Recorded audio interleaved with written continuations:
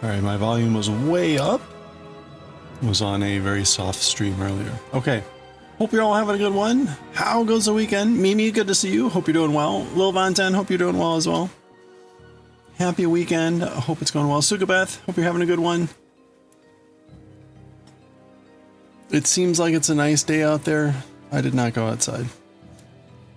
I actually played a lot of Slay the Spire.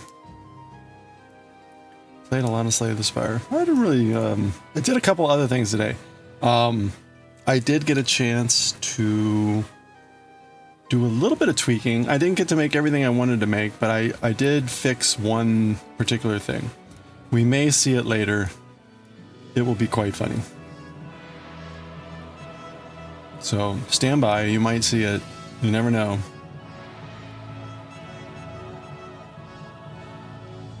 You haven't not either, probably should check the mail. You know, I've gotten in the habit. I now check the mail like maybe every 3 days. It's, as my parents used to say, it's just bills. Just bills and advertisements. So it's like, you know, I'm not in a rush to get out there and get the mail.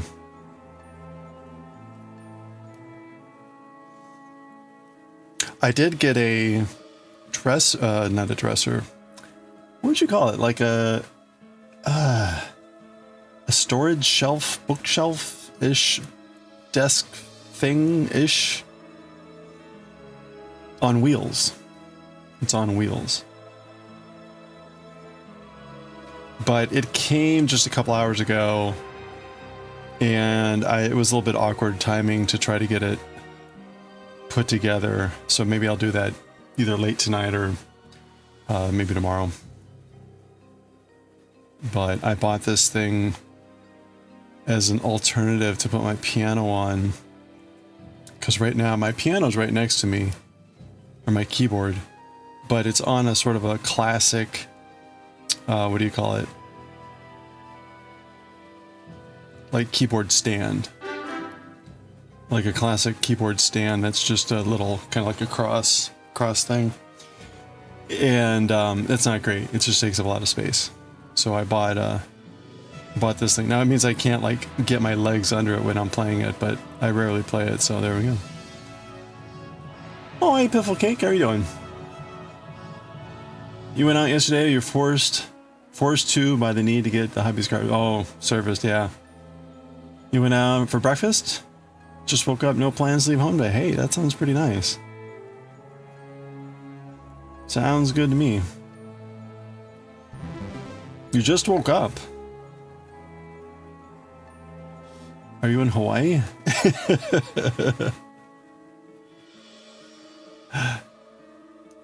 Alaska? Oh, it's 5 a.m. Sunday there. Oh, goodness. Okay. Never mind then. Oh, West Australia. Okay. Oh, nice. Oh, so you're heading towards winter. I'm sorry. We're just climbing out of winter. Nice. Well, that's pretty early. Kaz, how you doing? Happy weekend.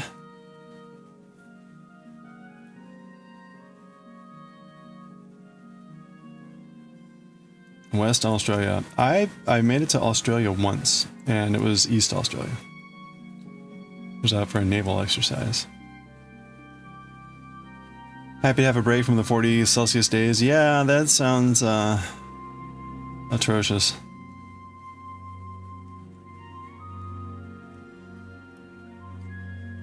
Well, there you go. Back to the cool months. We, I showed it before, but like later this week, we're gonna get up to 80 Fahrenheit, which is pretty warm for mid-March. Right? We're not in spring yet.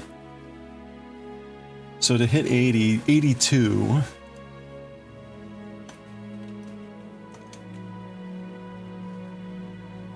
Right, that's 28 Celsius. Like, okay. So we're going to hit 82. We're going to hit 82 on Wednesday. And then we're just roller coastering all the way down to freezing. So we're gonna go from 28 all the way down to 0 in Celsius over the course of those 2 days. And then we'll, this is still kind of on the cool side, but yeah, shorts weather for at least 2 days. So yeah, and then heavy jacket weather. It's gonna be crazy. Yeah, thank goodness for air conditioning. My heater has not been doing too well with this really cold weather. Let's just say heat pumps sound good, but they're really just expensive. That's all I can tell you about heat pumps. They don't really work when it's too cold, and then you have to rely on electric heating, which is really expensive. Which is why I bought a floor heater. Hey Goshi, happy weekend. How was the pizza?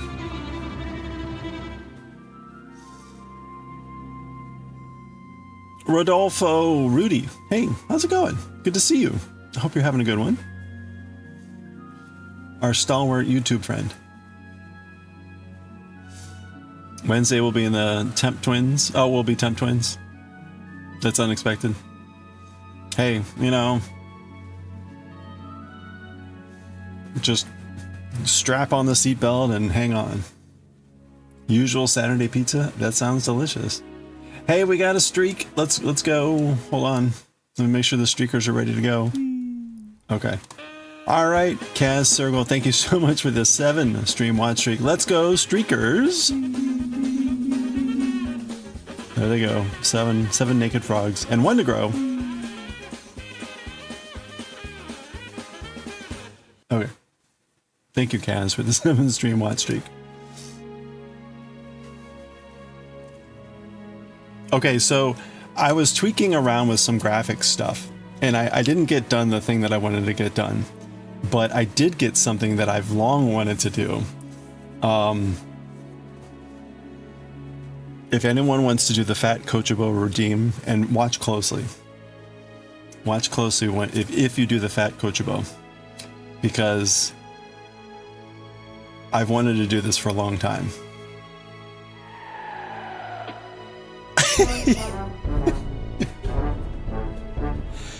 It crushed me. I'm dead.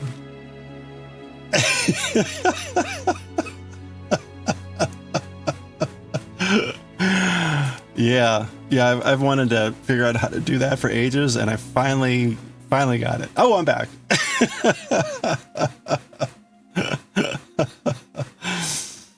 Oh my gosh. Yeah, I've wanted to have that be like what happens forever, and I'm like, how do I do this? And finally figured it out.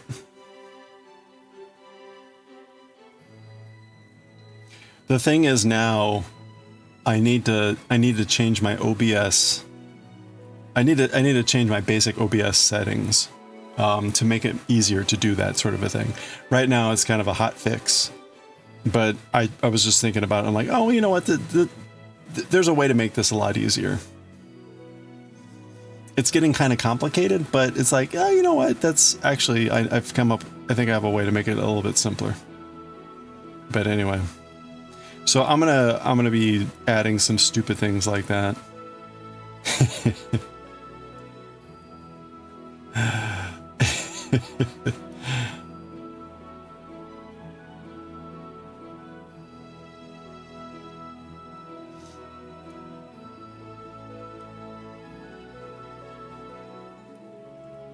The usual Saturday pizza. That sounds delicious.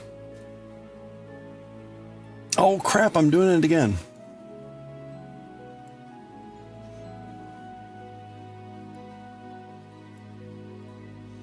I made salmon today. And I'll finish it off tomorrow. I usually get like a pound fillet and marinate it. And then like eat half of it.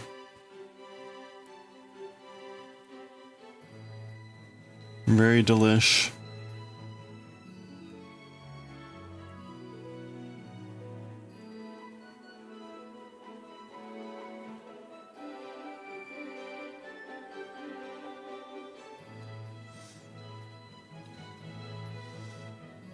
You need to cook for the week and bake a cake. Ooh. What kind of cake are you going to make? And make lunch. And lasagna.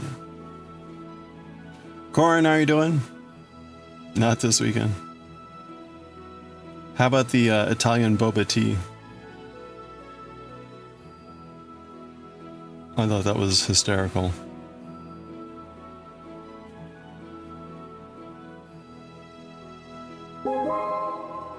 Hey, coffee. Yeah, that was a good one.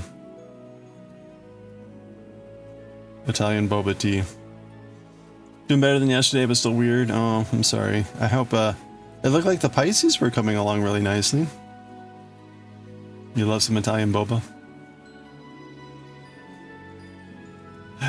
In case you missed it in Discord. Is it in memes? Hello there. Coffee posted this. I'm glad they left the container there because like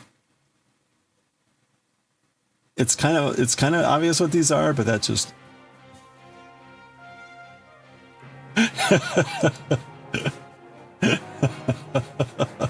Italian boba tea. It's pretty funny. Price is nice. Much more involved amount of changes than you envisioned. Oh well. I mean that's cool in the sense that you figured out something you really wanted, I guess. That is a healthy snack.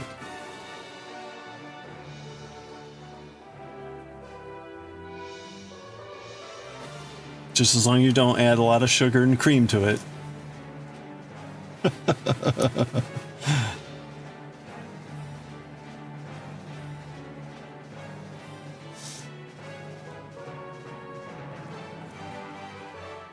Oh, you're baking a white chocolate and raspberry bun. Oh, yeah. White chocolate and raspberry bun cake for your daughter to take to work with white chocolate ganache and freeze-dried raspberries. Yes, that sounds very familiar.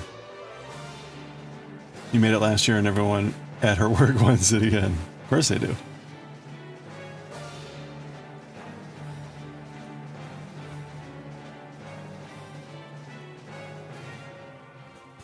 So you're studying the recipe. Okay.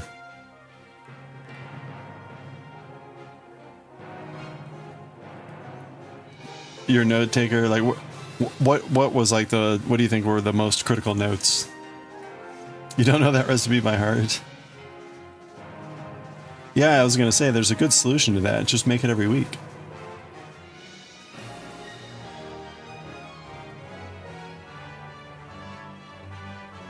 You're old.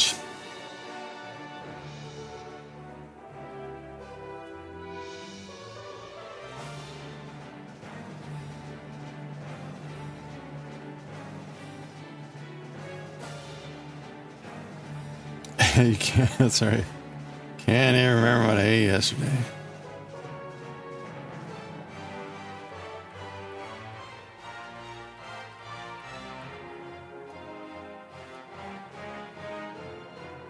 Make 2 cakes and freeze one. Ooh.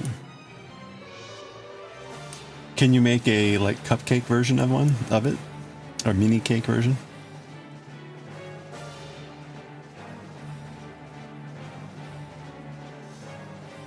Oh, you are making. Oh, so okay, you are making 2. You can make a small one. Ooh.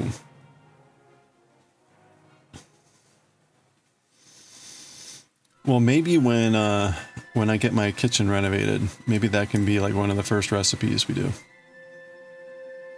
Where did you get the recipe? Is it from a book? Is it you modify it or small cupcakes? Fun. If you like to decorate. You wish you had the mini bunt tray. One of the problems with bunts was the fact that like, oh, look, here's a different bunt shape. Like, oh, this one's kind of like Gothic cathedral.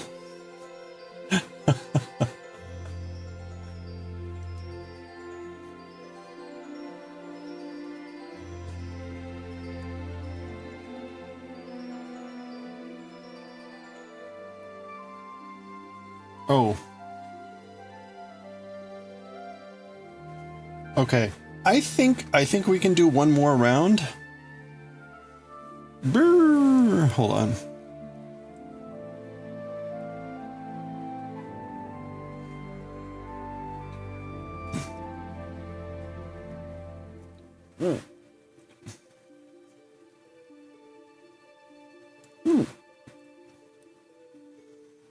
So I've measured this a couple times, and we're pretty much on track. It's a little bit squishy about like how you measure, right? Like, do you really tug on it and stretch it? Do you just kind of take it and flop it around, whatever?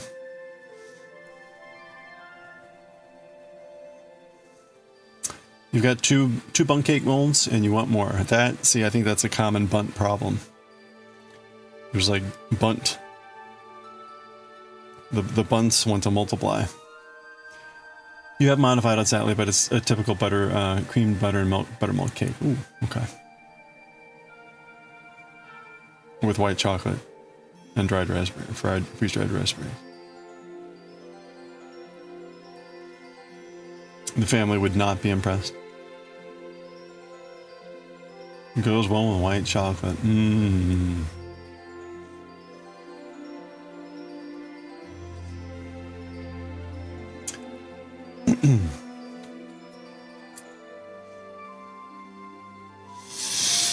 You saw a metallic tray with 6 mini bundt cakes, and it was so damn cute. Yeah, that's the problem, right? The little mini bundt trays are very cute. Here we go, hold on. Mini bundt tray.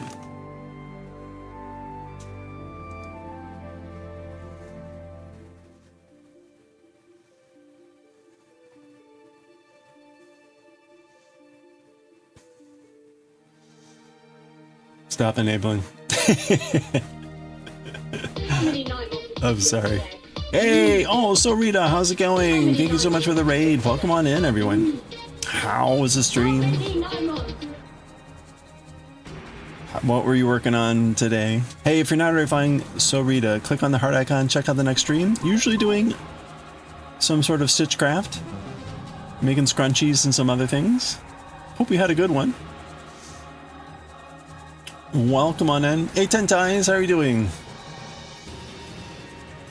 Oh, you're making a pup bag. Oh. Very cool. Welcome on it. We were just looking at mini bundt cakes. Mini bundt cakes.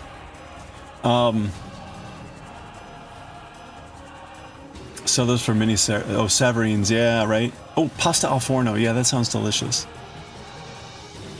Goose, how are you doing? Doggy bags. Oh, yeah, dog poo bags dispensers. Oh, that's fun. Those are cute. Do you make them in if you've got any links or images you want to share, please feel free to drop them in chat. Thank you so much. Yeah, we were looking at mini bundt cakes because we're trying to enable Goshi. See, like, here's one with 9 different shapes. 9 different shapes in one tray. Oh, one with 12 and different. There we go. See? Like, this is cute. Oh, wait. Here's one. Goshi. Here's one with even more.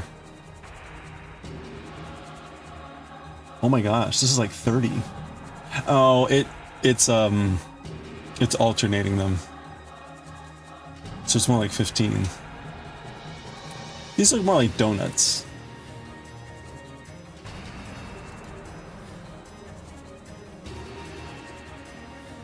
Yeah, like these alternate in one row. So you want one now?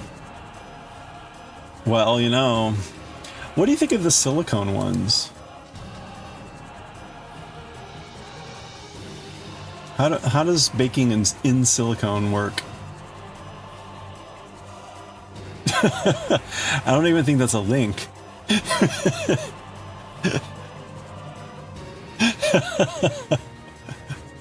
It's spam. You're doing good, Goose. You're close to knitting your round, YUME in the round. Oh, nice, excellent. So, okay. Oh, let's take a quick look at this. Ooh, well, that's pretty. Those are very, like, classic shapes. Although, like, it's, right, I mean, it's actually, right, it's not 15 different shapes, or 12 different shapes. It's more like 6, right? Yeah.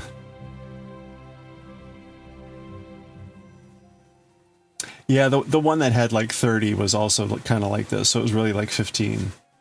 But still, that's pretty, it's nice to have some variety.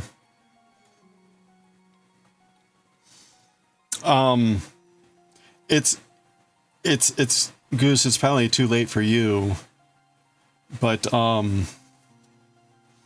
I noticed that when I was doing this, that my my tension is noticeably different where you go into the round, because here, right, you're doing the backside in pearls, and here you're doing the backside in knits, and so there's this clear demarcation between the top of the shirt here and the bottom of the shirt where it gets, yeah, like I knew it was going to be a little bit different, but it's like, we'll see how it looks when I'm wearing it. You think this will vlog out? I hope. We'll see. We'll see. We'll see. For those that haven't seen this, we're doing this polo. We're getting very close. In fact, we should be able to start the hem today. So we're almost at the bottom of the shirt. And once we get to the bottom of the shirt and we finish off the hem, then we'll go back and we'll do the sleeves.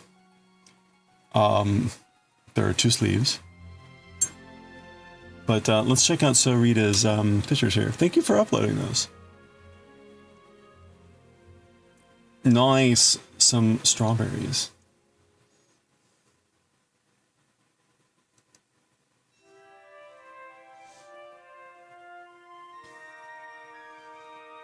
That's nice to have like a little customization for. So this is for dog walkers to put in poo bags. You know, like the hole here is where the dispenser comes out, which is really nice. I very much appreciate people that actually pick up their dog's poo.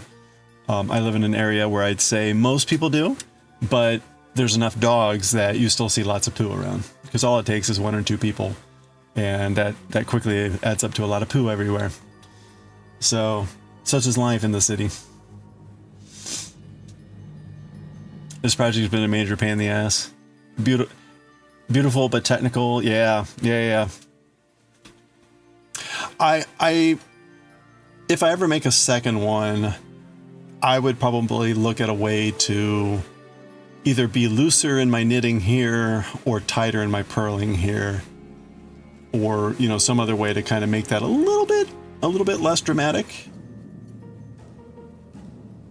I was wondering, like, when I was doing this and I was looking at it, I'm like, man, this looks really loose for me. And yeah, it became pretty obvious, but oh well.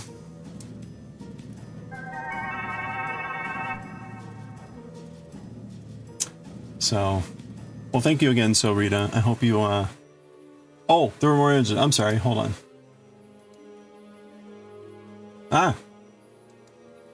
Oh, nice. Oh, cool. Okay, yeah, so that would be how you get the bags inside. You don't just stuff the bags in the hole. That would be tedious. Oh, you got different colors or different fabrics. Nice. Including doggos. Oh, those are very cute. Very nice. What's this one over here? You can only kind of see what is this, a banana? Is it a not a banana? Hey Semi. Oh, it's an avocado. It's an avocado. Thanks. Some people change it needles for purling. Yeah, I could see that. Are there what other options are there? You only swatched one way. You didn't do flat and in the round. Right. Yeah, I mean, like, why? Like, why would you?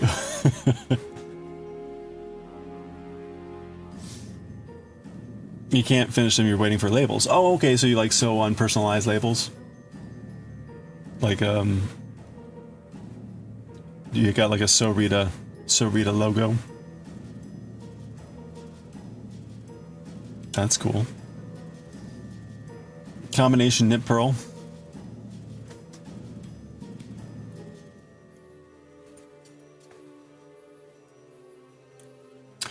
Well, we're 4 rows away here. 4 rows away from starting the hem. So we got a lot done yesterday. I managed to kind of really hit the pedal to the metal somehow. And we got like, I don't know, 8-10 rows done, which was good. So we got 4 more rows to do here and we'll start the hem. The hem is basically like a 1-1 ribbing, and we're supposed to do it at 1.5 inches. That means we'll probably be doing the hem through tomorrow.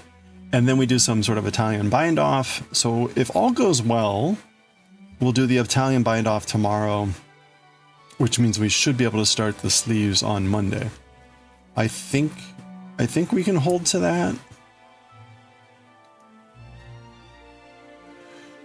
You do have a logo made in Cornwall to sell to the tourists. Oh, cool. Nice. Made in Cornwall.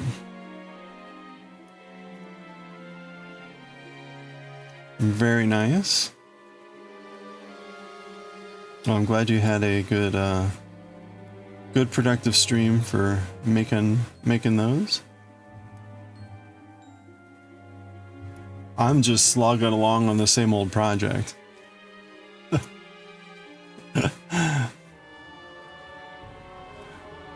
I will be very, very glad when this project is done. So sometime next week, I think we'll finish with this shirt in the next week or two. When we finish with this shirt, I'm going to implement a more fluid, dynamic sort of crafting opportunity, which will include... That's not the wheel. Where's the wheel? There we go. Which will include options for changing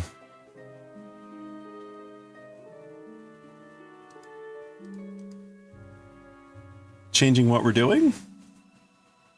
Right? We got a lot of things on the wheel here. Crochet, knitting, cross-stitch, chainmail, incense making, pattern design, woodblock carving, music compositions, video games, calligraphy, origami, ukulele, penny whistle, Japanese kanji writing. New hobby? What? New hobby? How did that get on there? Anyway. So there's going to be a whole thing about spinning the wheel and picking like what we're going to do. Just to mix it up a little bit.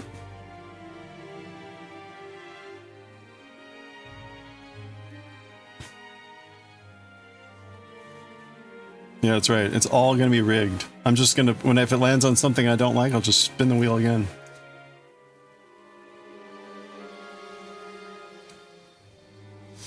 You've got 26 weeks of markets. Wait. You got 26 weeks of markets starting for next month. So you need stuff ready to sell. Oh, okay. So like this is tourist season starting soon.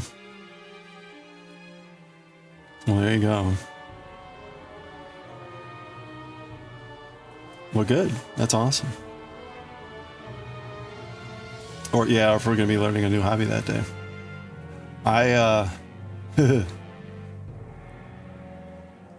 So I was trying to figure out, I've got this thing, again, that's Full Metal Alchemist related that I'm trying to implement. And I got the major test done today when I tweaked the Fat Coachable Redeem. So if you missed it earlier, the Fat Coachable Redeem is now slightly different in a very funny way that I will be implementing, I think, a bit more broadly because I can do some pretty funny things with it. But the whole point is, whoa, there it is. Mush. I am crushed. Dead. Fat Coachable broke my neck. Don't worry. I think I'll recover. We're back. See?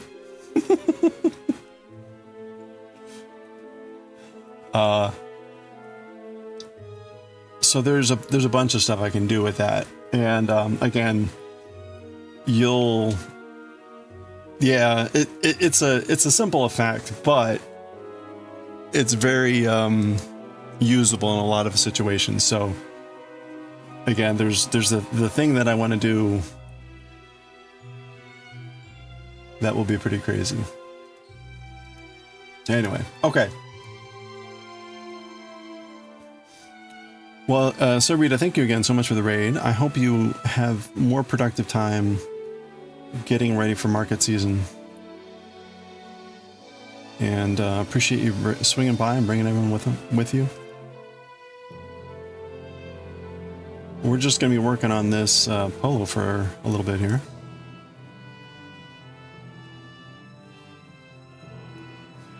The other weird thing going on with this polo is this is how much yarn I have left at the moment, and so we're gonna hope that I am technically in yarn chicken situation here.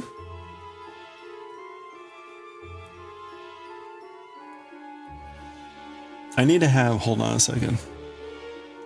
There's got to be something out there, right?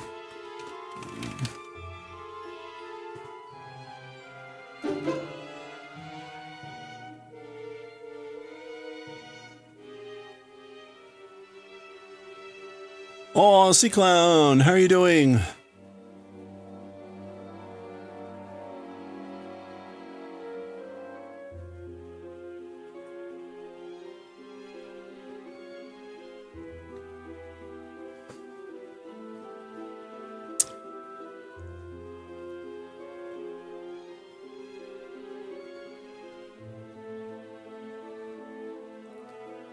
Boy, there's really not anything good here.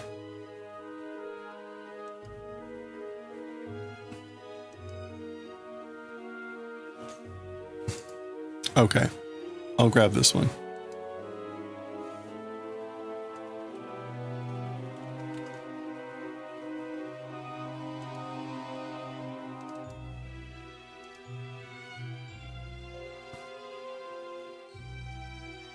Whoa.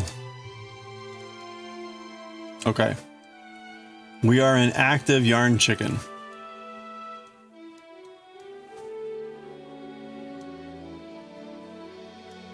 The yarn chicken is lurking.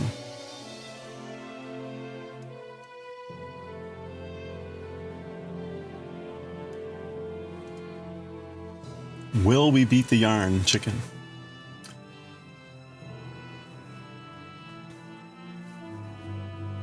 Seacon, hope you're doing well. You're good? Hard riding. Oh, rocking?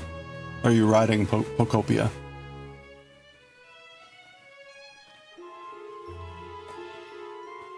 How are you enjoying Pokopia? I've seen several people play it.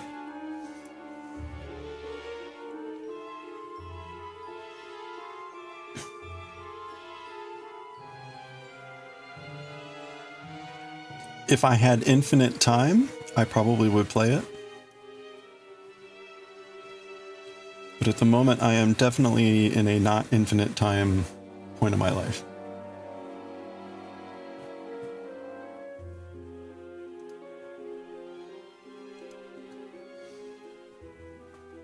Riding is definitely right. Okay.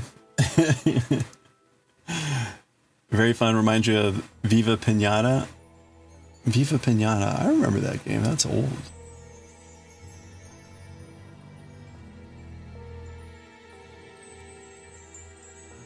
Well, that's cute. It looks very cute. Looks very fun. Looks very chill. I was playing Slay the Spire last night and this morning a bit. And if you haven't seen Slay the Spire before, it's a turn-based card game. It really was the first game of its type, or at least in that style. It then became very highly imitated. So you could say in a way that it was genre defining.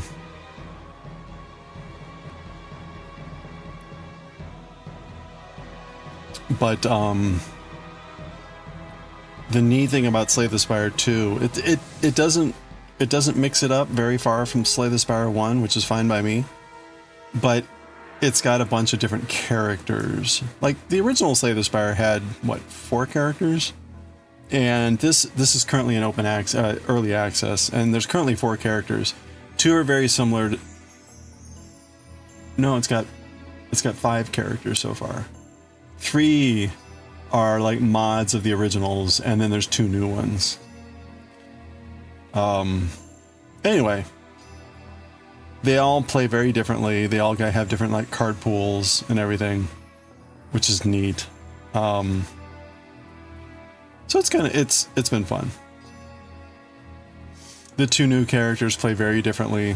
One's a necromancer, and the other one's kind of like the... I don't even know, what would you call the regent? The regent is a disinterested regal power.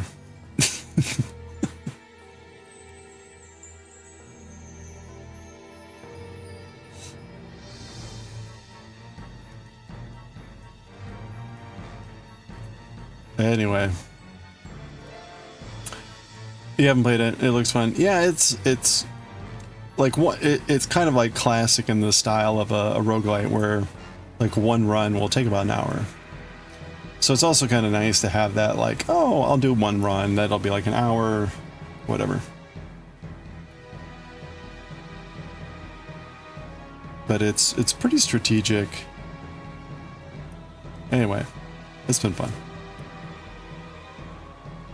But again, it's an early access, so a lot of the art's not final, and they're likely going to tweak a variety of things.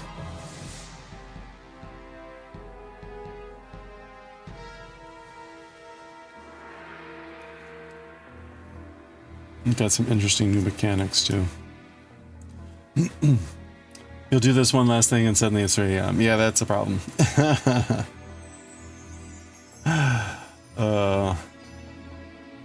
It's you know, for me, when a game is like that, that's a lot of fun.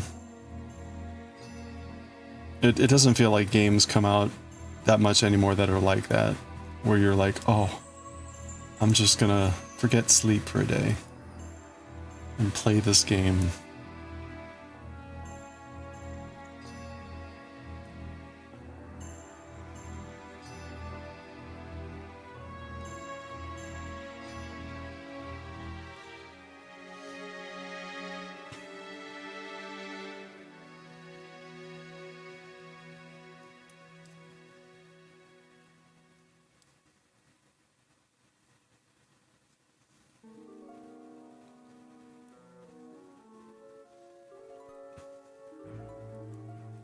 I don't know about this yarn chicken.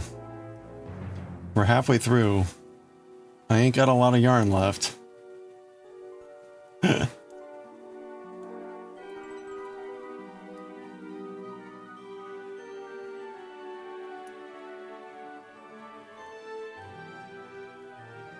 feel like I'm halfway through.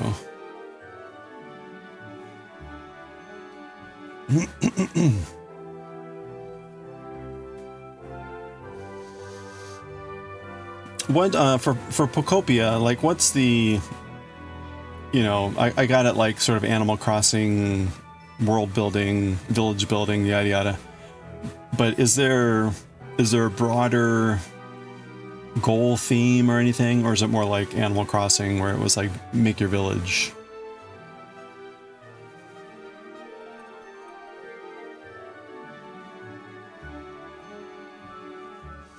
You haven't installed it yet?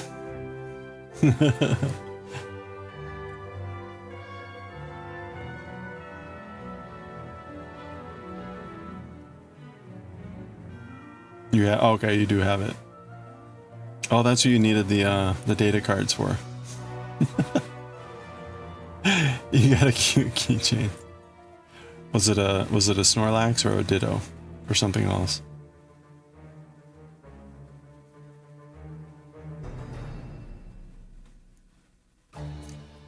There's a story, but also the goal is to rebuild the places for the Pokemon. Okay. A pink cloud. Okay.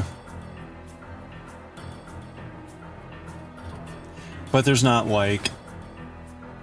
It's very much centered on the village building as the thing, right? It's not like you're exploring a dungeon or gonna fight a boss battle of some sort or...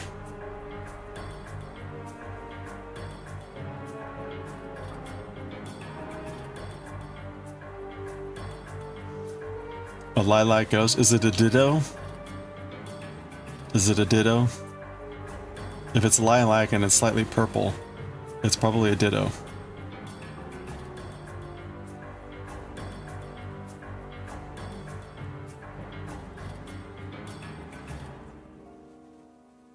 Pretty much you're building habitats to attract Pokemon and then making houses. Okay. No, I mean that's good. It's just good to know that like, oh yeah, it's not like you're also doing this other stuff. Sounds like ditto? It is. Okay.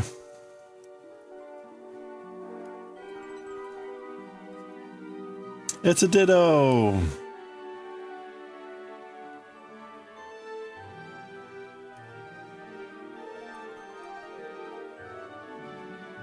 You're not a Pokemon connoisseur. You don't know all 1,000 and however many there are now?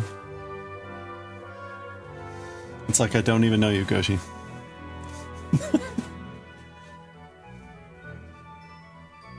Does my beard look a little bit less red? Does my face look a little bit less red? A little less oversaturated?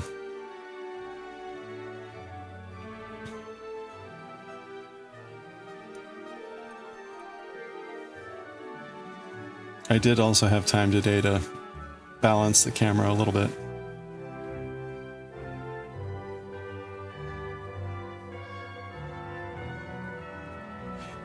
It's weird. My camera, my webcam, I think is supposed to be like 4K, but there's no point in making it 4K if my monitor's not 4K and if I'm streaming at 1080p, right? I mean, like, what would be the point?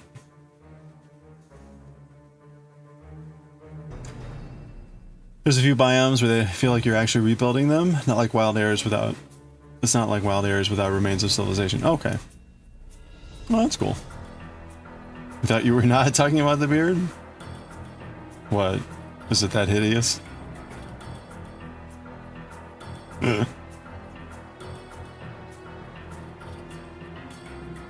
Ixnay on the Eared Bay.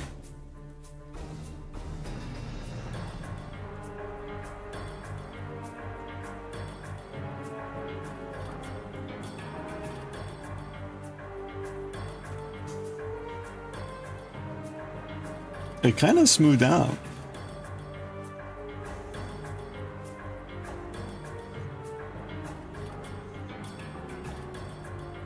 It's funny, the camera still picks up way much more red yesterday. You heard yesterday? What? I would not have said, like, we're not talking about the beard, so... Unless, I mean, keep in mind, right, my sense of humor is very dry, and I say things very bluntly and matter-of-factly that I'm completely joking and lying about, so...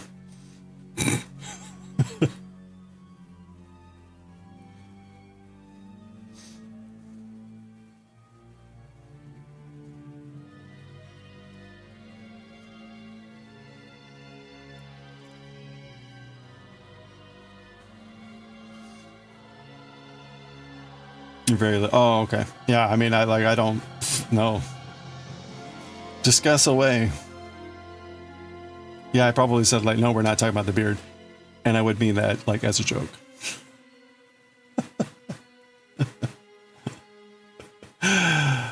Zero sense of humor. Well, yeah, no, that is a problem, right? I was going to say almost everything I say is in jest, but not everything. But I do have a very dry sense of humor. I will deliver complete lies, like, and obvious jokes to me, very bluntly.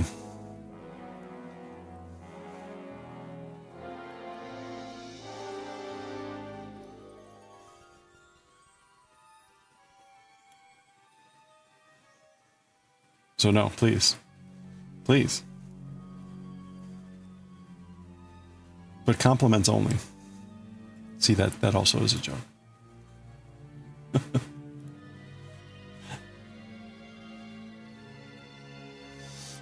Look! Look! We're not going to make it all the way to there, but that's fine. It doesn't need to actually get to the stitch marker. But we actually got pretty close. So that's good.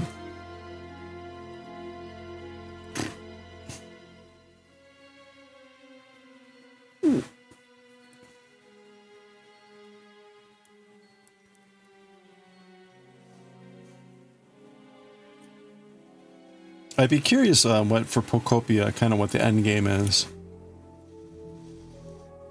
I mean, I imagine it's like it's sort of just like infinite customization.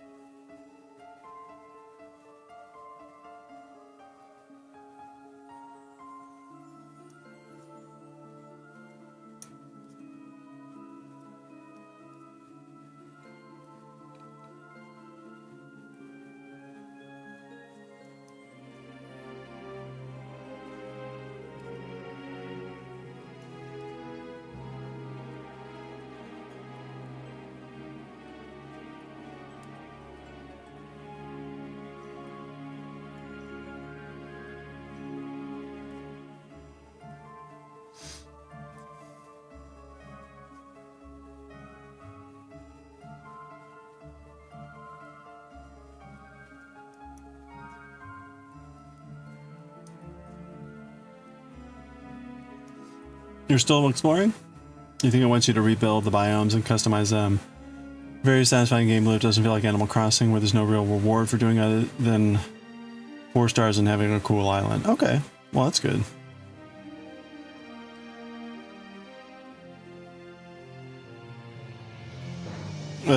I mean, one thing that sounds immediately like off the bat difference is like the fact that you're not limited to like 6 Pokemon.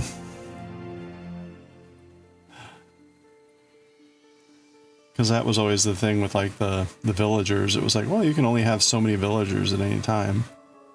Like, oh, okay, well. And then the method by which you could or couldn't get certain villagers was like crazy, usually. Okay, all right, we made it. We're close enough to the stitch marker. There's the rest of our yarn.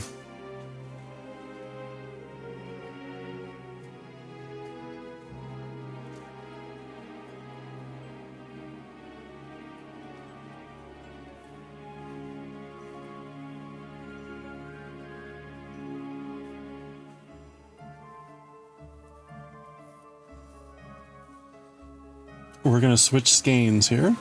I've got like a half of a skein, which should be plenty. Should be plenty to finish this off and the hem. And it'll be nice to use up one of the like non-full skeins.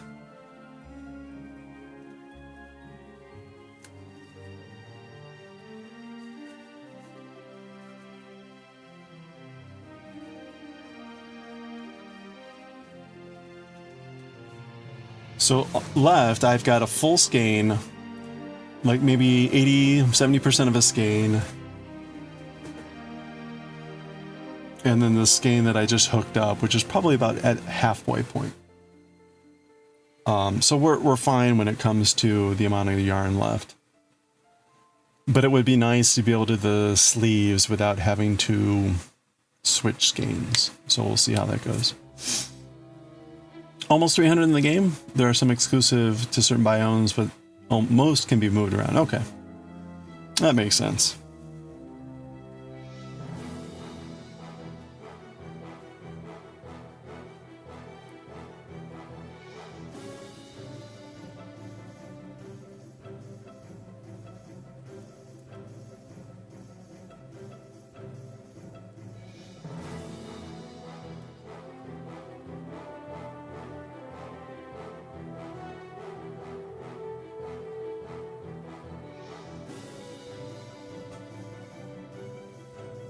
I imagine particularly with the legendaries, they probably typically stay in their biome.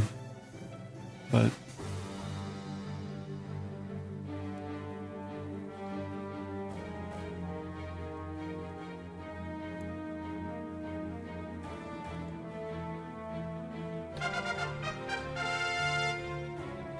ooh.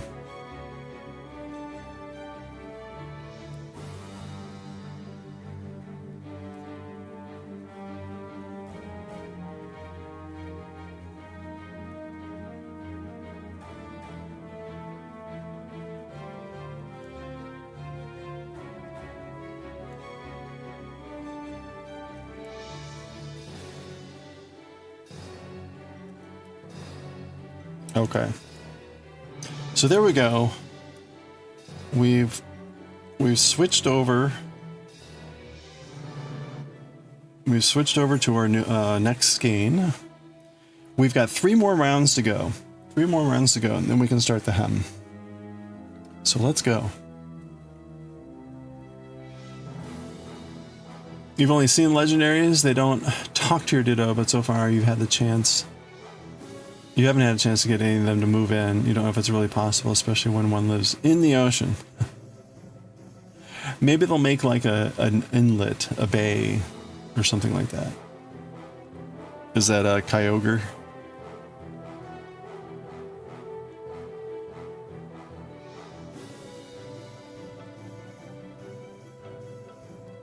Let's go. Yeah.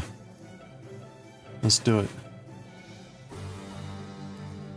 This is round 101. Round 101 since we started in the round. So Goose, if you're still around.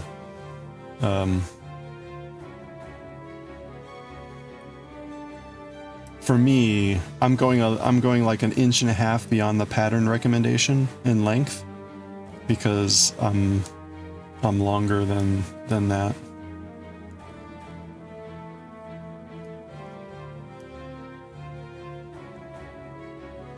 Oh, we got ads starting soon. Joining the yarn was flawless, thank you. While I didn't really join it. It's just open. So we'll weave in those ends when we're done. And I've gone beyond this to make sure that the stitches around there are stable. This is not a wool yarn, so there's no felting method to join the yarn together. And I have done a Russian join, but it didn't turn out well for me when I did it, so maybe at some point I'll try to learn how to do that better so it looks better, but I don't want to do that for this shirt. So just having kind of sort of a classic, you know, just weaving in ends seemed like the best way to go.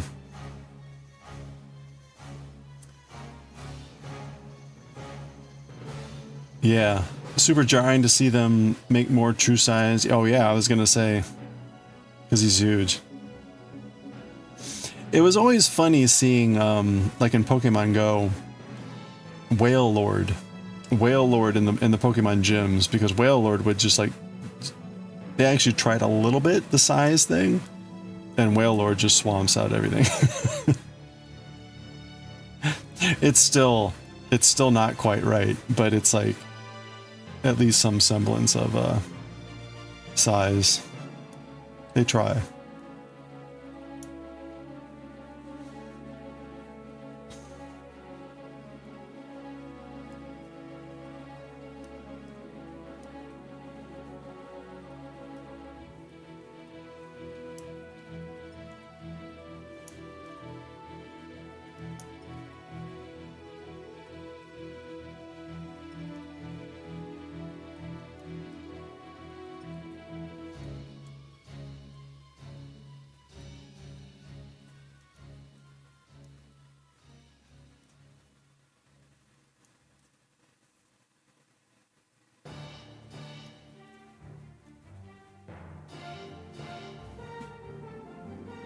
One day they'll give us a game where they're really true to life. That game would be huge. You know, maybe one day.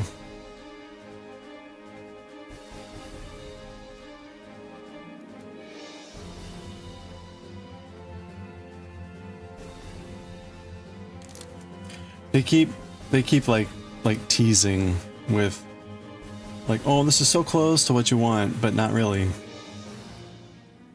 It's not a surprise that Palia and Pal World and all those things are so popular. It's like, yeah, it's because people want that with Pokemon.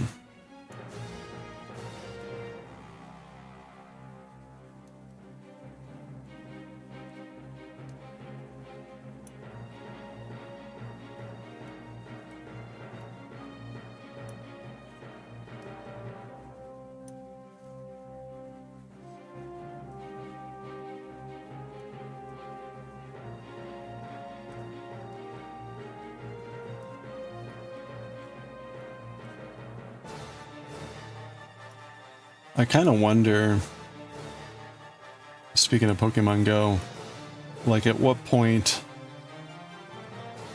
that, like, sundown, when does that finally, like, stop?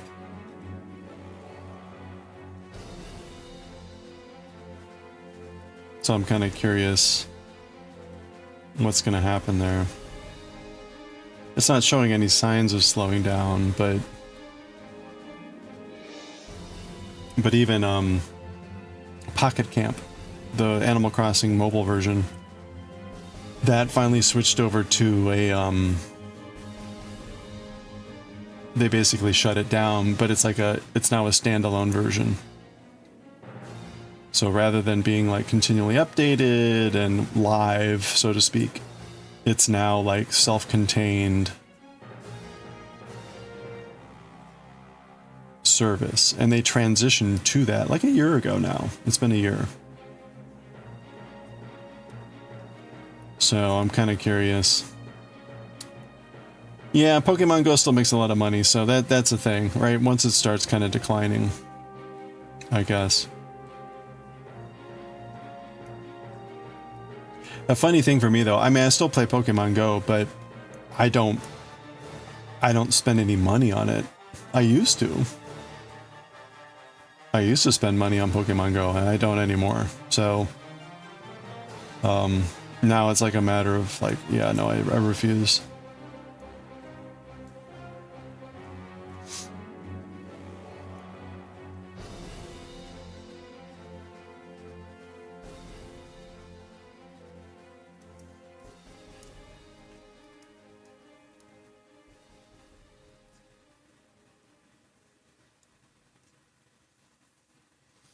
They continue to double down on like making the game inconvenient to play. Like in dumbfounding to me ways. Like it will be like, today on Saturday from 2 to 5 we're gonna have a special event. It's like, well, look, you motherfuckers, I don't want to plan my life around your stupid game when it's a game and you could make that playable at any time. Like, why should I plan my life around like your game? And it's like, well, they want people to go out and be part of the community. And like, yeah, I got it, but like, no, that's not how life works anymore.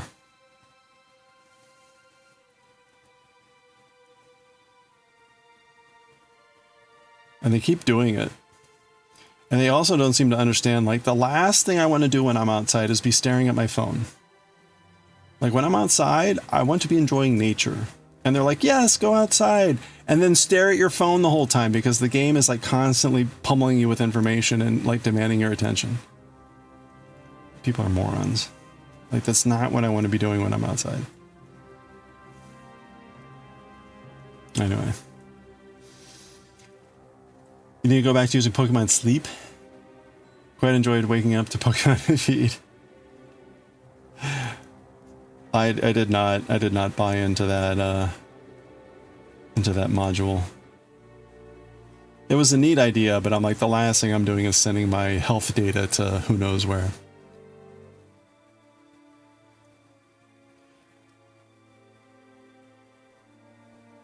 It was good during, during coronavirus when everyone was stuck at home. Well, that was the thing, like, right, during coronavirus or during COVID when people,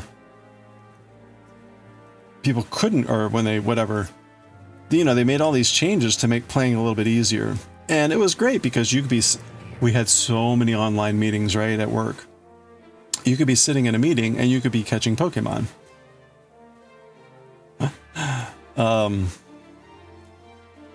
And then they rolled back those changes to make it like more annoying. I was like, okay, well then, fine. I will not play your game as much.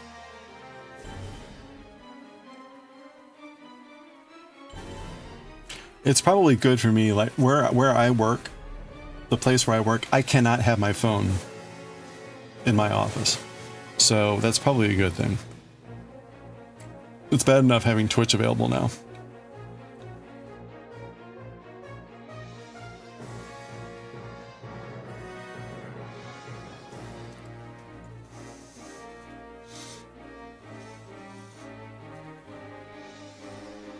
You've enjoyed it? Oh, Pokemon Sleep? You probably fed your health data to a bunch of apps at this point. Your own country's health service is selling your health data. Okay, yeah, I know. It's wonderful.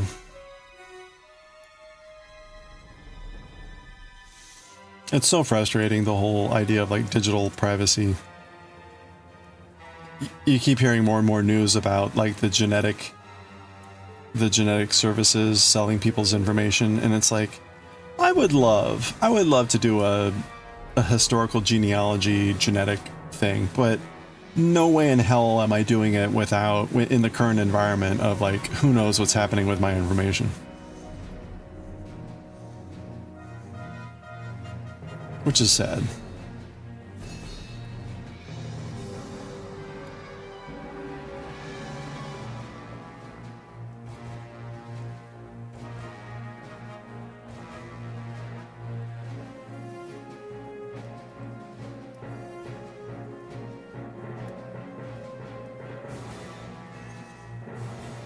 Means I need to convince one of my near relatives to do it. You do, yeah, right. Once society is no more.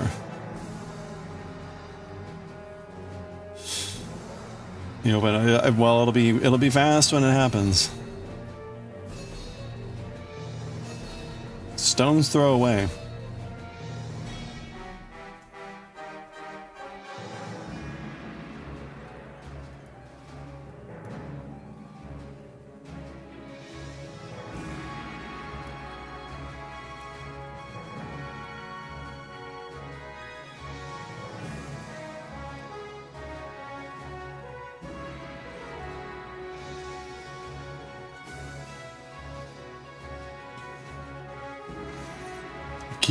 Keep checking my mail, my news, like, okay, where are we with this? All right. Not yet.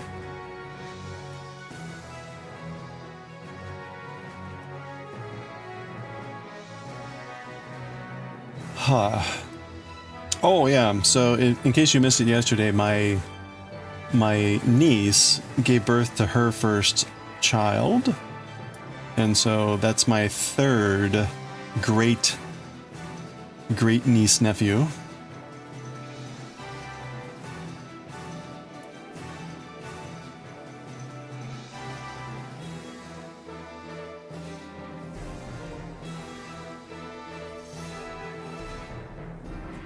I keep hearing your knees. My great knees. My knees are really, really spectacular. They hold up a lot of weight. Yeah, thank you. Yeah, she's adorable.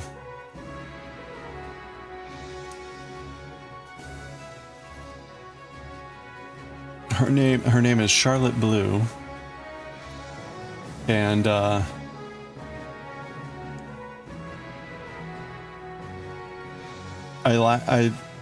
laughed when I heard it. I was like, oh yeah, you know, like we've got in our family, we've got an ancestor whose name was Orange. I was like, hey, that's like the color is the way to go.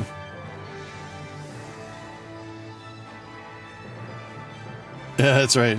My knees, normal knees, just make cracking and popping sounds occasionally. Rarely do knees give birth, but hey, you know, To each their own.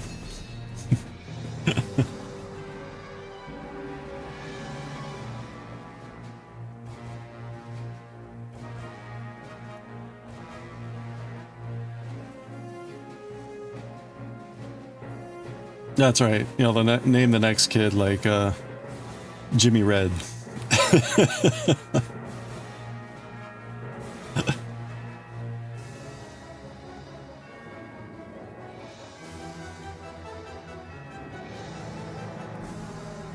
When we get Miranda Yellow, we know, like, all right, I get what you're doing.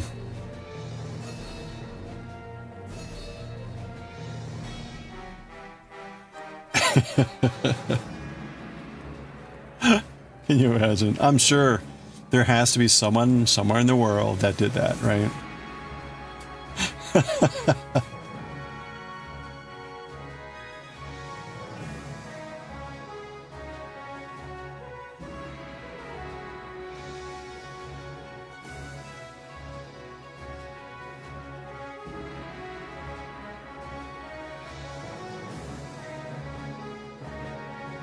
Whoops. Okay. All right. So here's where we joined up last round. So the stitches are a little bit loose here. Ooh. And by a little bit, I mean like, whoa.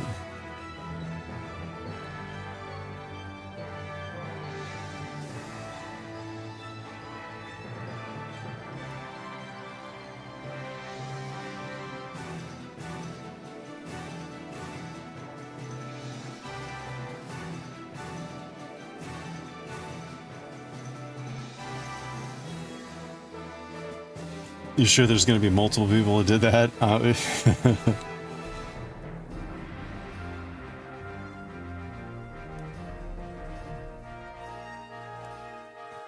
I could see it particularly with like ruby, crystal, sapphire. Like, you could probably, if you had like... Now imagine if you had triplet girls. Crystal, ruby, and sapphire. Or Sapphy, ruby, and crystal. You truly, almost certainly there is.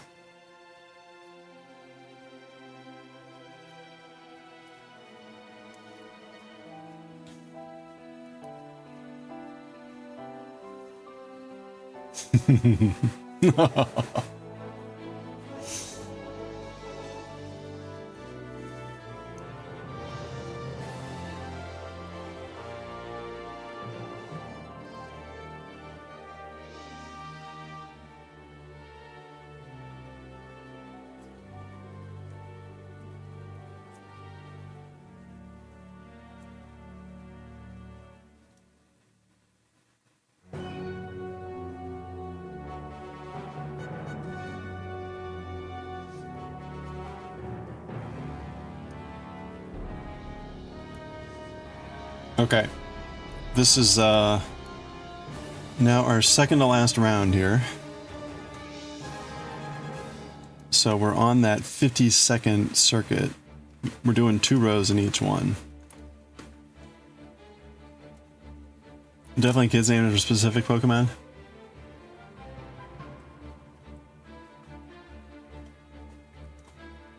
Yeah, that's right. There's no way there isn't a kid named Eevee. Now, I knew an Eevee, but it was spelled E-E-V-I-E. And I think that's... Because, like, Eevee is... a normal girl's name. Evelyn, right? Eevee. And you can certainly spell it different ways. So... yeah. Now, hopefully there's, like, no poor kid out there named Snorlax.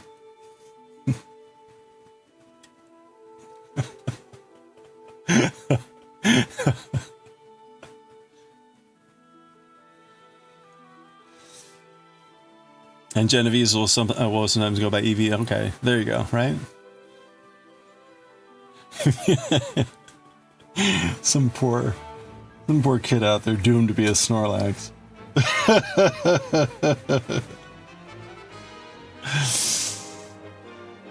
Yeah, that's right. LeChonk, come inside. Stop rolling around outside. Actually, you know, hold on. Where's Crafty Win? Crafty Win's pretty close to a Snorlax. I mean, right? He's a panda.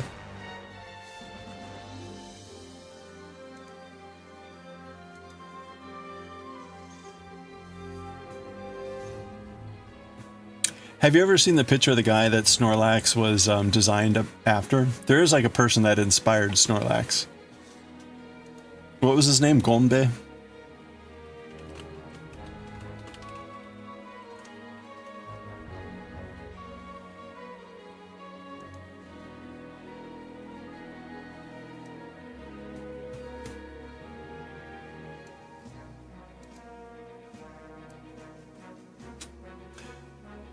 Vulpix, have you done your homework? Mr. Goose loves the game. Oh, game Genesis for a boy. Oh, not the name Genesis, but you're there for first out as Sega Genesis. Yeah. You put the kibosh on that one. That's probably for the best. Maybe a middle name. You love Snorlax. You find the fact that this guy, yeah, it is, right? He's very huggable. And it's pretty funny. It's like, well, yeah.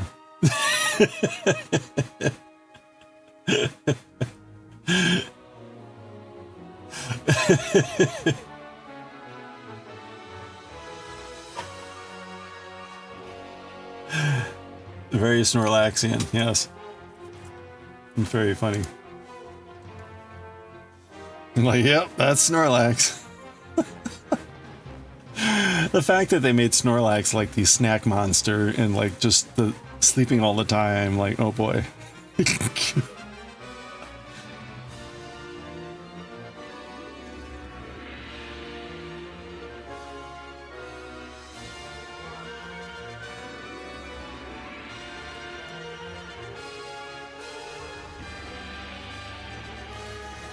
I think the only response to that is like, Maitana? Like, I give up. Like, yeah, you got me.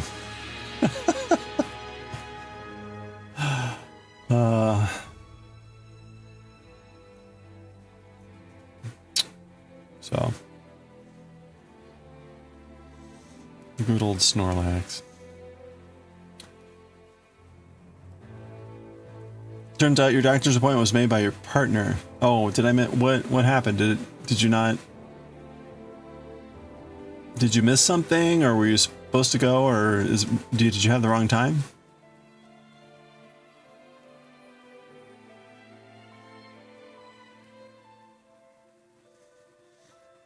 Oh, Tuesday. Okay.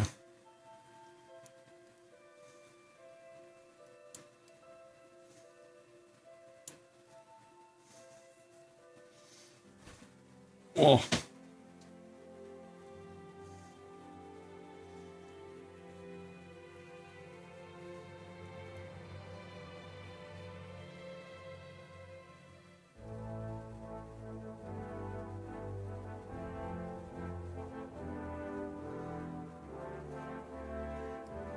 There is, in fact, someone out there named Evie.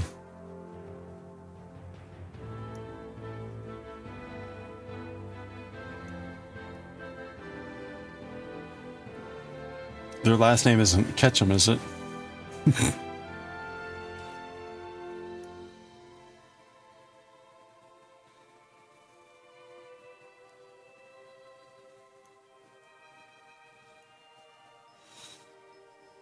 Now, to be fair, given the way that name spelling works, someone could easily have come up with that spelling of Eevee if they didn't know any better. They could be completely Pokemon oblivious and still stumble across that spelling.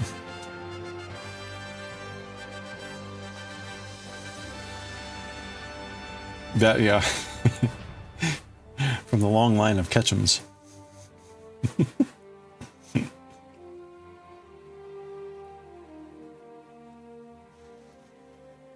You're telling me autonomy and back pain? Oh, okay. You're having... that's all come back again, I guess? I'm sorry to hear that. Well, I hope you get some good news from the doctor.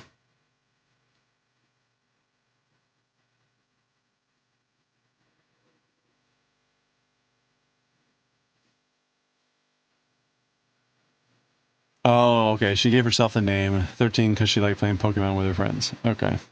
So this was a self-naming. Did she have it legally changed to Eevee?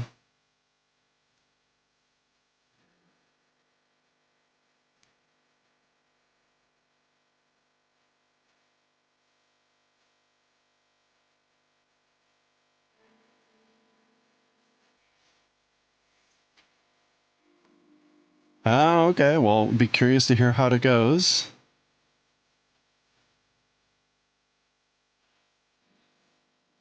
Any Pikachu? Tangela is also an actual name. Is that like Tangela? Angela with the T?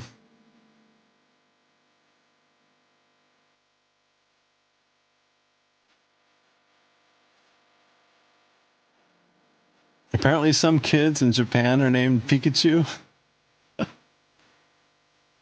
Oh no.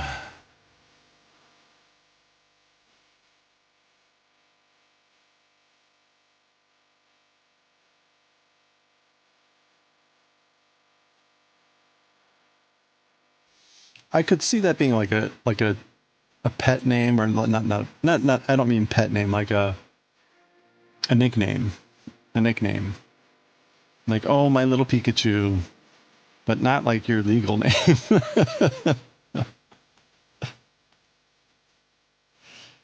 Pikachu Yamamoto.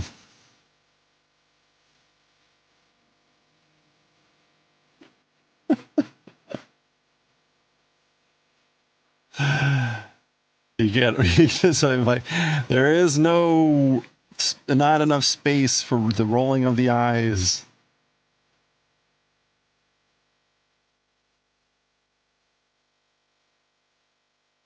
Might be Angel with a T. Okay. You still read the Pokemon name, and to be honest, and someone with that name also goes by the Pokemon pronunciation. Oh, okay.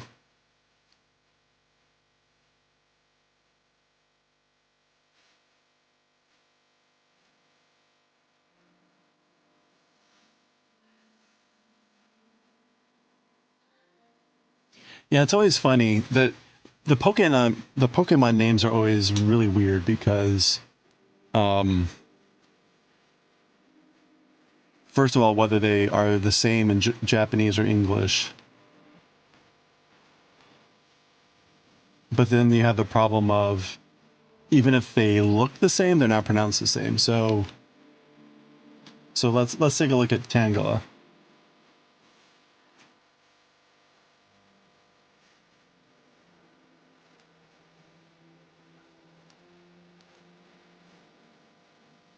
Oops. Monjara. Monjara is the Pokemon name for Tangela. So, right, is it Tangela, Tangela, Tangela in English? Like, whatever.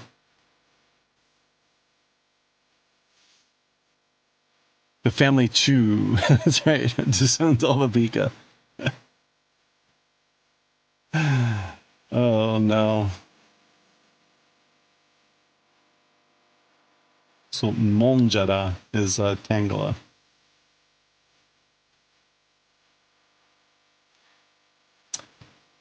So I guess that's supposed to be like Molja Molja, which is like Shaggy, but like Mon, like a monster. Monja.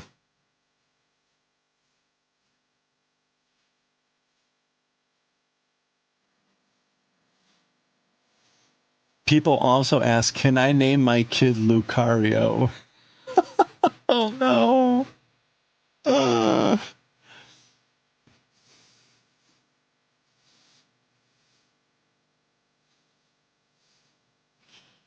Not the same as Monjayaki? What's Monjayaki? That's like a fried, shaggy, fried thing.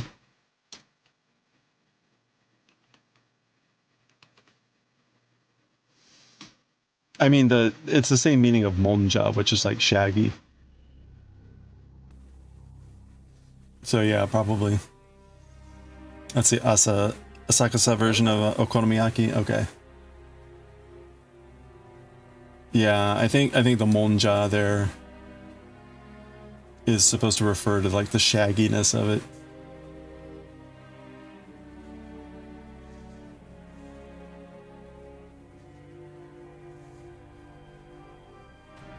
Although it was moja moja, not monja, but it doesn't look appetizing.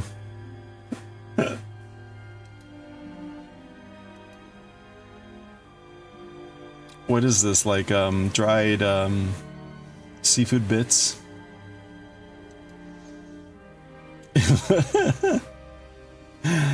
Wheat flour, cabbage, ingredients like seafood, mentaiko.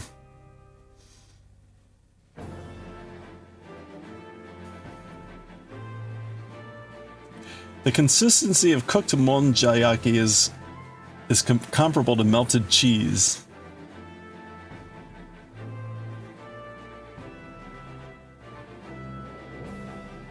Diners eat directly. Yeah, okay, that's just like normal okonomiyaki.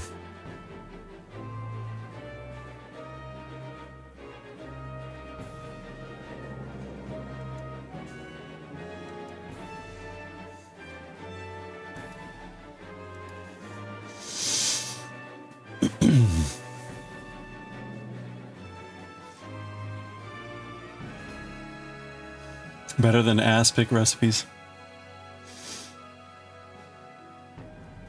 Google didn't say anything about the world about anyone being named Evie. Aspics are pretty? Yeah, I would say aspics are pretty.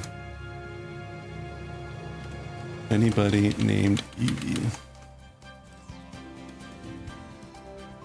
There's a Reddit thread that says 48 baby girls were named Evie in 2018. Oh, but that's EVIE.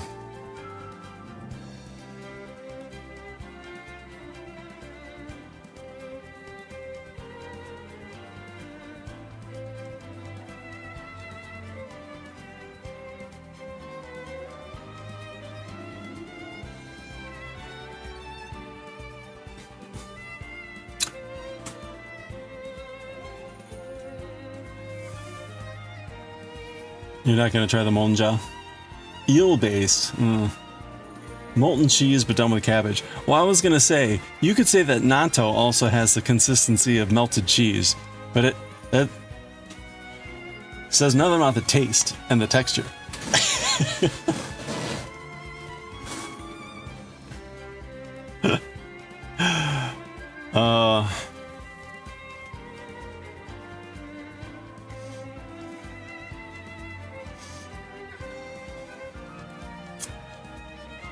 That's the one. Oh yeah, the Reddit thread. It's a professional name rather than a legal name. She gave herself at 13 from playing Pokemon with her friends. Yeah, I mean...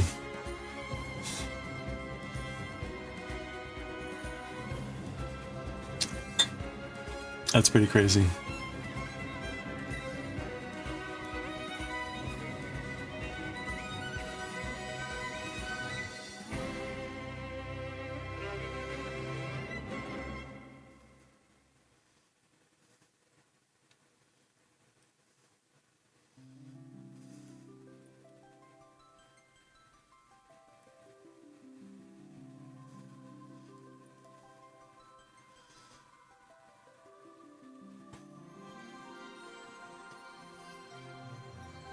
Their name is Pokemon Inspired.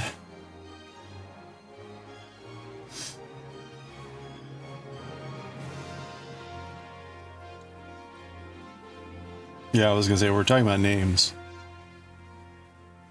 Regardless, people do name their children very strange things, and certainly Pokemon names are not off the table. Did you see Kaz? Now be careful. Otherwise, I'm going to call you out on a few things yourself, so be careful.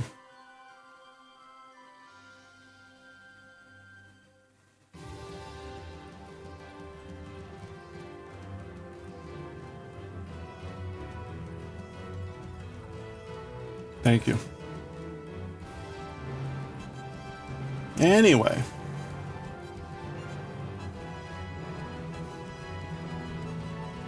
I hope I never run into a Lucario. Because that will be awkward. Like, oh, Lucario. Okay. Hopefully they go by Luke. Now see, that would be reasonable. Like you run into someone, they're like, you know, my name is Luke, and then finally you find on their like driver's license or their thing, their full name is Lucario.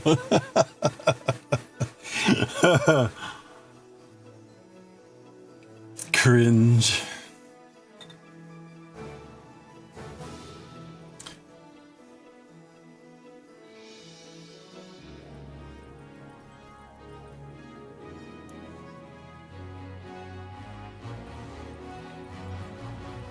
It is not a bad name. I mean, it sounds like a name. It's not like Pikachu. You definitely go by Luke. Yeah, and you'd find out later they were Lucario. Can you imagine?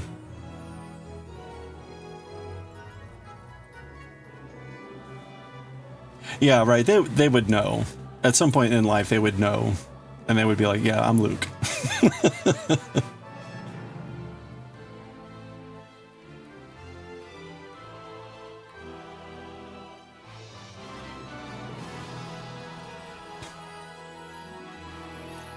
Was there a Lucario in the vampire manga we read? Was there? Lucario. It was, wait, it was Alucard.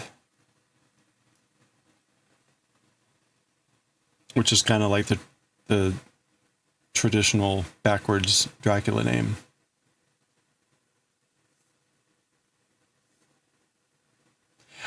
I would, speaking of, where was kind of like the first occurrence of Alucard?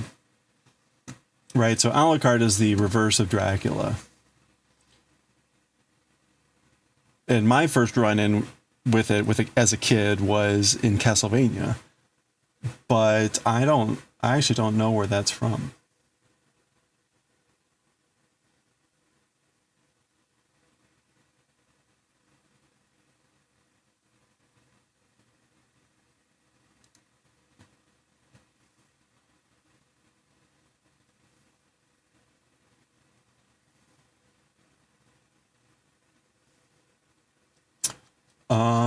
Okay, so that was the end of the Final Fantasy XII soundtrack.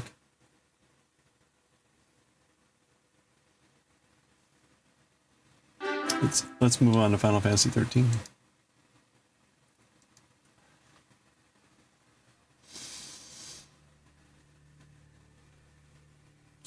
First original Alucard appeared as a son of Dracula in 1943. Universal Horror Son of Dracula. Oh, okay. Hey, Nordic.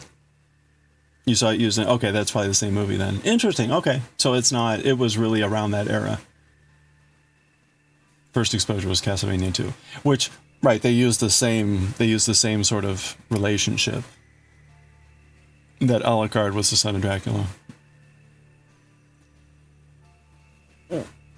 Makes sense. It's from an old Dracula movie. That's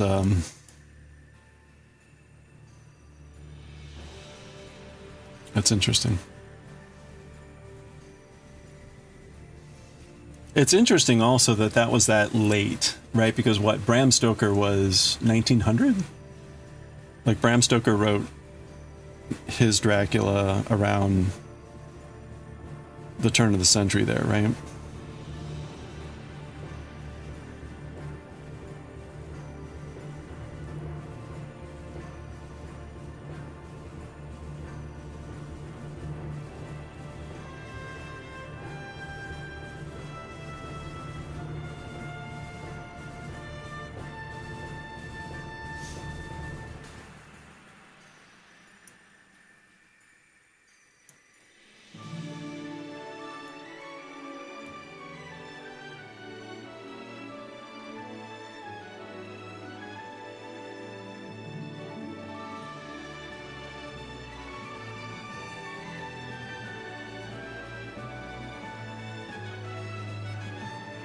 Huh.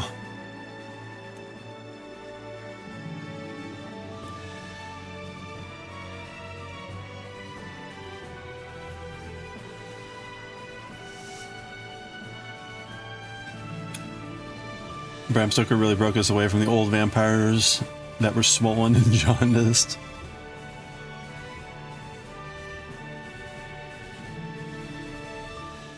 Yeah, that was, I read that, oh, it's been a long time ago.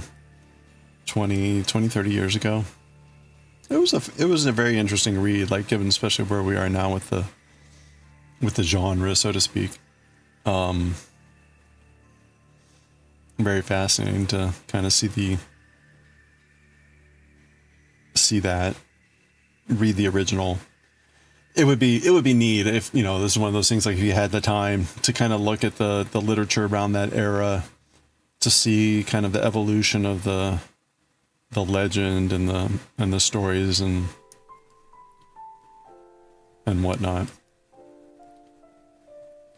At some point, I forget, this was like back before the internets, so we're talking ages ago. There was like a, it's probably still out there. I bought a book that was like 100 vicious vampire stories or something like that. And it was a collection of like short stories about vampires.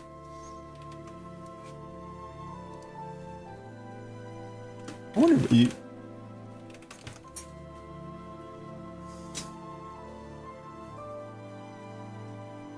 you think it would be available.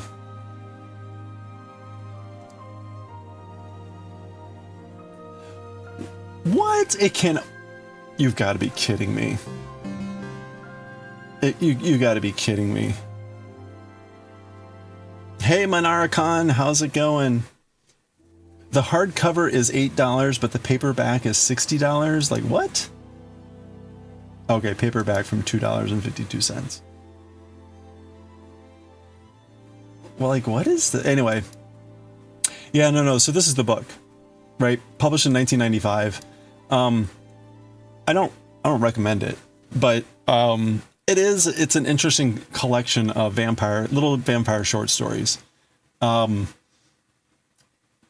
like really cutesy kind of stories to serious stories. And it was there were some that were terrible, and there was some that were like, okay, well, it was kind of fun and interesting. But just talking about like the evolution, I think these are all more modern stories. But there was another one. It was like 100 little wicked witch stories. So there was this whole series of like 100 little stories that they published back in the mid-90s. And so I had at least picked up that one.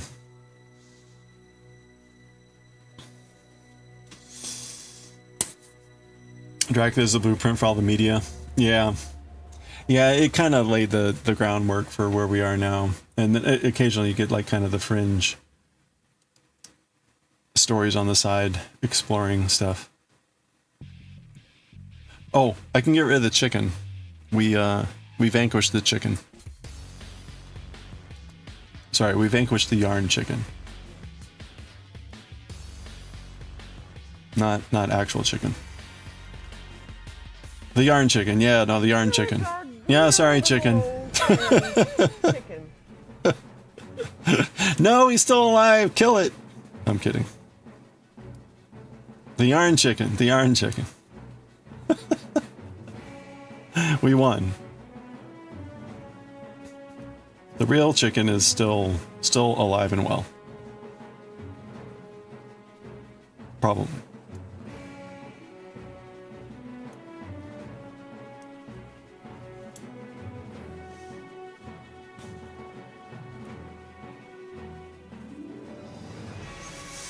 There was an episode of Buffy the Vampire Slayer where they played on the like original Dracula myth, which was great.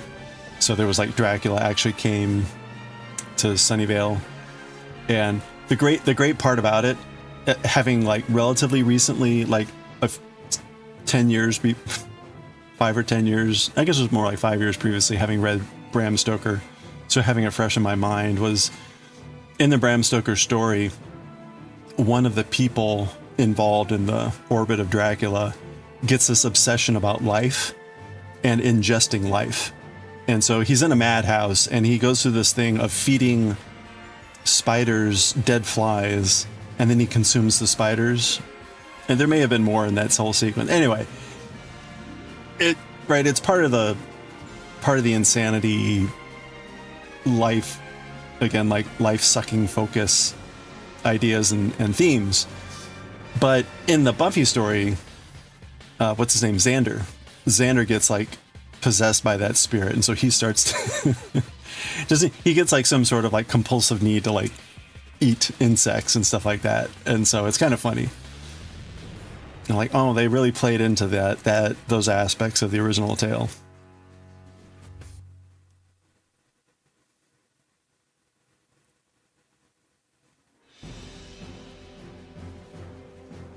Chicken, how are you doing?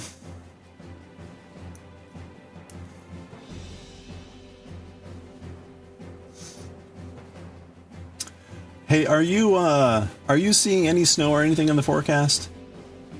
Or are you snow free? I'm kind of curious.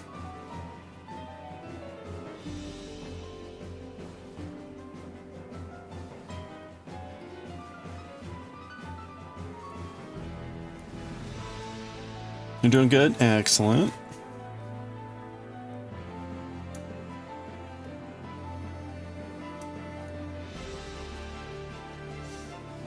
We've got rain in the forecast next week when we're like on the temperature roller coaster heading down to freezing. Okay, you got rain next Thursday too. Okay. I wasn't sure if that was like, oh, it'll be rain down here, but snow up north, or...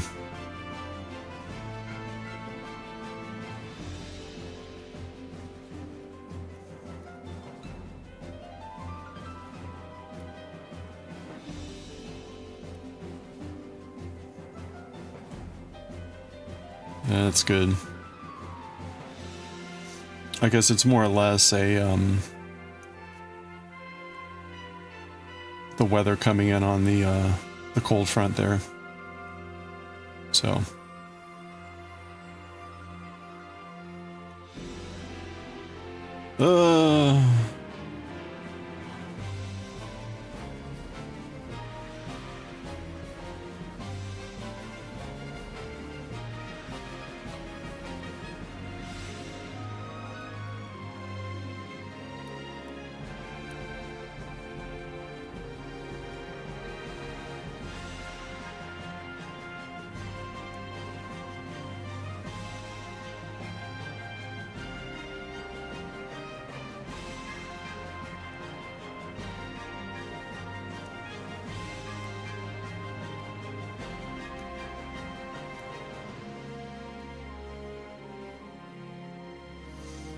I saw that Mario got a spinning wheel. Was that a Spinolution? He didn't say. But that's exciting. It looks very pretty.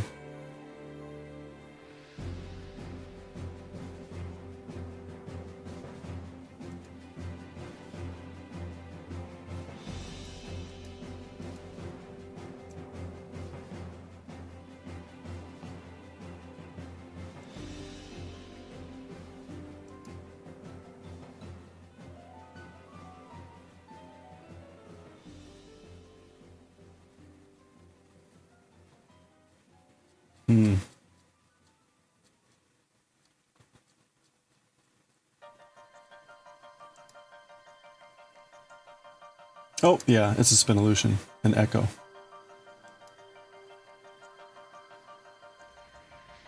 It says it on the side. I tried looking at the website. I still don't quite understand the differences in all the options.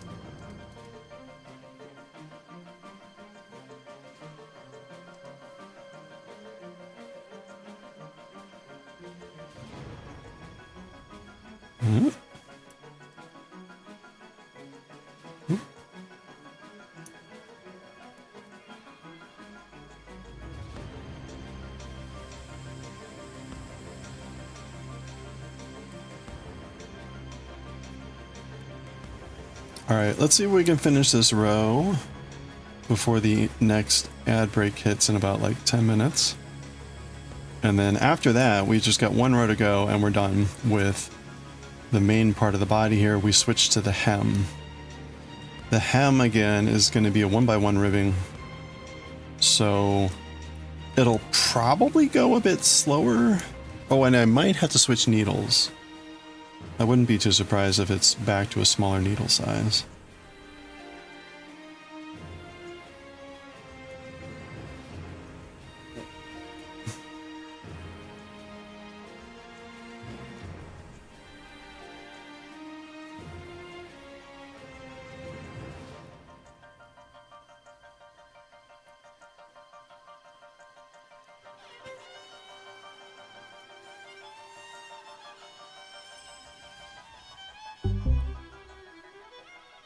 You're so tired? Oh.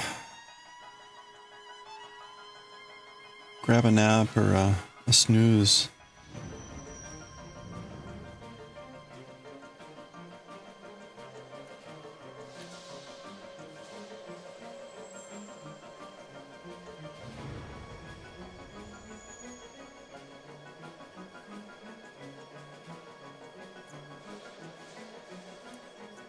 I debated having some tea, caffeinated tea, to kind of push through this afternoon, but I avoided it with, tonight is time change. Daylight savings time starts tonight, so we lose an hour, which is not great, but that's how it is. So I've got to get up at... I would normally have to get up at like 7 tomorrow. Fortunately, I have choir but not music, so I get up later than normal. But with the hour change, it'll be like getting up at 6. So, which is kind of like the normal get up time when I have music in the morning.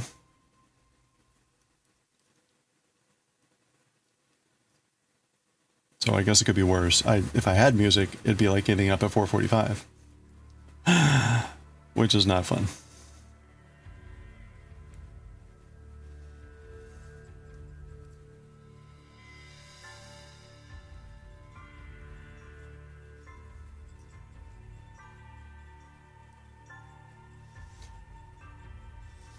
Noma's under fire again for abuse and mistreat of their employees. Uh-oh. Who's Noma?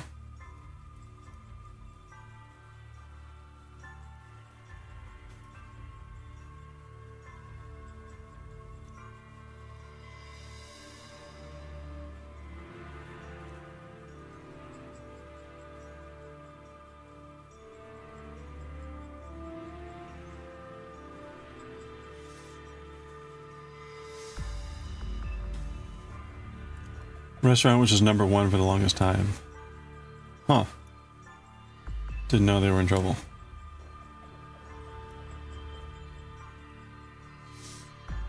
Things from the past are resurfacing again. Oh boy.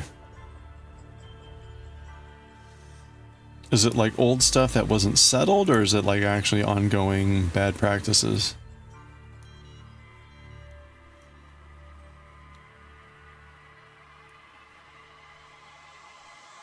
Restaurant business quite abusive. I can't even imagine.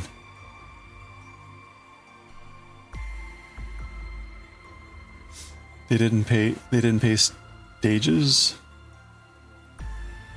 And they said, oh, we're gonna start paying.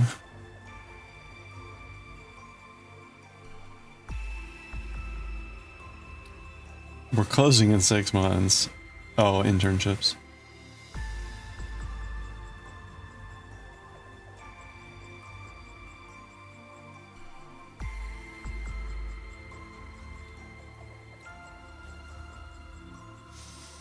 That's horrible.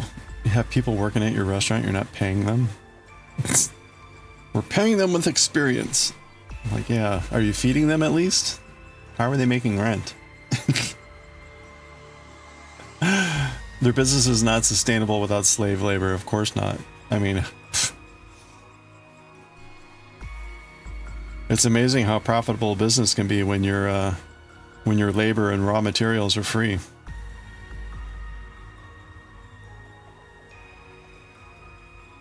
Gotta wonder with those prices. Not a lot of people. 16-hour days doing the same tasks. I mean, like food prep and stuff, right? That's what they're using them for. Like, peel these potatoes.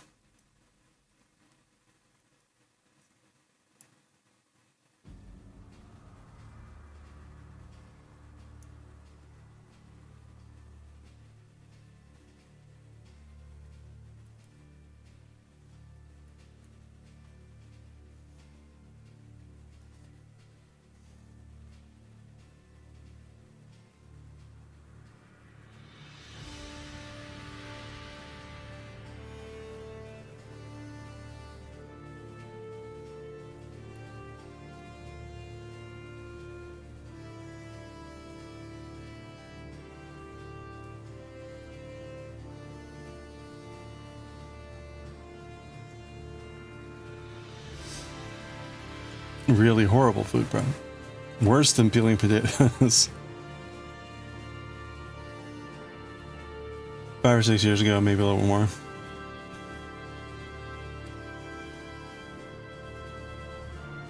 So not surprising they didn't actually change anything. Or have they changed and these are kind of like old complaints? I'm guessing the answer is no. It's the same old. Oh, they closed.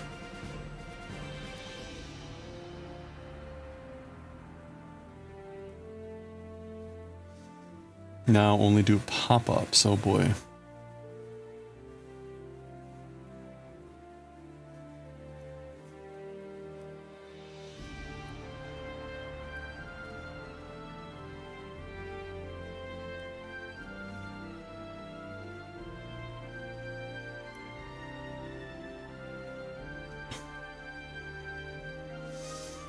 Resurfaced because the guy who ran the fermentation lab started collecting and posting the stories. Oh boy.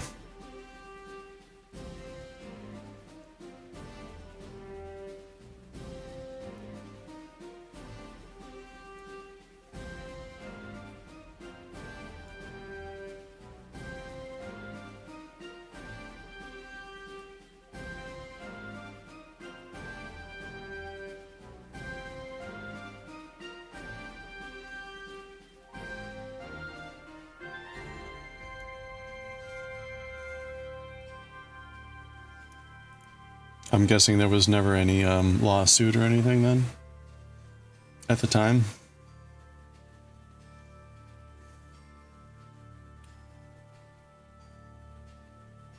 Yeah, we should be fine.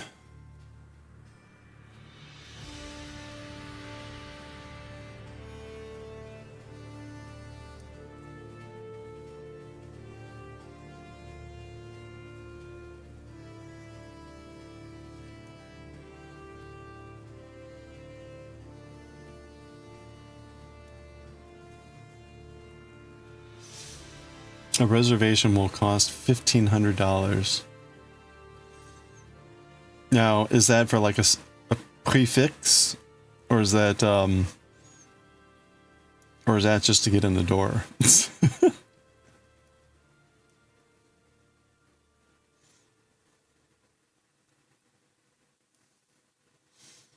The head chef apologized for poking people with barbecue forks below the tables during services. What? Things like that. You eat what they want. Okay, so yeah, you're basically paying for like a set course, and it's like whatever the day is. Got it. Yeah.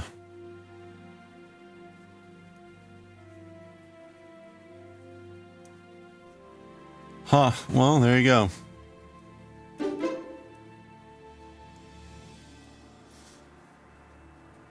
They had some dishes that were a bit weird. Like what? That weren't dishes. Bandit, how are you doing? I'm doing well. I hope you've been well. How have your projects been going? How's that cross stitch with the little cute Disney-like animals going?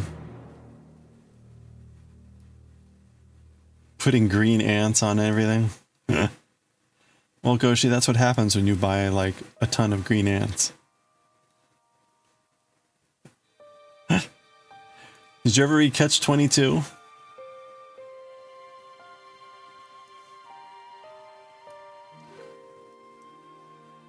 Gotta find a use for all this cotton. It becomes kind of a gimmick, yeah.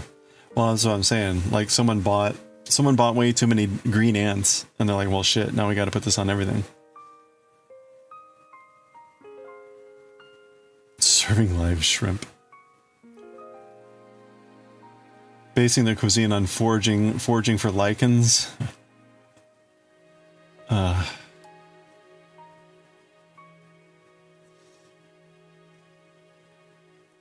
Well, you know, you be avant-garde with food, you gotta do weird stuff like that.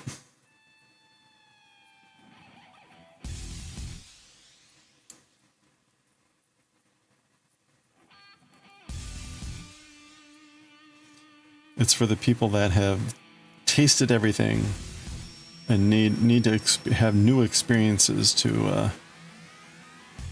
whatever. Project's going great. Nice. Almost finished with the other one. Okay. Skunk almost done. Nice, nice. You've done 2 other cardigans and 2 pairs of booties, a hat, a diaper cover for the great niece nephew. Oh, that's awesome. Excellent. I hope your nieces and nephews love and appreciate the gifts for their children.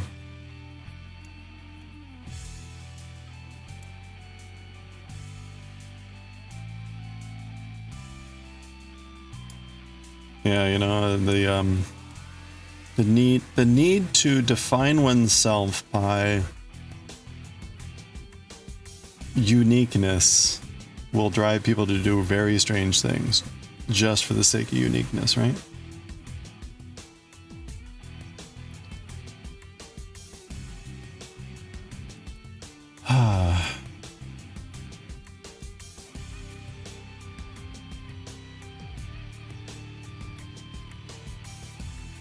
There's a classical demotivation poster. The motivation posters really have like faded out of corporate life, which is fine. The demotivation posters were kind of the opposite, right? My favorite was you'd see a bunch of forks, and one of the forks had the tines all twisted and bent. And the line was something like, I can't remember what the word was, but then the text was like, just because you're unique doesn't mean you're useful.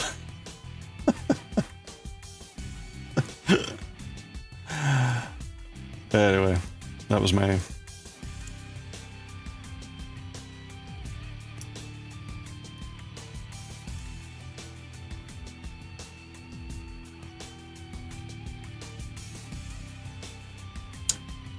It's the first baby. You don't know if it's male or female yet. Oh, okay. Oh, so it's on the way. Very nice. You avoid, yeah, the demotivational quotes. Yeah, those are classic. Let's see if I can find that, the fork one. I actually took a fork and bent it in the exact same way it was in the poster and gave it to a friend at work because we always had a joke about that one. Demotivation, fork, uniqueness.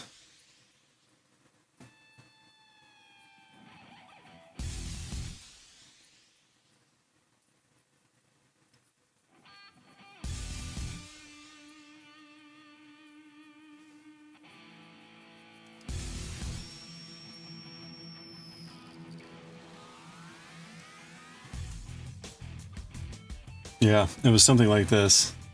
Unique. Just because you're unique doesn't mean you're useful. Yeah, so I had a fork that looked an awful lot like that.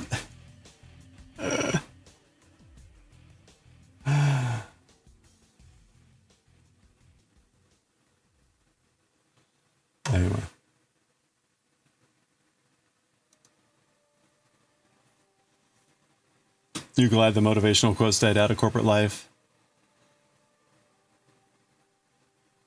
Yeah, right. It's like pretend value. You're important.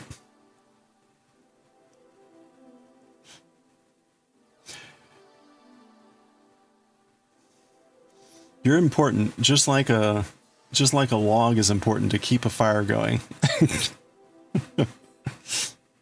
We will consume you and throw your ashes on the heap.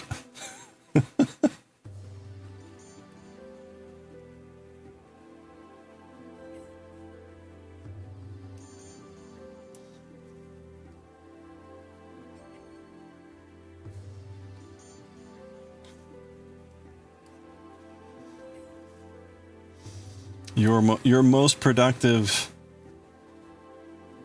and energetic part of your life will be spent in service of the most insidious and insipid tasks and jobs.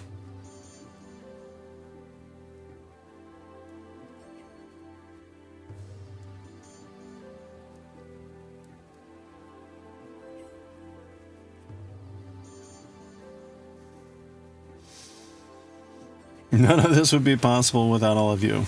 You're very aware your company would collapse without the thousands of us under this corporate umbrella. Yes, yeah.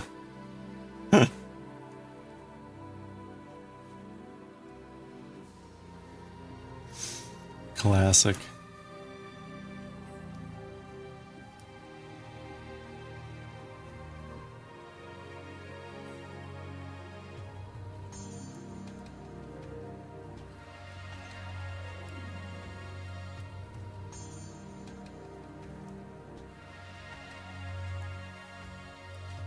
All right, it's 6 o'clock, so we got about another hour and a half or so.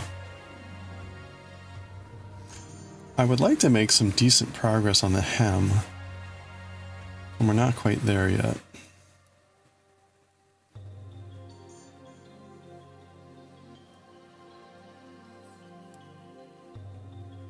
So let's see if I can finish this off here in the next 5 or 10 minutes and get us onto the hem. Ahem.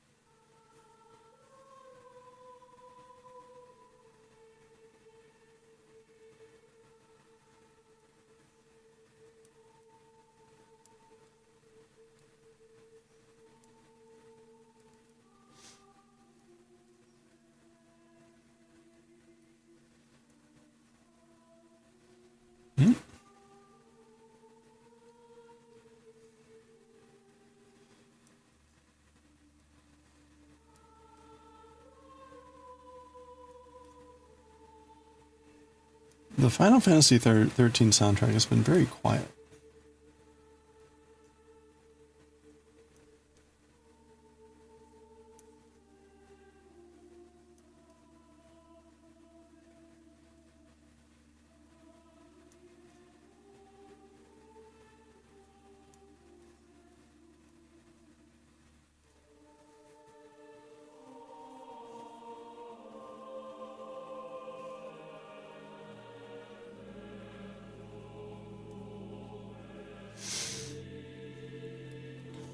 Okay, if we're switching to a 1-1 knit ribbing, so knit purl, knit purl, knit purl, and we're coming from a 4-patterned sequence, so purl, knit, knit, knit, it should line up every time, right?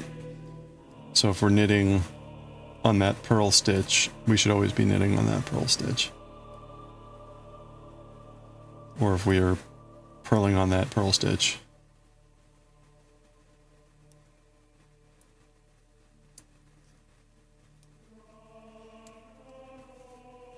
Anti-jokes? I vaguely recall. What were the anti-jokes? It was like they just weren't jokes, right? It was just like more like statements. They sound like they should have been jokes, but they were really just statements.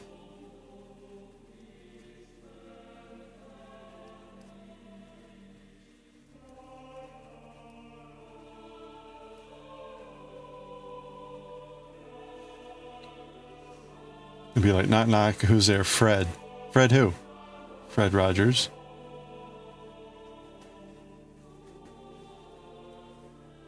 Like, okay. Person named Fred Rogers.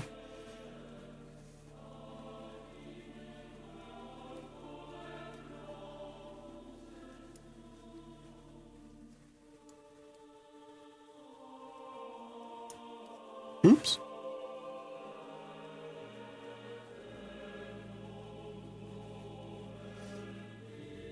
Yeah, what kind of fish doesn't swim? A dead one. Okay. Yeah, rather than being a pun, it would be like a literal answer to whatever the silly question was.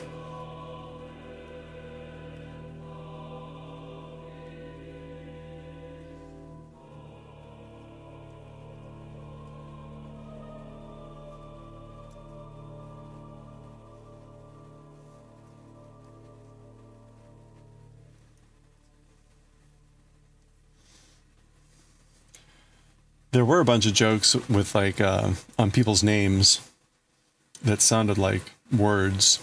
So it'd be like, you know, what do you call a lady with left arm and left leg missing? Eileen. They usually involve some sort of like horrible thing like that. So they were definitely not like nice jokes.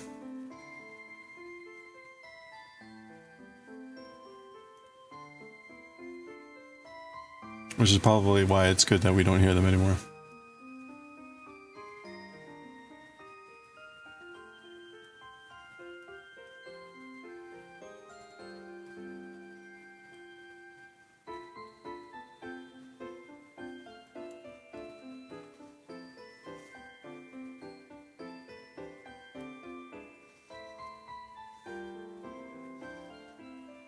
It would be funny to go back and pick up like an old joke book.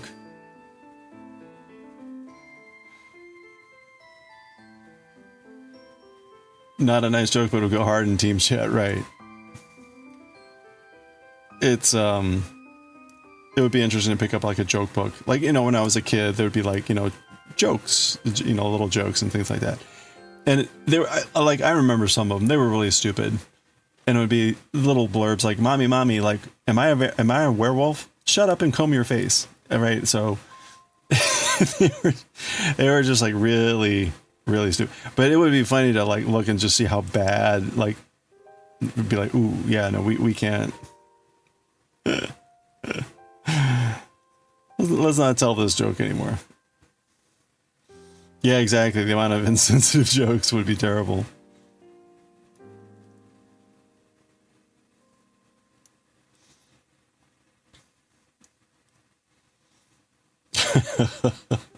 Like, ooh, that did not age well.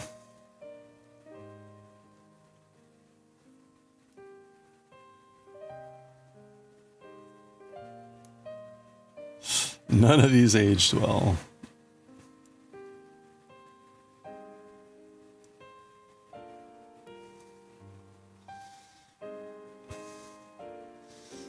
You wish you had your old joke books?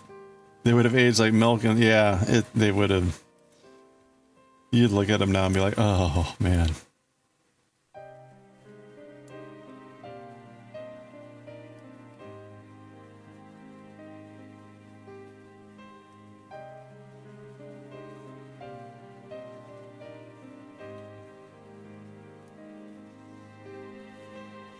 There'd be, I remember a pair of really stupid but also kind of funny jokes, which was it was like, why shouldn't you walk in the forest between 4 and 5 o'clock? And the answer was, because there are elephants waiting in the trees to stomp on you. Then you followed it up with, why do beavers have flat tails? Well, they walked in the forest between 4 and 5 o'clock.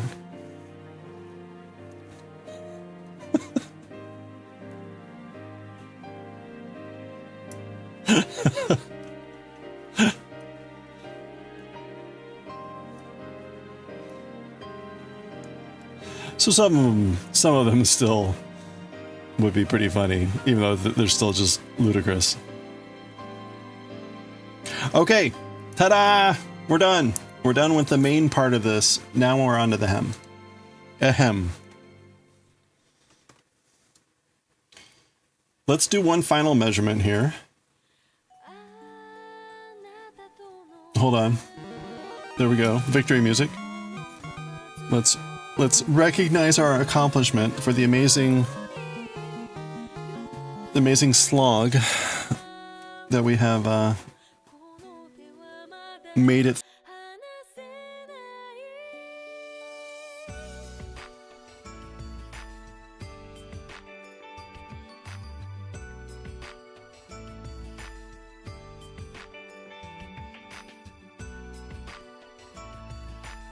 All right, there we go. 23.5 inches. So that's where we want to be. So from here to the bottom of the shirt, 23.5 inches. I took one of my sort of normal t-shirts that I wear and measured from the back, and it's like 25 inches. And we're going to be adding on 1.5 inches of hemming. And so 25 minus 1.5 inches is 23.5. That's where we are. Plus or minus. Obviously, you know, I could stretch this out, make it like 25 inches, but it's roughly where we need it to be. So let me pull up the instructions. That's not the instructions. Okay. Switch to US 2.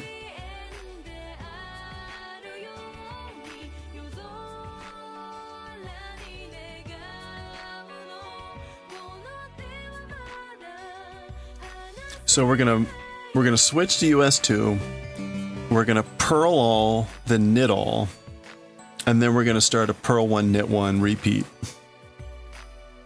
Going through the to make the ribbing, and we're gonna do that for 1.5 inches. That's likely gonna be like 10 rounds, and then we do an Italian bind off. So, hey, Kane Confetti, how are you doing? We are making this polo shirt that you see over there. We've got the collar, and we're just finishing up the main part of the body. We're about to put the bottom hem on, and then after that we've got the armholes. You can see here we'll be making sleeves later, but at the moment we have finally finished making the length of the shirt, and we are moving on to the hem. The hem. Okay, so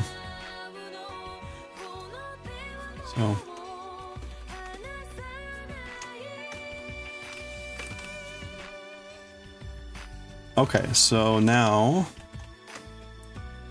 round 1, purl all, round 2, knit all, round 3, purl 1, knit 1, repeat until 1.5 inches. He says approximately 18 rounds. I've been doing about 8 rounds in 1 inch, so like 12 rounds. So maybe we won't have to, I hope we don't have to go 18 rounds. That'll take longer than I was expecting.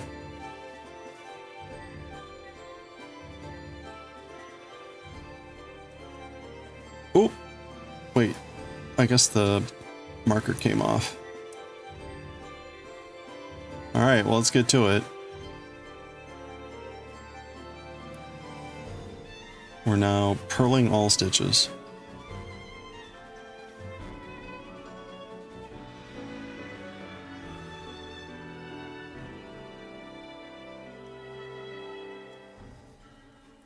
This will take a little bit of focus.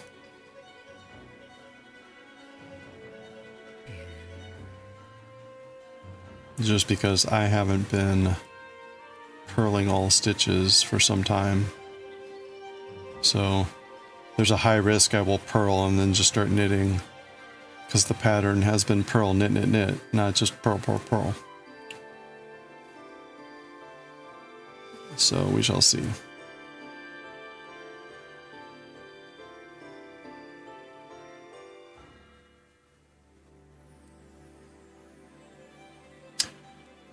Looking good. You're beginning. You just finished your first hat today. Well, hey, congratulations. No, that's awesome. I hope. How did you feel it went? That's very cool.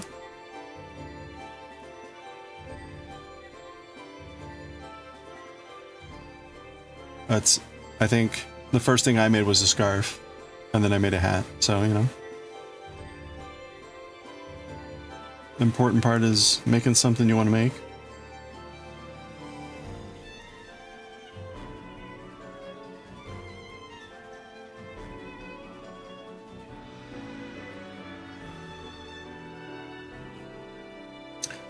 So yeah, what we're doing here, we're starting the hem, and we're doing basically like a little bit of a prep round. It's all purls and all knits. That'll create a row of like garter stitch.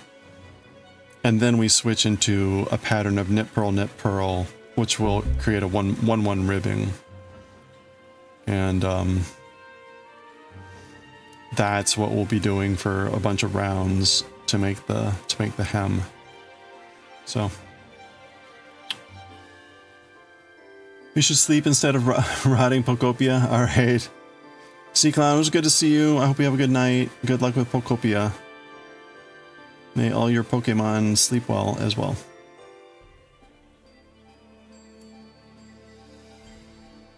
Yeah, there you go. You can see, right? We're starting to get the garter stitch pattern there. Went better than you expected. You're very proud of it. Yeah, that's great. Congratulations.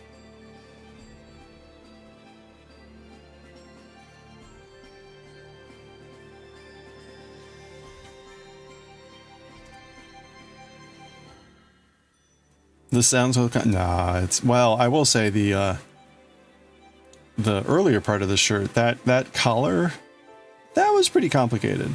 I hadn't done anything quite so complicated. Now, it didn't help the pattern wasn't necessarily written the most clearly, but there were accompanying videos for most of the critical steps, so that was really helpful. But there were a few things I hadn't really done before.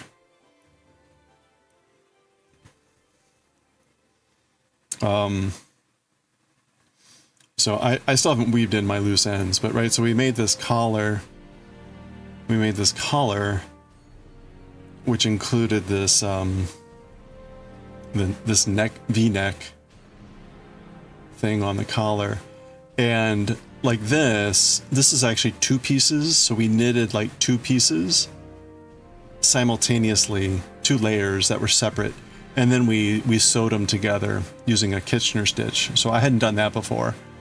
So that was new, and this whole method of like creating this stuff was new to me. So it's been interesting, but it's cool to be able to, like, you know, try stuff you haven't done before and work through it and mostly get it to work right.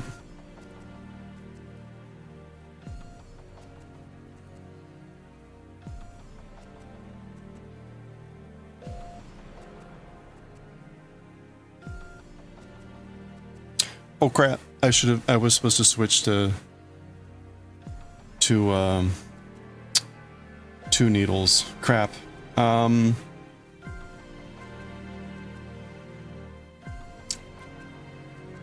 we're starting with a purl. I don't want to go back.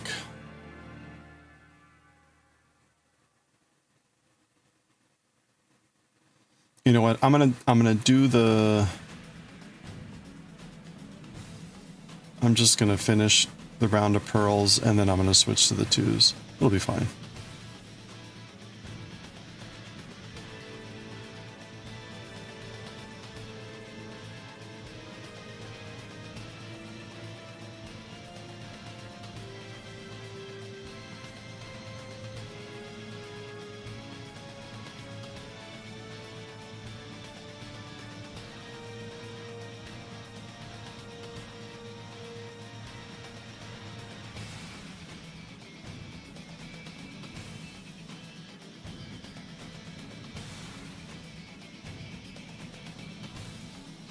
I will note in case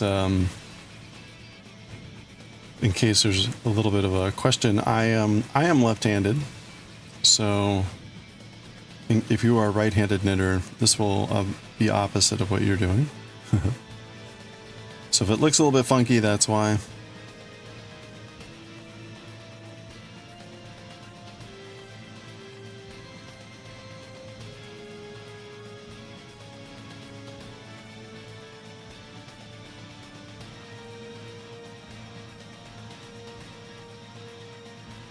I forget how many stitches I have in the round here at this point. It's a little over 200, I think.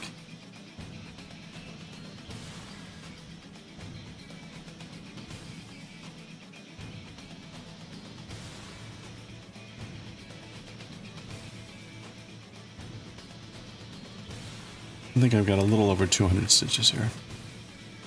So one round, if I'm doing 10 stitches per minute, should take about 20 minutes.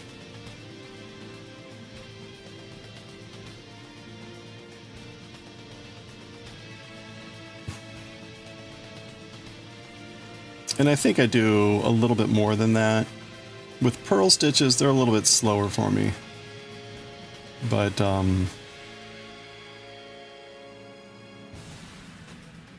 like with knit stitches, I think I'm more like 20, 25 stitches per minute.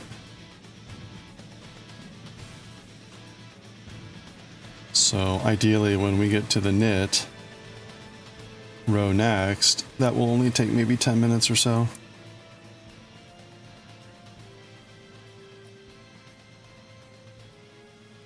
But I don't know about the ribbing when it's alternating knit purl.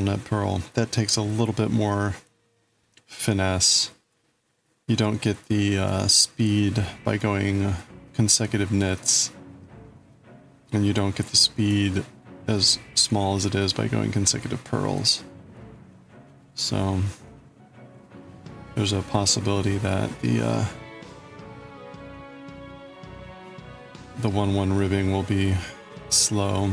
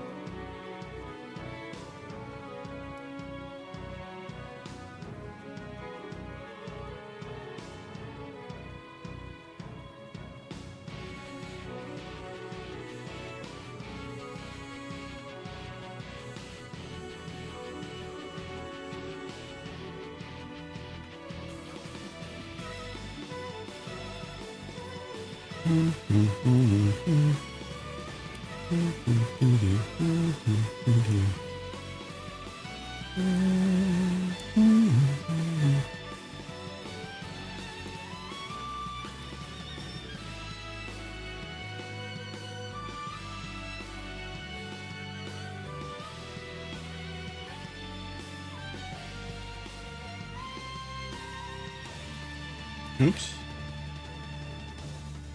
Oh, ho, ho, ho, ho.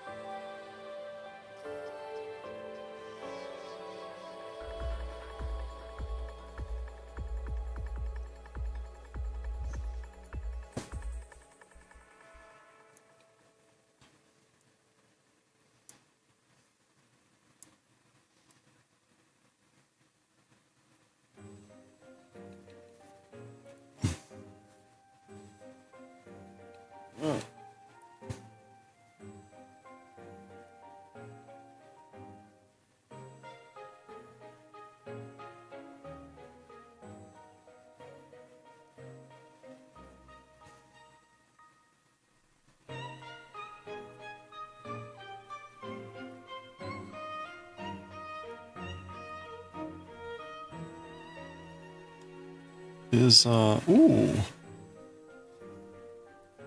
Wow, it's later than I thought. So in March. I believe, before I forget, I should start talking about this more frequently. We're going to be having a raid train that we're going to be participating in, I think next week. It's the Crafty Collective is going to be doing a raid train. Maybe it's like starting next weekend. In any case, the theme is celebration, and so we're going to be chaining from crafter to crafter, celebrating in various different ways.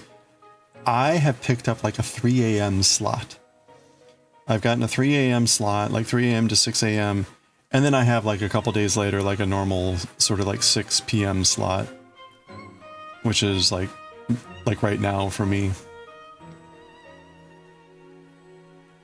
I think that's where I am. In any case, ooh, that reminds me I need to actually re-verify on those slots. But I should start mentioning that more frequently so that people can get ready for it. We're gonna be doing some fun stuff. I'm gonna work out some stuff to do, and it'll be fun. It'll be fun. I haven't participated in a raid train in a while, so we'll have a lot of fun there. Oh, thanks, Bandit. Yeah, so it starts next Saturday then. Yeah, so it is next weekend.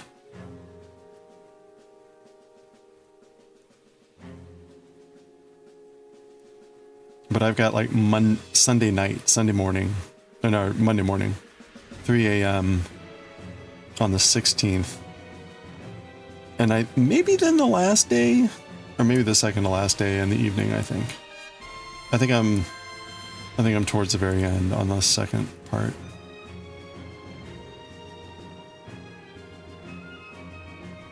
But I forgot to go in and reclaim the slots after Supreme set them up. Because when that message came in, I was in a spot where I couldn't do that. So I saw the message and then I couldn't do it. And then I forgot about it because it was no longer like unread. Anyway, so I'll have to try to remember to do that. Speaking of, I want to remember here, I need to switch my needles. Switch my needles. Switch my needles. We're going to switch here when we hit that marker. Switch needles. Switch needles.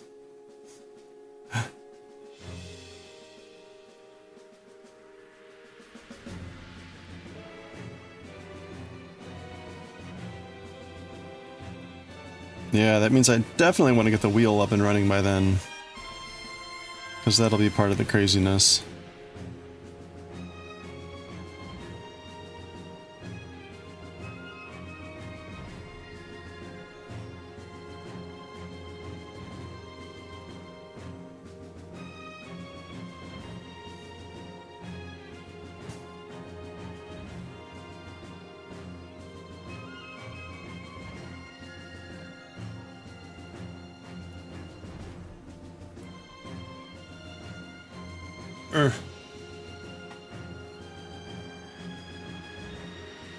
Oh.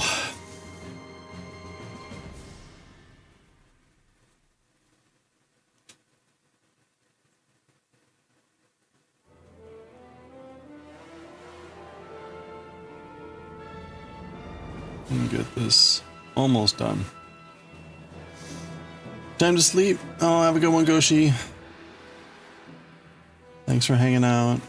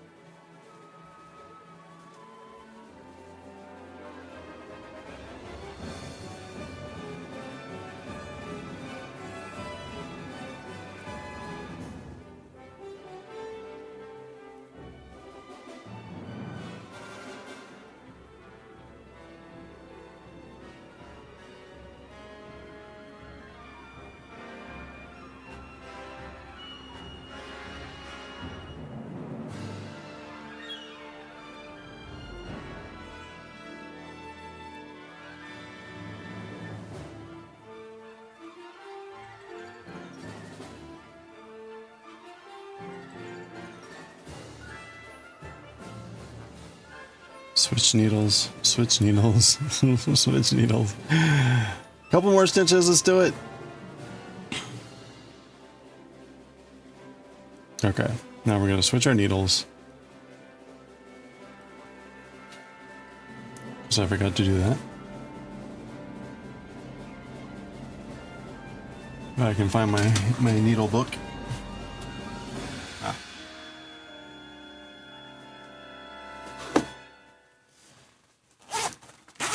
Alright, so we're switching to 2s.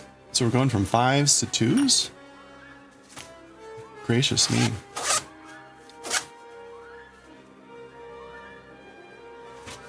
that right? Yeah, we're going to 2s. Okay.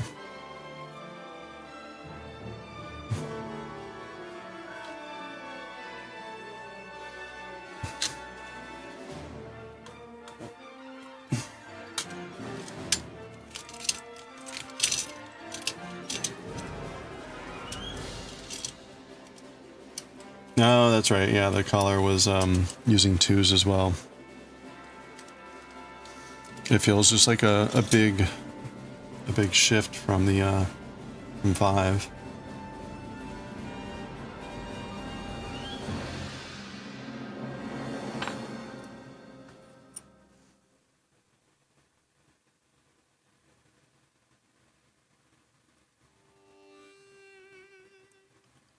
Okay, that's 1.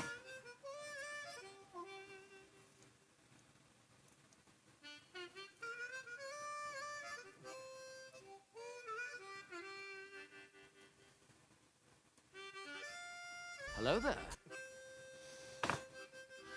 Makes sense for the bottom, yeah.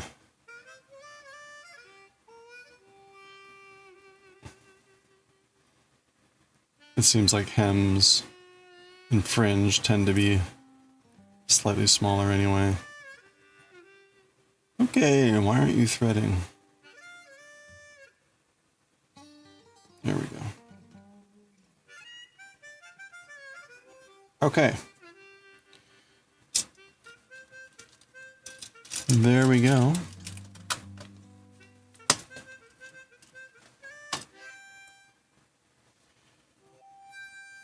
Now, again, I should have done that for the last row, but it'll be fine. It's fine.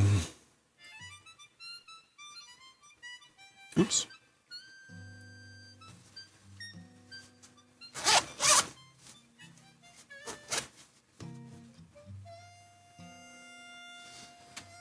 Oh, man.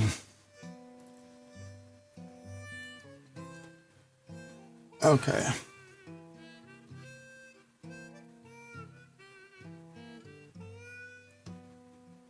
Ooh, it's so loose.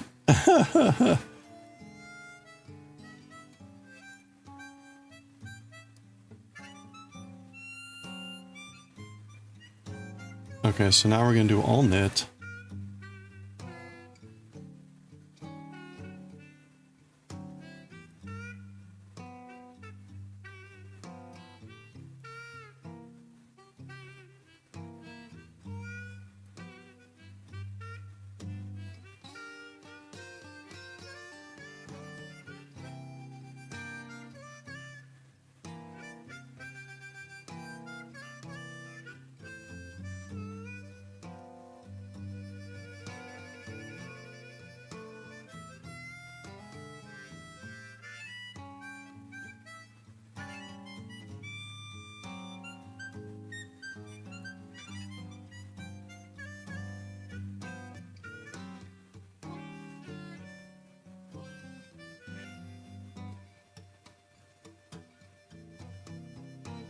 All right, that's looking good. I need to grab some water. A little bit ahead of break here, but I really need a refill. So I will be right back. Good time to get a stretch break. We'll be right back. Enjoy the Final Fantasy 13 blues, apparently. Ooh.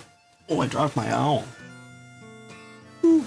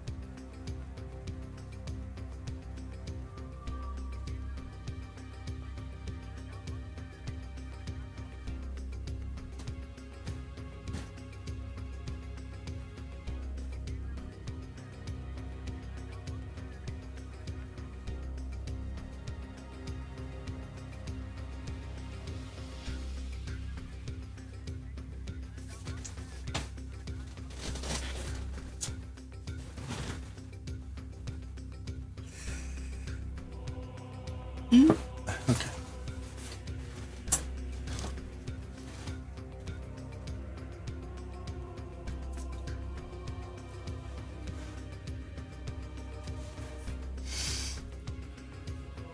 All right.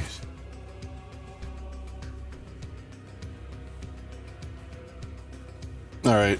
This skein is already getting light and making me worried.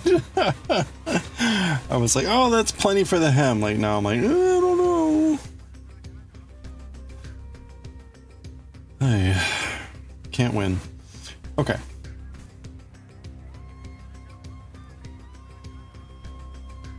Yeah, I don't know.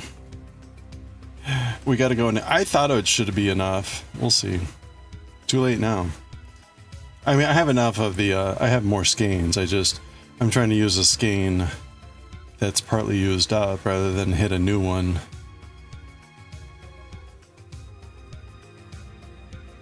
And, yeah. Anyway, it'll be fine, I'm sure.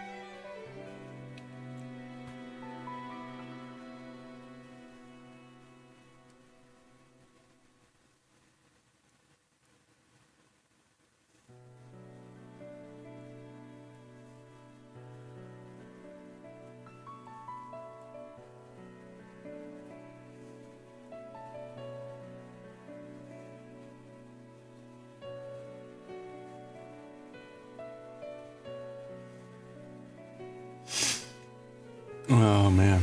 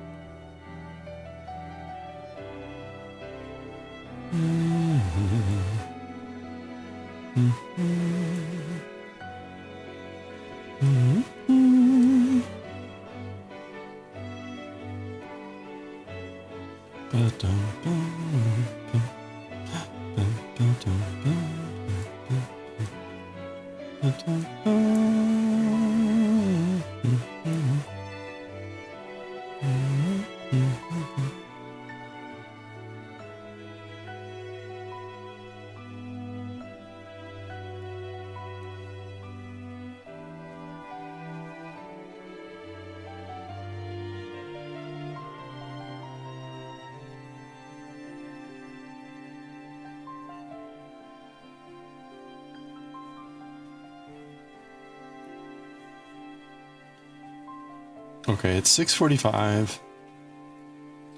If we normally switch to manga around 7:30. I think we'll have enough time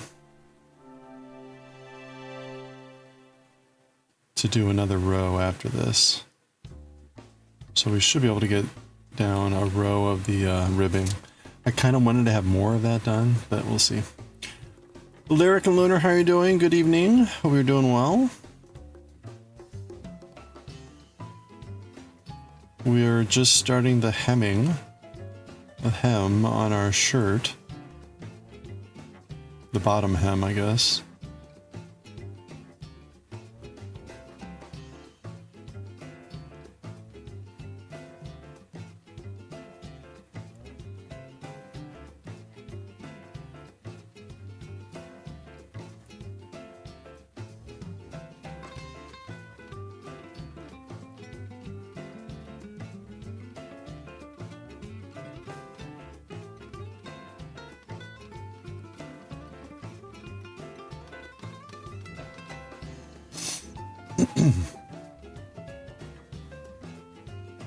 Alright, we're about halfway through the all knit round.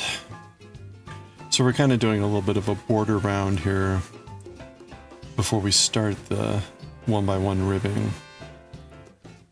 So kind of like a little bit of a garter separation. And then we'll start alternating.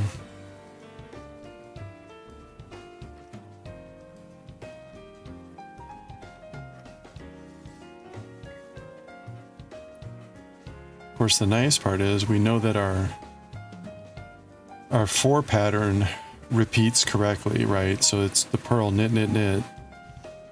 When we're in the round, it repeats on pattern.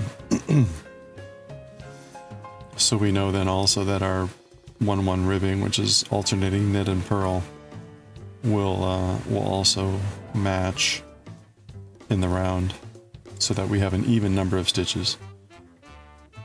So that's good. Presuming that I don't drop any, but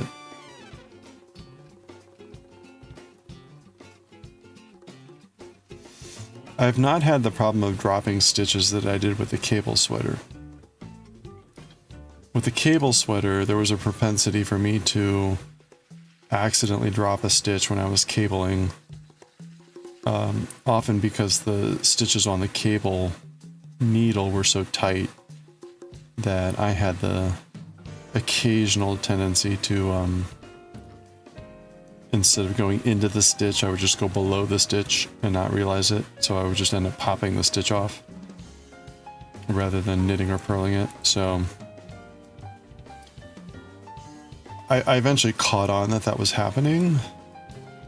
And so I was paying a little bit more attention than I was as I was cabling. But we really haven't had that problem with this with this pattern because the stitches aren't as like ridiculously tight.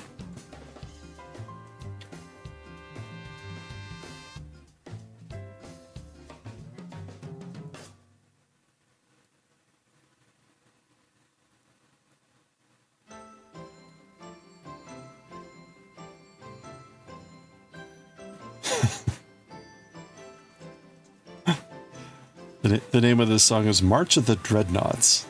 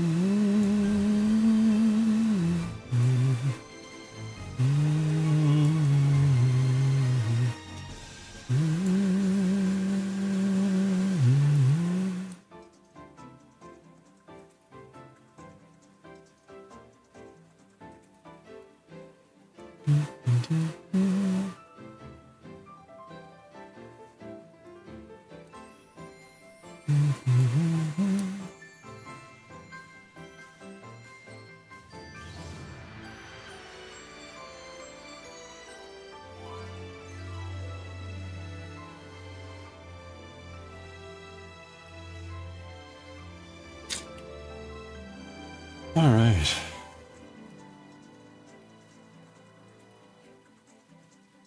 Almost there for laying down the foundation.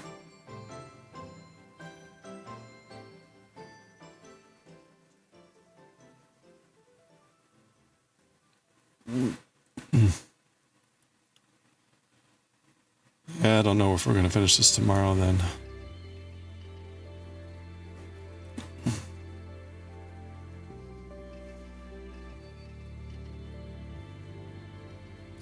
Maybe if I get a chance to do some extra knitting off stream, we'll see. Probably not, but it's a bit mindless. So I might be able to sneak some stuff in.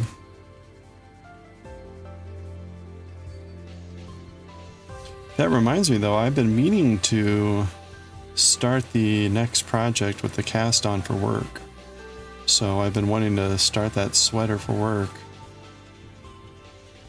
And I should get that started, so maybe we can try to do that this week sometime. Do the cast on for it.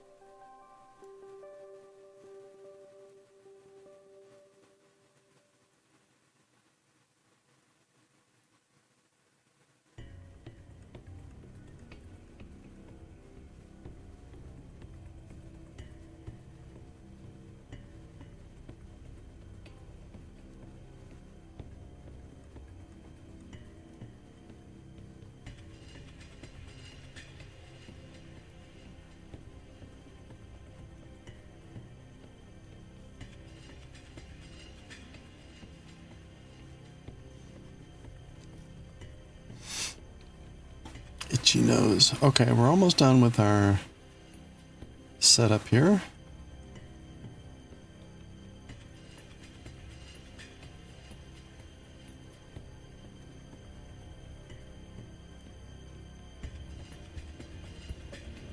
All right, there we go.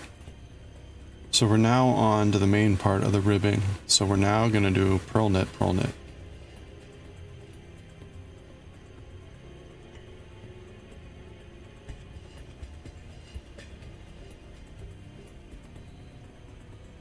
Just going to be a lot slower.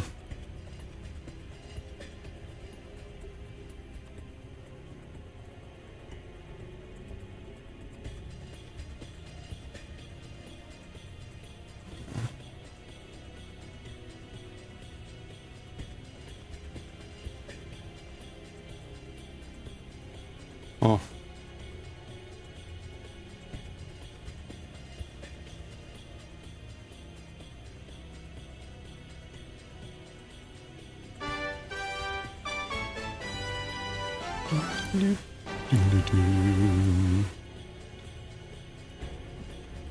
Okay, there's our ribbing starting.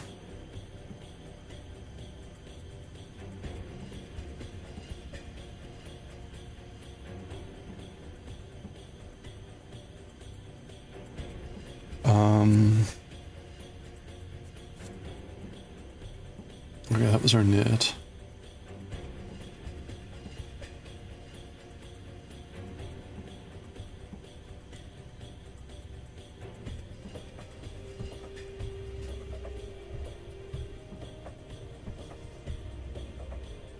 I guess I should be able to see that the pearl stitches are lining up. So whenever we have this column of pearls, there should be a pearl above it.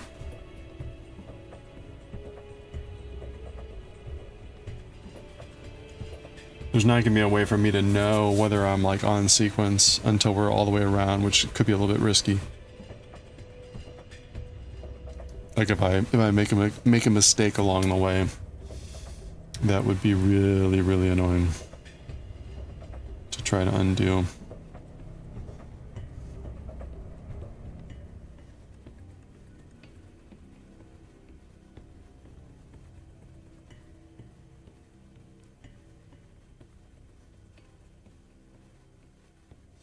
So we'll just go with the classic advice, which is then don't make a mistake.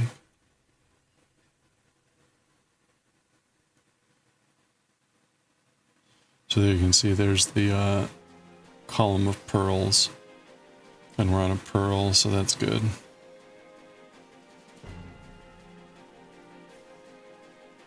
Pearl knit, pearl knit. Whoops, that was not a clean stitch. Whatever. Wait, what?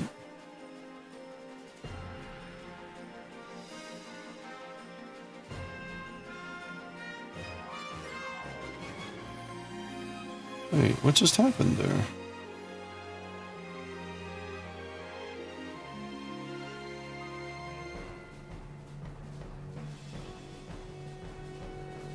Did I lose a stitch? It looks like it.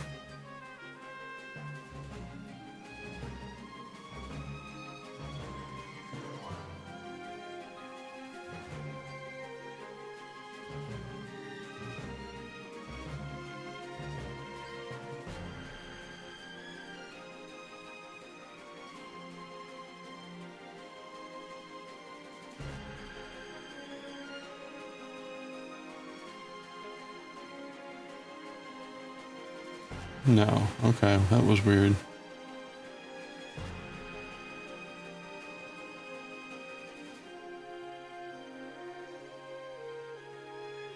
Now I'm like really uber paranoid. That's funny. But we're lined up, so I think we're fine.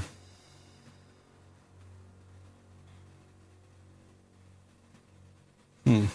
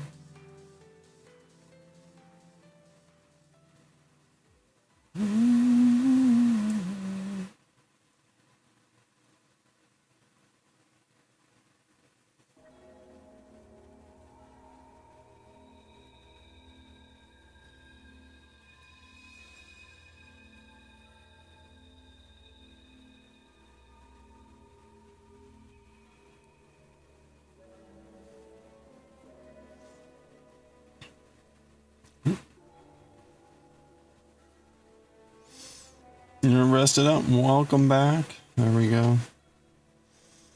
Good nap.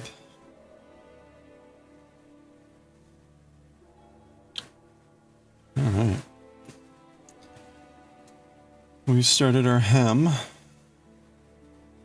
Finally made it to the hem here.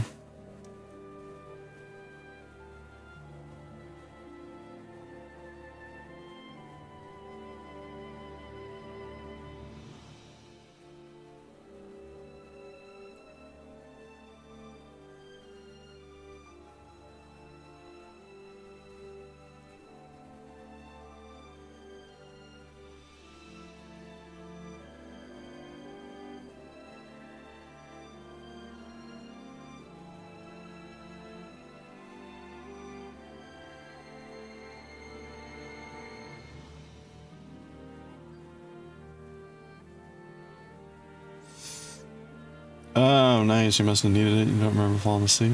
There you go. Zonked right out.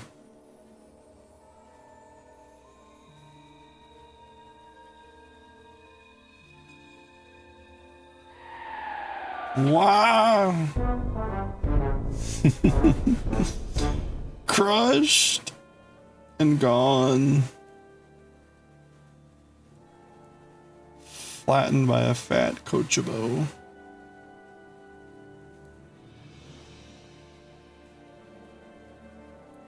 Well, okay. We made it back.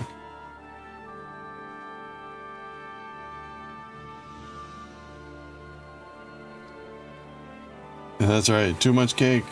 Too much ice cream. Too much delicious, delicious ice cream.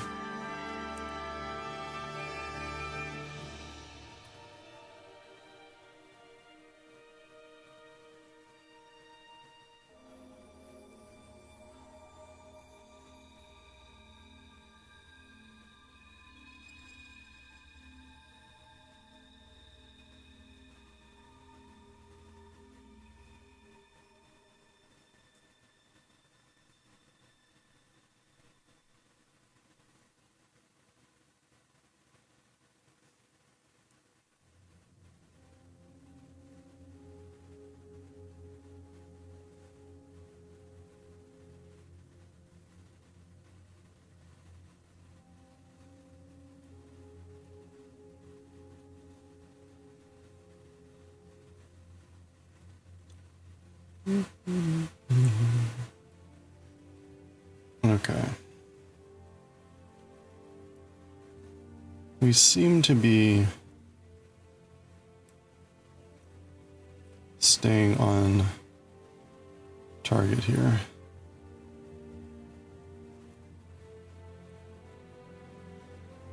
It's really hard to tell.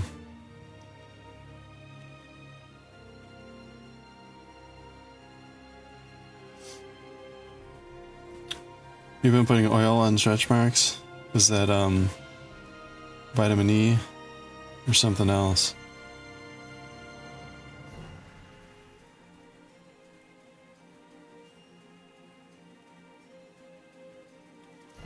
Bio oil.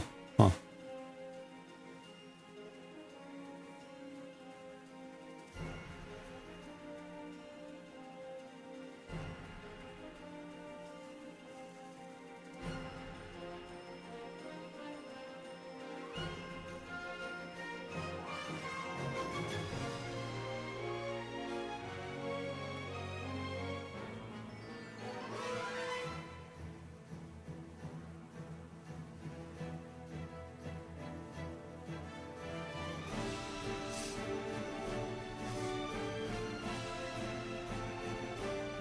It has more ingredients, but also vitamin E. Okay.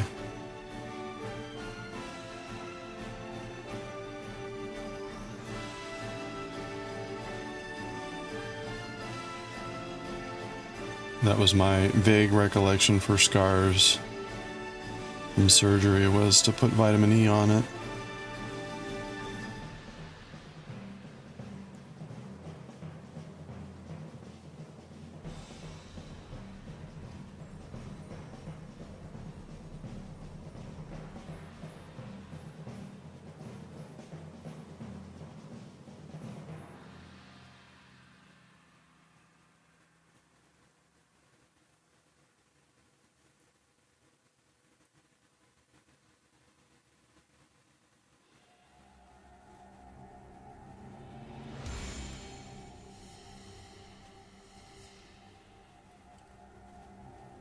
All right, we're almost there here with our first row.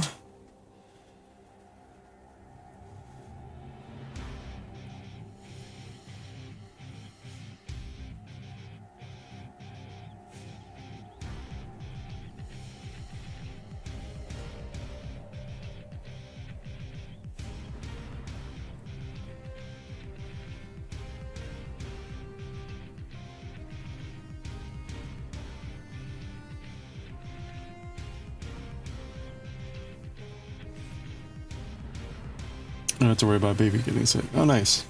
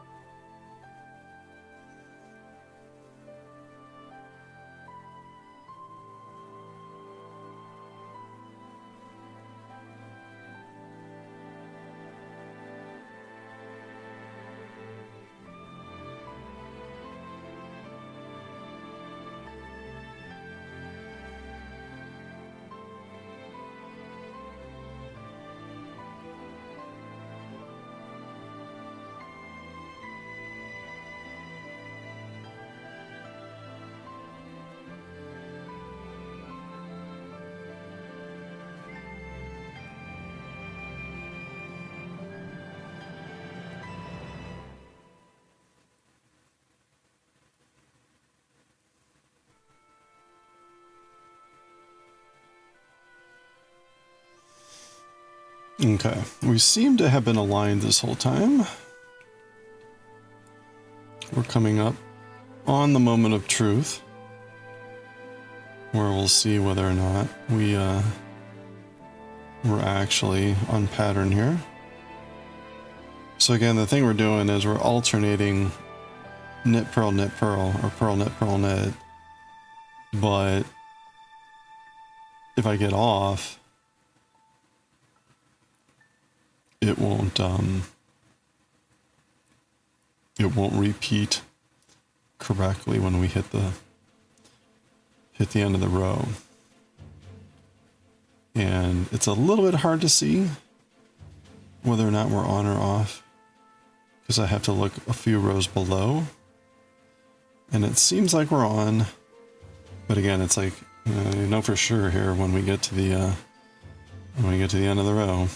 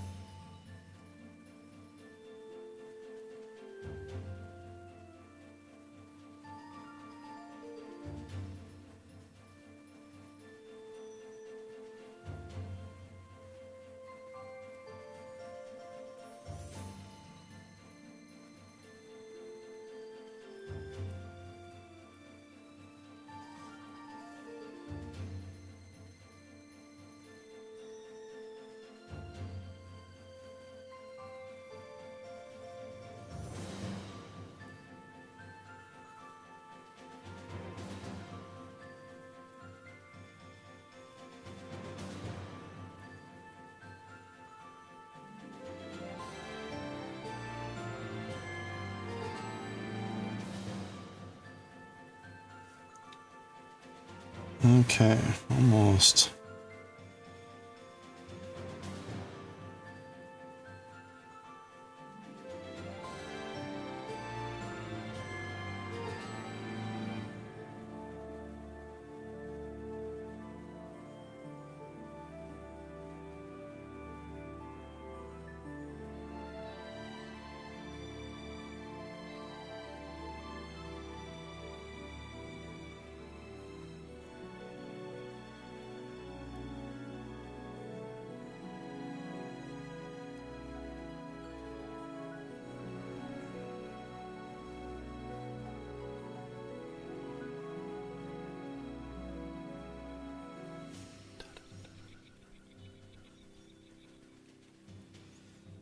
Okay, should be 4 stitches left after this one.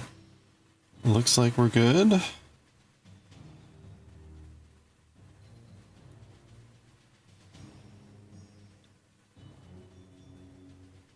All right, we did it. Okay, so we've successfully completed the first round of the ribbing, and it looks like we stayed in pattern. So now it'll be a lot easier to confirm, because basically now we're purling where we purled and we're knitting where we knitted, and it's easier to see visually what's going on.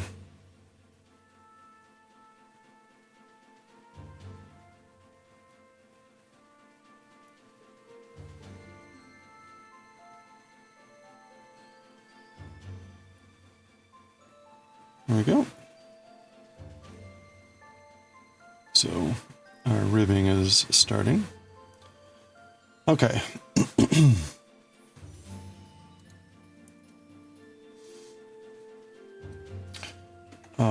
Pattern says about 18 rows. You know, I was thinking because I'm on the smaller needles, that's probably why it's more rows. So that's unfortunate, because 18 rows is going to take a lot longer. Well, because of the smaller needles. All right.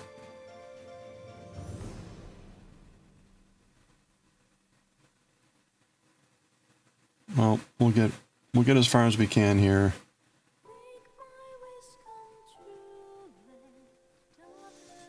We'll see if we can complete another row. If we're close, Then we'll go ahead and finish off this row.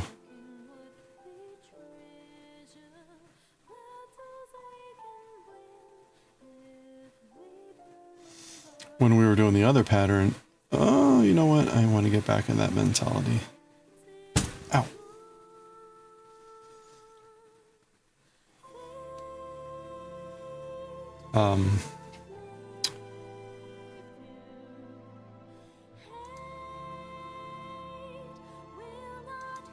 When we were doing the knit or pearl knit,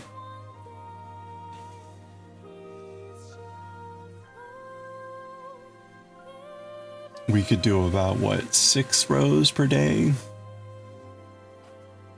maybe 8 if we really pushed it. So I would like to avoid 2 more days of hem work if we can. So we'll see. Again, maybe I can do some extra work tonight and tomorrow morning, tomorrow afternoon. I kind of need to do a little prep work for work on Monday. I'm convening a meeting.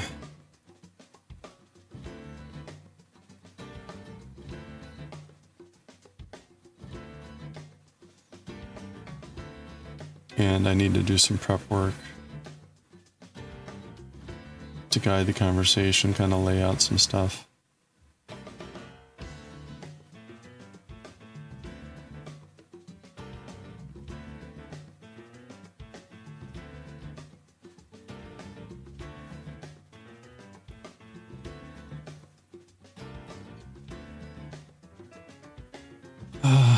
It should only take like an hour, if anything.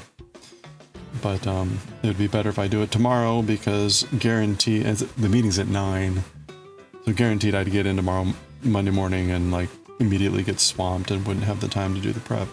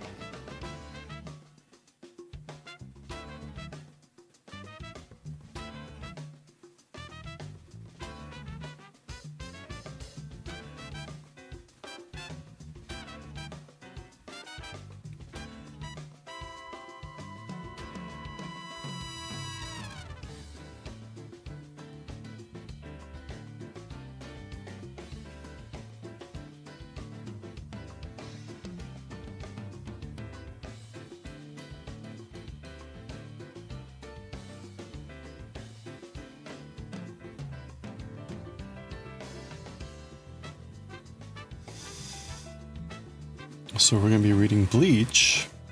We'll be continuing the Pendulum stories. They just had discovered Kensei.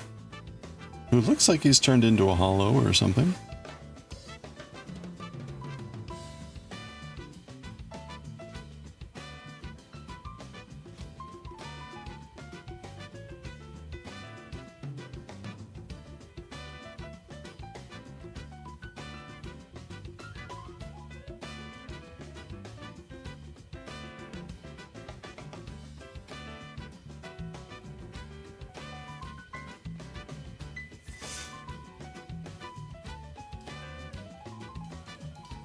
We ended on that cliffhanger. We'll be reading Kyuu-chan, which also was sort of an unintentional cliffhanger, as much as you can call it for a cute story like that, but Hinata and his co-worker were being tasked with some sort of important job at work. But Hinata was like all mushrooms, so we'll see what happens there. And Astro Boy, we're maybe like in the middle of that story. It's taken forever. It's a big story. It's like the whole book. And Adam was just fighting with number 44.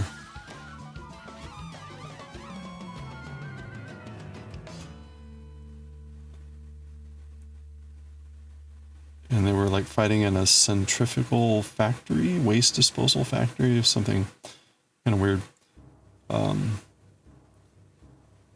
I think that had just wrapped up. I forget what had happened after that. There's a bunch of weird stuff happening in that story.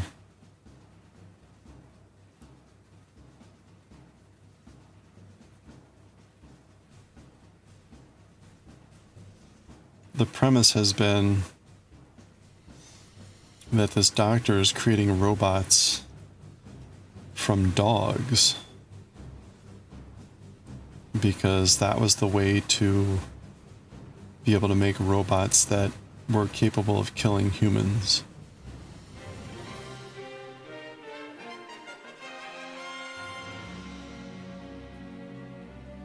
Which was like, okay.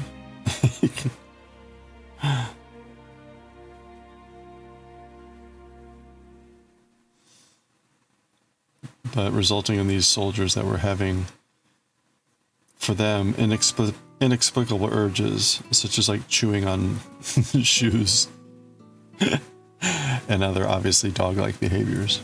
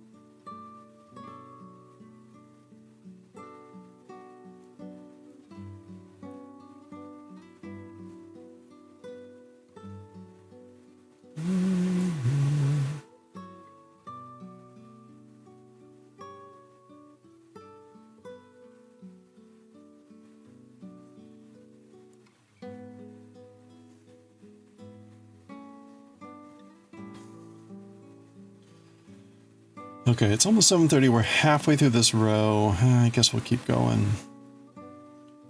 Would like to finish it off.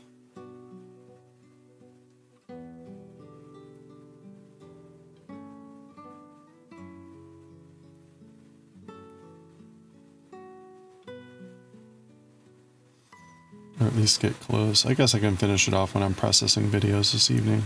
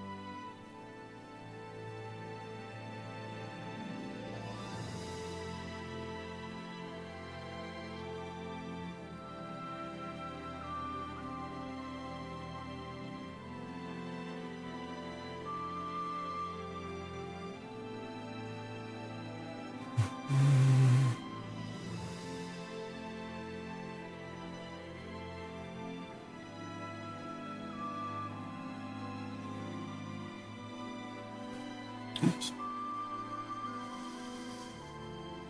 Oh, you're making latch hook. What's the latch hook?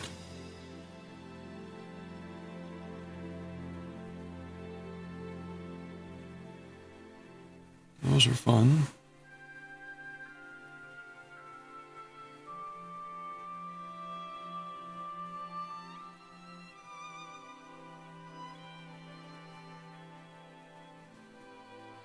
Oh, random yarn. Okay.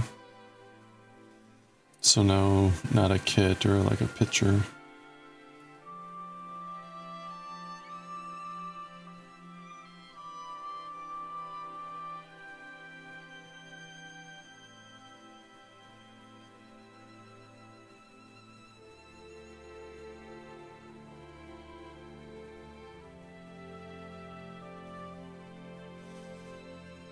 How's it going? Yeah, we've started the one by one.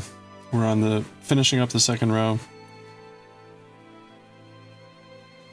I'm gonna go a little bit into the third row here, and then we're gonna pause and start reading manga, reading Bleach. So, but yeah, we're on the ribbing.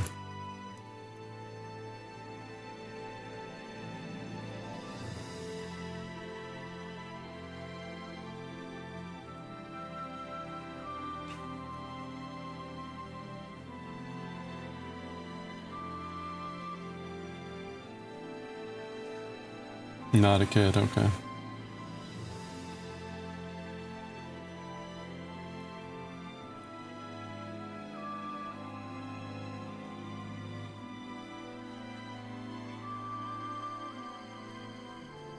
Alright, so the pattern says we need to do about 18 rows of this, which is way more than I was hoping or expecting. I was hoping it was going to be more like 12, but we are on smaller needles, so it would make sense if it's more. Although it's not looking that much smaller. So we'll see. But that is the beginning of like the third round of the...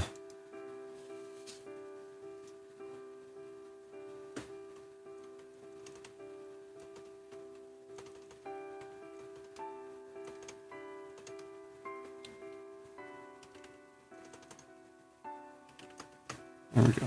Okay, so we're on... We'll continue there tomorrow, although maybe I'll get a chance to work on a little bit tonight when I'm processing the manga videos, or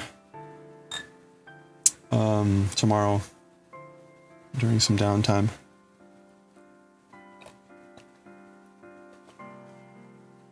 Okay.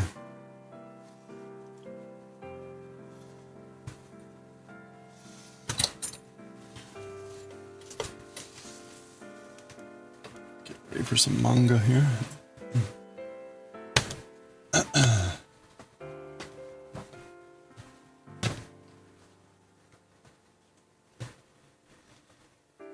We're getting close to the end of the volume here. I think we've got 2 more chapters. We're on chapter -101. We're so far behind, we're on negative chapters. Can you believe it?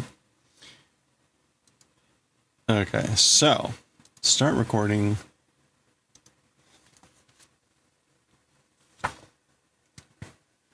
Take down the camera.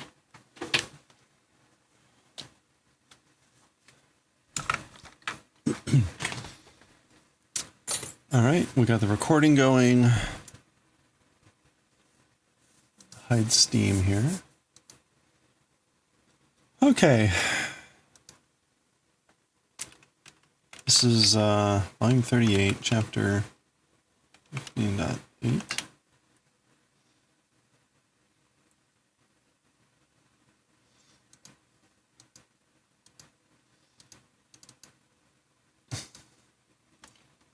Okay, volume 38, chapter 315.8, chapter -101. And we'll change the stream info so that it's Japanese manga translation. And we'll make the category writing and reading. All right, so we'll get back to the knitting tomorrow. And I think that does it. We should be all set. So, here we go.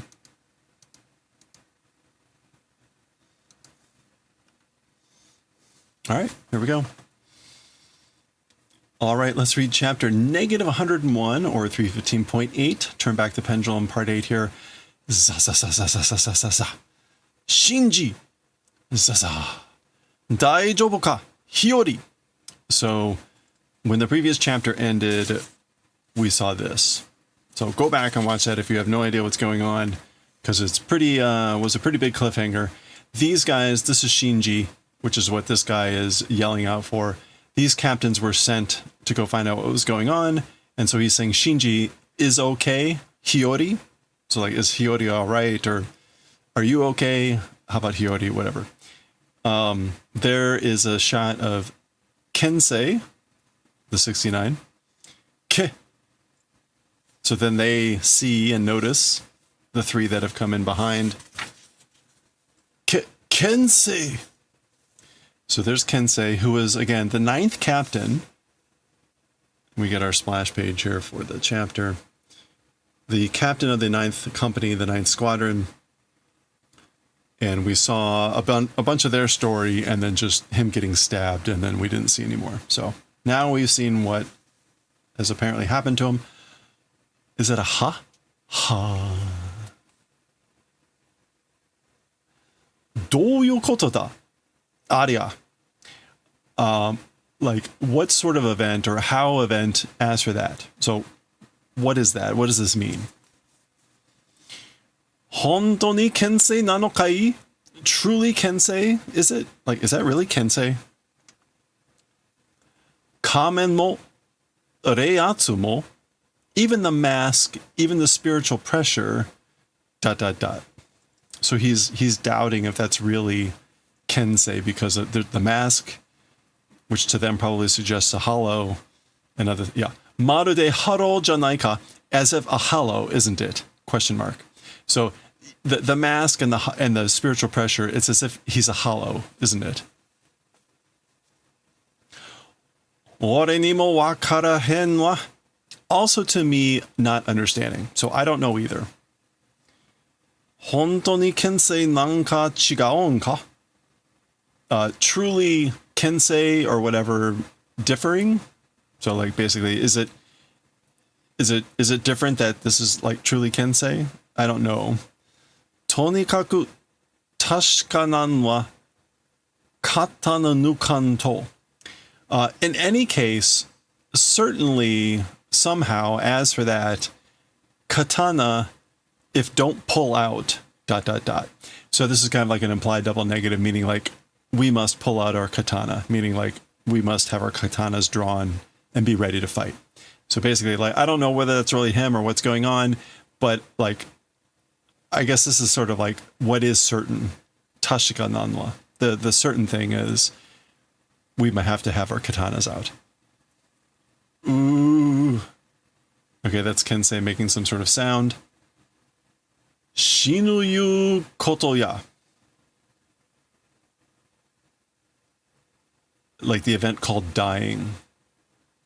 Shinu. Oh, okay. He's saying if we don't have our katanas out, we will die. So it's not an implied double negative. He finishes it here. Basically, again, what is certain is that if we don't have our katanas out, we will die. Okay.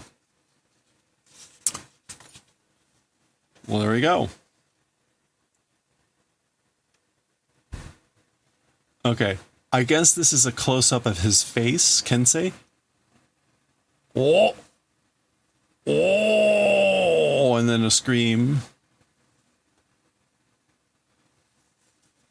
All right. They're all shocked at this. Triple exclamation point.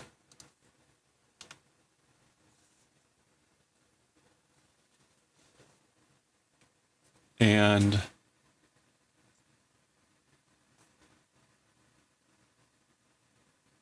what is this? Okay, something is Something's coming in.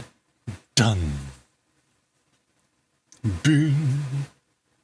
Okay, so boon is can say like quickly moving behind Adabu here.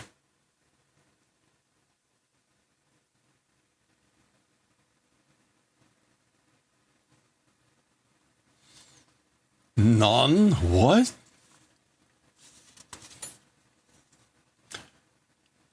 Dun.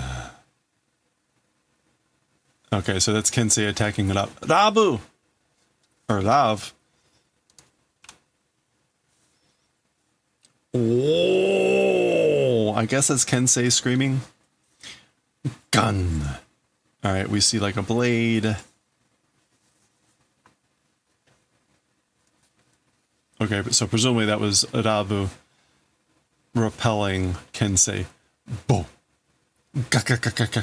So that's him sliding back. Kensei. Ha ha. Phew. Kiku-janeyo. So this is him just breathing hard and saying phew or phew. Kiku-jane. It's not Kiku. It's like it's not effective.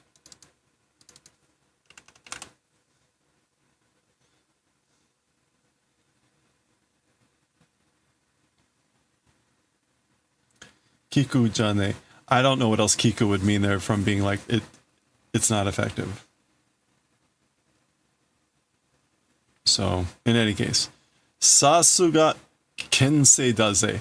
Okay, so like maybe like that was effective, wasn't it? As expected of Kensei. Meaning like it was a good attack. Akan. Oh, akatte no ka. Aite Kensei yazo. So like no, this is like it's kind of like stop, but like this is no good. Hello there. Hey, Tadakichi. Understanding, like, do you guys know what you're doing? The opponent, the adversary, is Kensei. Konnan, this sort of a geho. And so she kind of like starts coughing. Geho. Damatoke hiyori. Damatoke is like be quiet. And toke meaning like on purpose or in advance. So he's telling her to like settle down, be quiet. Hiyori. Orera ga tomana akanen. We not stopping is no good, I guess. So meaning like we must stop. Kensei implied. Like we must stop. Aitsu ga Kensei nara naosara no. That guy, if it's Kensei, then like all the more. Naosara.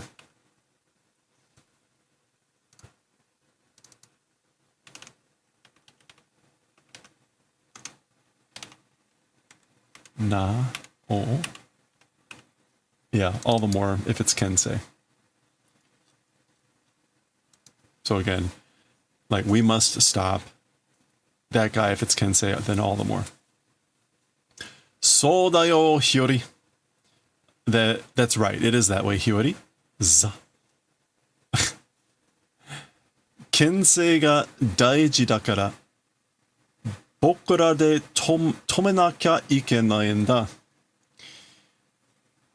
Kensei, because important, precious, with us must stop. Again, double negative of the if not stopping, it cannot go.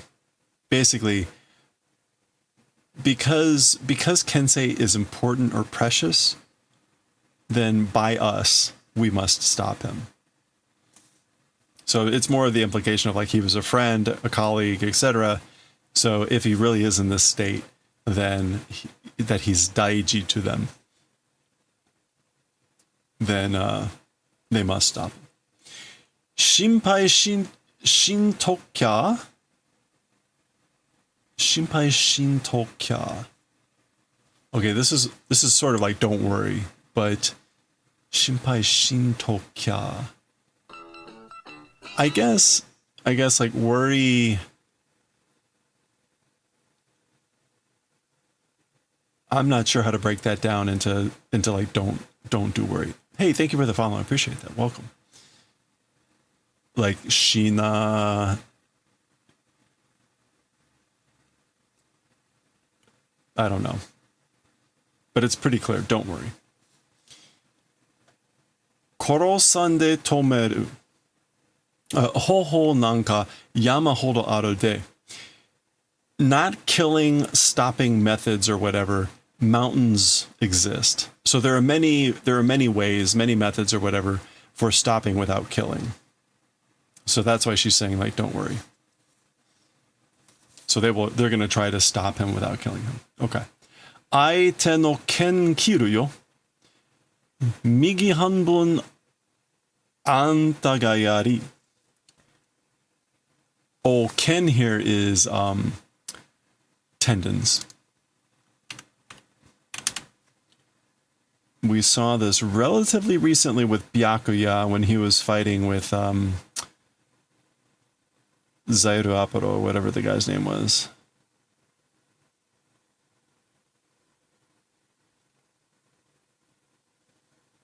Yeah, there it is, Ken. So, will slice, will cut the tendons of the hands and legs.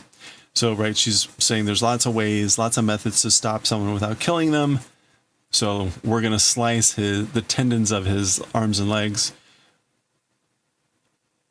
And I guess she's telling Ukitaka here, whatever his name is, the right half part is yours doing. So she's basically again saying, like, you do the right side, the right half. Orurai. Orurai. I guess that's all right. Okay, so dun. They're leaping into action. Guan. Kensei coming up on Kensei. Uh-oh. Dun. This is someone else. Ushiroya. It's behind, meaning like look behind you. Rozu. Rozu. Rose?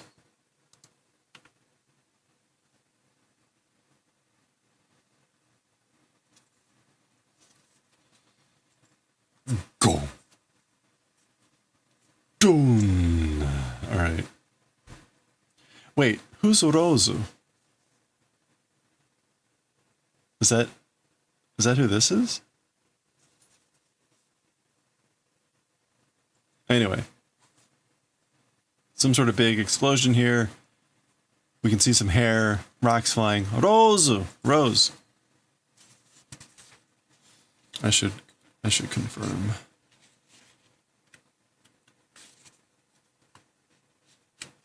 If I can. It's probably not in.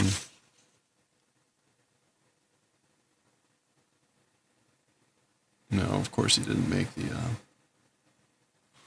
character list. Oh, yeah. So it is Mashiro ka? Is it Mashiro? So that this creature, that's Mashiro. She was the assistant captain for the 9th unit. We hadn't seen at all what happened to her yet. Now we know. She also appears to have a mask and doing a hollow transformation of some sort. Yep, she still has the clothes on. Doom. Guess that's her launching forward. Shh. Gun. Coming with a big strike that he's blocking.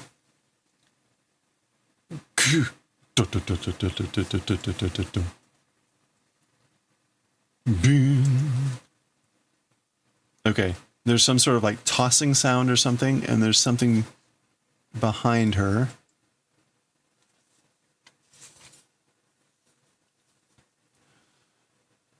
Gochu Tekkan. Tetsuwan. That's probably Tekkan. So this is the 5-pillar 5 pillar iron, and this is to like pierce or penetrate. So this is one of those guys doing like Kido, the demon way or whatever. Zun. Okay, so there's Shinji. Presumably that's Ushiro getting crushed by these 5 iron pillars you can see, right? So that would be the 5 pillars of iron penetration. Okay. Gah. Za. Okay, so it finally clicked. This guy is the guy that makes the magical barriers, right? With the Vizardos. The one that has the magic, the skills similar to Orihime or whatever. I'm like, those guys look familiar. So that's who that guy is. The other guy is the guy that works for Urahara in the shop. Minna-san hashiru no hayai desu. Everyone, yeah, right, because he always spoke with like the occasional katakana, like this, des-san. Everyone running fast it is. Everyone runs fast. Zari Hachi. That was this guy's name.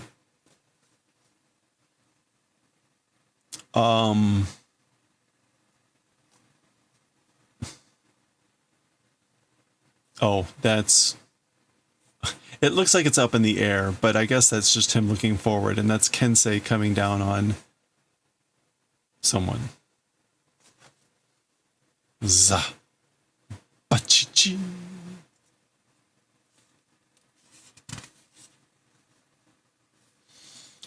Bakudo no 63.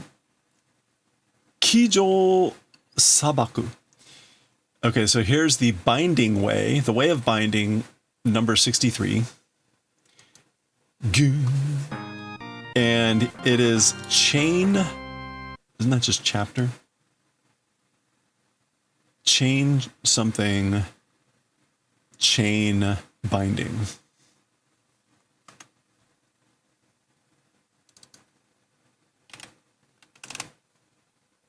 Yeah, okay.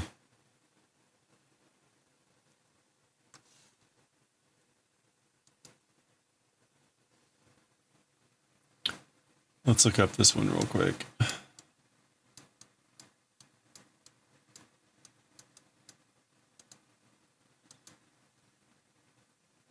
It's Suji, yeah, like idle, article, clause, fiber, string. So this is sort of like fiber, I guess like strings of chains and chains of binding. Gyari. So they're wrapping around Kensei. Doshan. Thud. Shinji-san. Mr. Shinji. Bah. これは一体何がどうなっているんですか?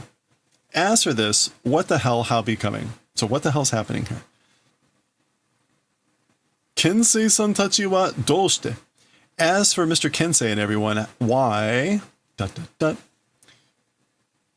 Bikin. Okay, this sounds like a creaking and cracking sound. Dokin. Meri. Beki. That's also Meki. So this is all cracking and popping. So he is like ripping through these bindings. Sonna. It can't be. 60 bandai no bakudo ga. A binding way of like level 60. Bandai here. Or like magnitude 60.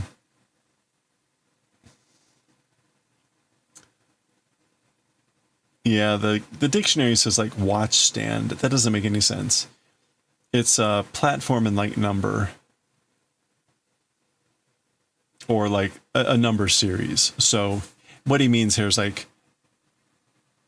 right, because he cast this thing. It was Bakudo number 63. So he's saying basically like it can't be that a binding way in the 60s Wanuryoku dakete, with just arm strength. Yabureru nante koto ga, the event of being destroyed or whatever. So he's just astounded that that could happen with just physical strength. Beki zoo.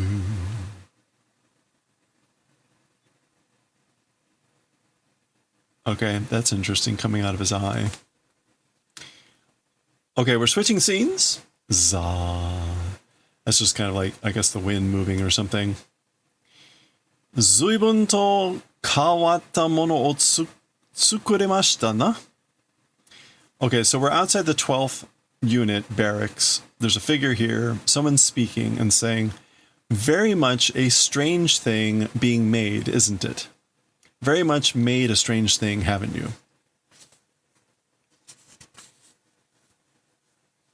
Okay.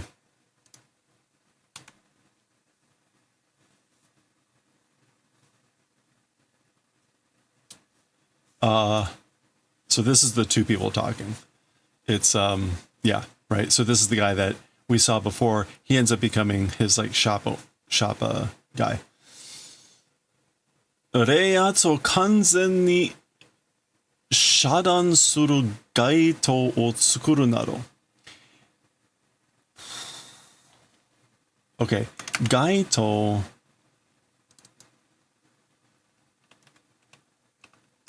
is a cloak, an overcoat.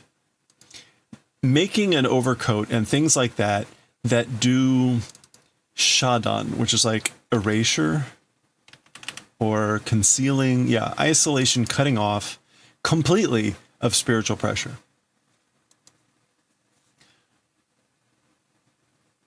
Jinjou na koto de wa arimasen. As for a jinjo thing not existing, so jinjo is ordinary or normal. As for being a normal thing, it's not. That's not a normal thing. Making a cloak and things like that that do isolation completely of spiritual pressure. So presumably this is him saying this to Urahara, who appears to be wearing this, presumably for some reason, hiding his spiritual pressure. Maitana, I give up. Like, you got me. Mitsukachatta sne, you found me. Discovered, didn't you? Tasuka ni ikareru no desho? Fukukando no.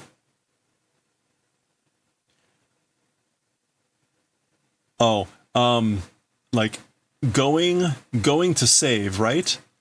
Assistant officer. So this is this guy asking Urahara, like, you're going to save your assistant officer. He means Hiyori, right? Taishukai de no anata no yosu wo mita toki kara, ko naru yokan wa shite orimashita. So he says, at the head leader meeting, at the unit leader meeting, your appearance, because the time that I saw your manner or your appearance at the leader meeting, this way becoming prediction or forecast doing.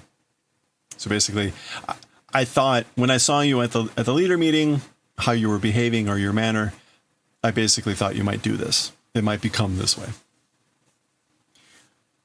Sasuga sne, as expected, you know. Tomo ni yoruichi dono no yashiki ni osewa ni natta mi. Okay, what is me in this case? I guess place or position, that's probably it. Together in the mansion of Yoruichi, Lady Yoruichi, were taking care of position. I guess like we held positions in the in the mansion, the house of Lady Yoruichi together. Kono kurai no koto wa wakaranu to omoi ka? This extent of event not figuring out thinking? Like, did you think I wouldn't figure this out? Because we spent time together anyway. Toshicha. Toshicha, moraemasen ka ne? Toshite wa. So I guess like as for passing through, not able to receive, I wonder. So he's asking this guy basically like, will you let me pass? Will I not receive passing through? Gomori o oshaimasu na. You're speaking of like the impossible?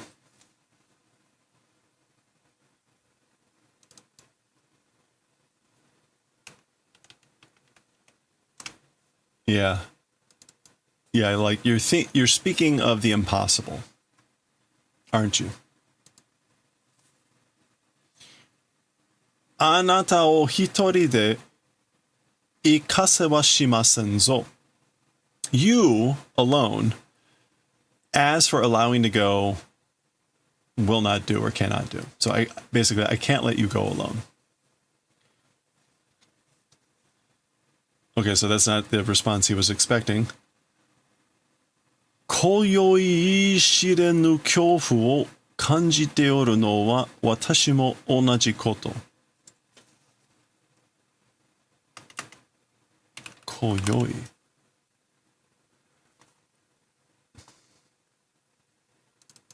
Okay, so he's saying this evening's speaking, not able to know fear.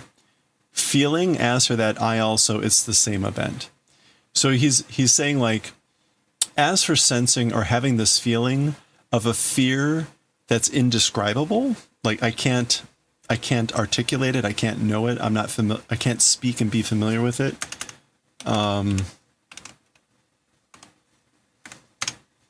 Yeah. Ishirenu is like indescribable and inexpressible. Like unfamiliar with how to say it. I also, it's the same event. So he's saying like, I also am having this fear, this inexpressible fear this evening. Sa, well then, tomo ni isogi maerimashou. Together, let's go. Let's hurry and go and visit. Karera no moto e. To their location. That moto, though.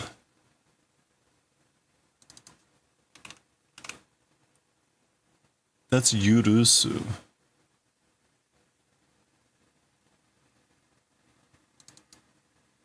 Like allow or permit.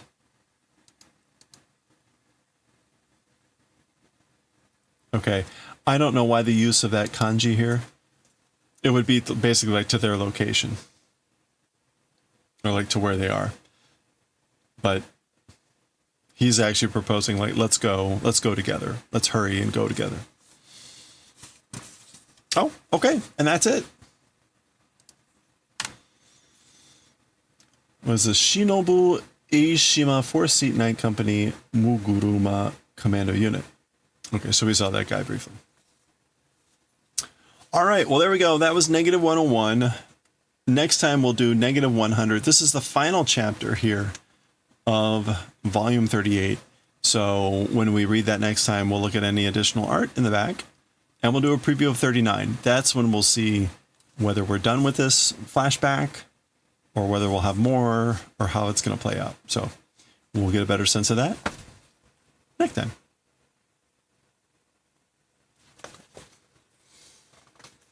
All right, not bad. Half hour. Good, good.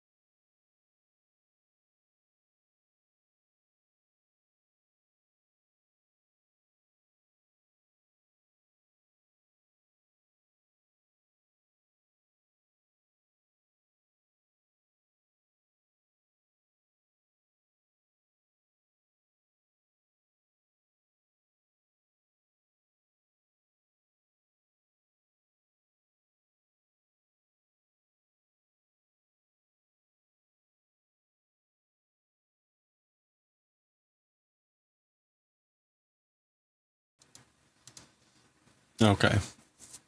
I think I've got everything ready. We're going to read Kyuu-chan now.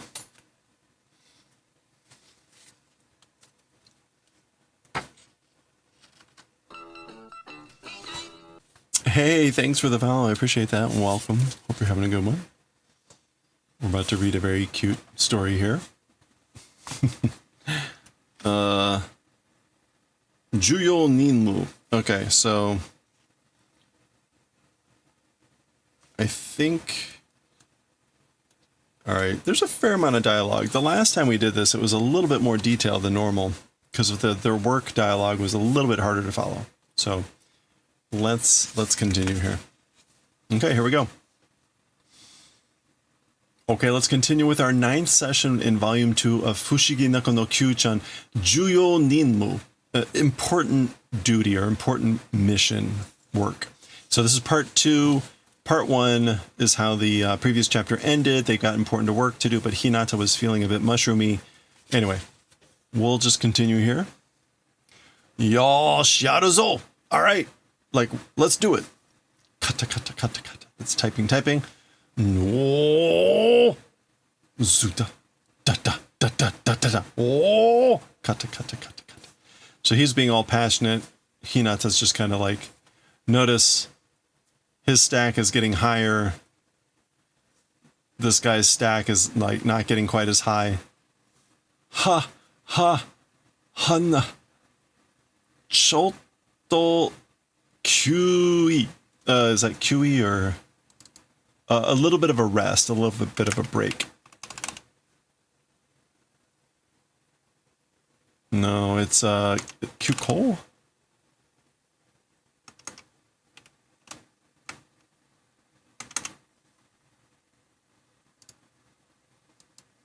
It's recess. I just can't remember how to pronounce it. QK. So a little bit of a recess, a QK, chotto QK.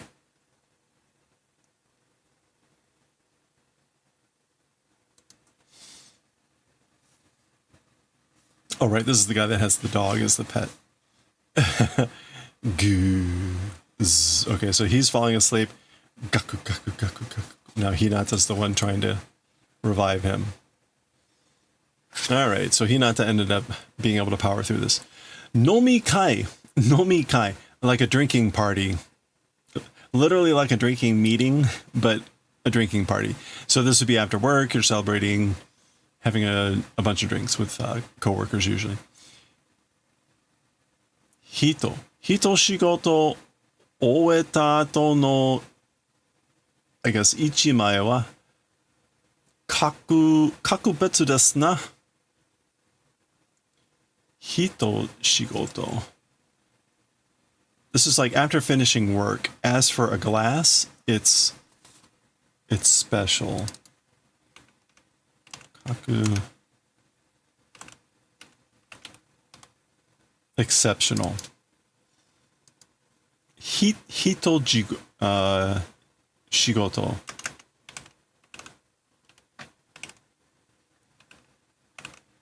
That's just a task. I guess like after finishing a task, or ask for a glass after finishing a task, it's exceptional.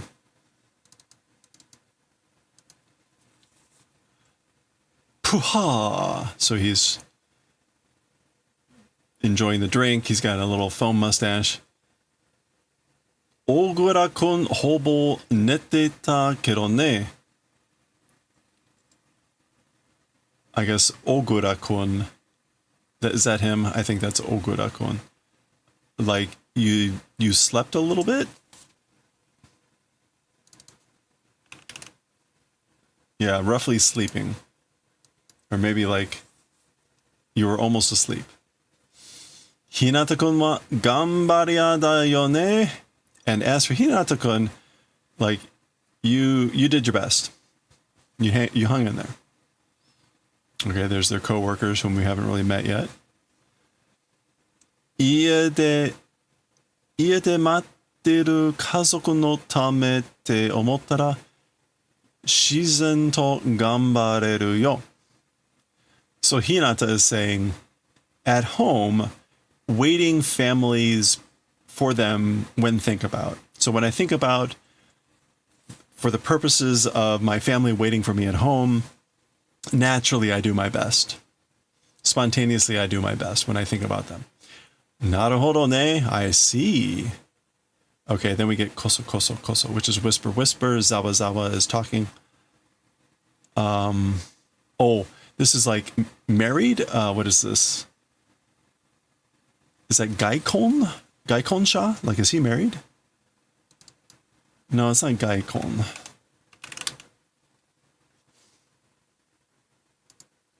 It's not gaikon.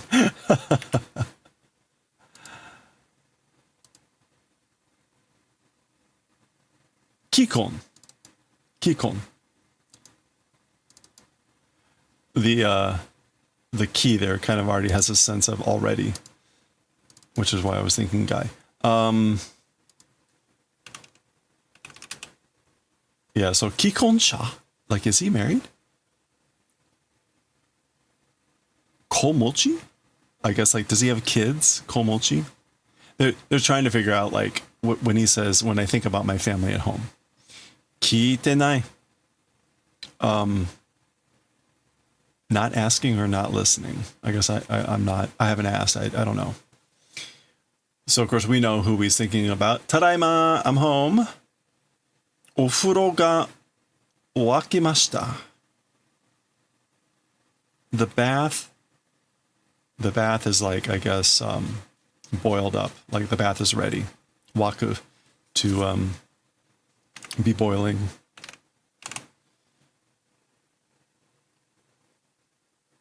To grow hot.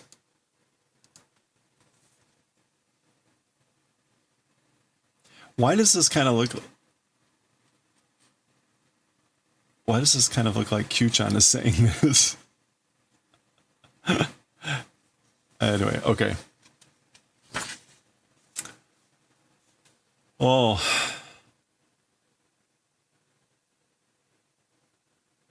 Takuhai no Oni-san. So like the older brother, the dude that does the deliveries, the home deliveries. Yeah, home delivery, takuhai. Which we can see will be this guy. Okay, so what do we have here?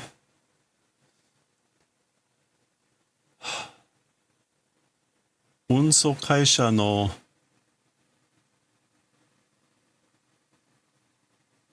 jinshu fusoku ga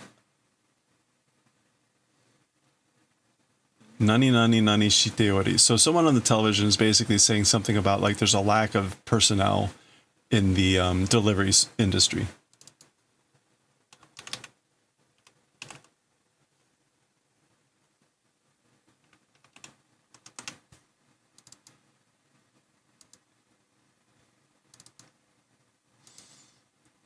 This is Jinshu.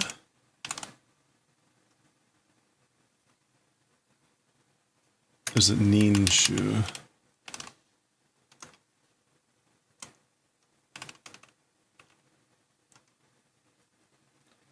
I never remember how to pronounce this.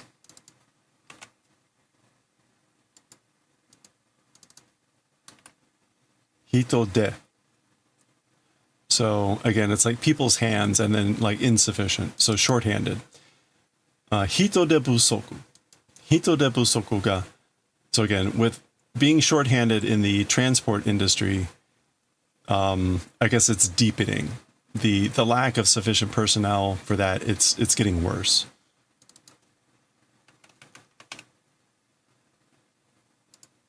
Yeah, was this Shinkoku?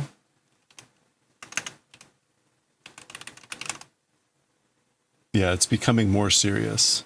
Shinkoku ka shite ori.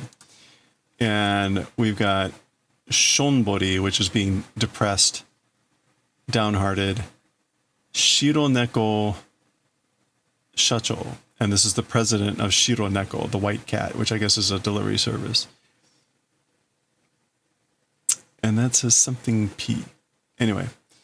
Itsumo taihen so ni shite mo na. And Hinata's making the comment, like, always seeming to be in a rough spot doing. Like, so he's thinking of the delivery guy whenever they see him. Yeah, he's running around frantically, and he's like, yeah, he's always seeming to be taihen, which is kind of like in a having difficulties. Netto chumon wa hikaeme ni shite. As for internet orders, due towards hikaeme.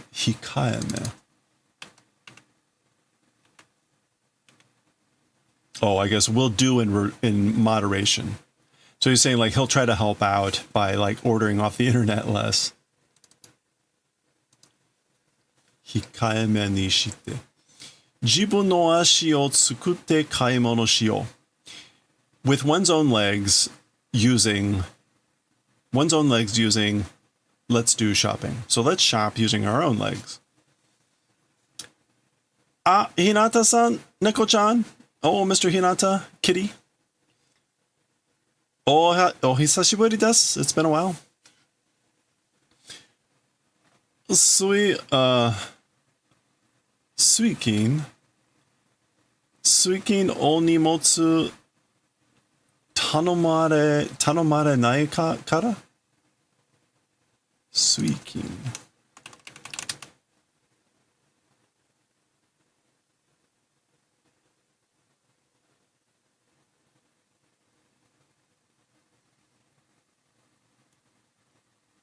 Oh, that's not Sui. What is this?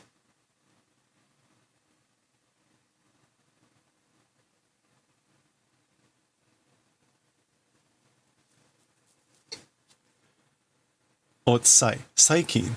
Wow. Sometimes when these are out of... Anyway, Saikin. This script is a little bit goofy sometimes. So lately, luggage, because not being requested for luggage, meaning like packages, samishikata desu, it's loneliness. So basically he's saying like, because I haven't had to deliver packages for you for a while. So lately, not being requested for luggage, because of that, it's loneliness. I've been lonely. Aw. Hikae sugiru no mo kangae mo mono ka? I guess like too much in moderation, too much in holding back also, I guess like it's a thing to think about. Like I also need to think about like holding back too much. Okay. Poor delivery guy. Telepathy, I guess telepathy.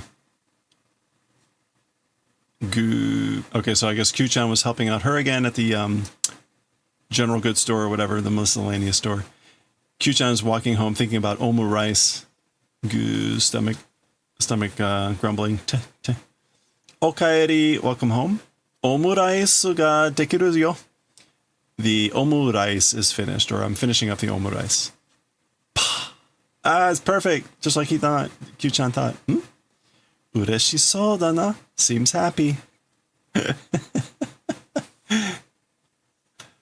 Got it right. Perfect.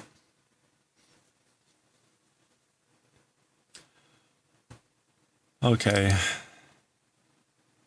Shutoku?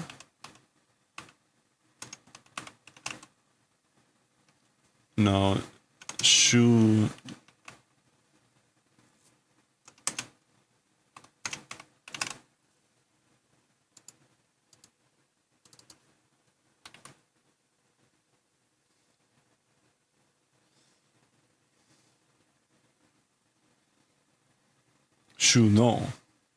Shuno jozu.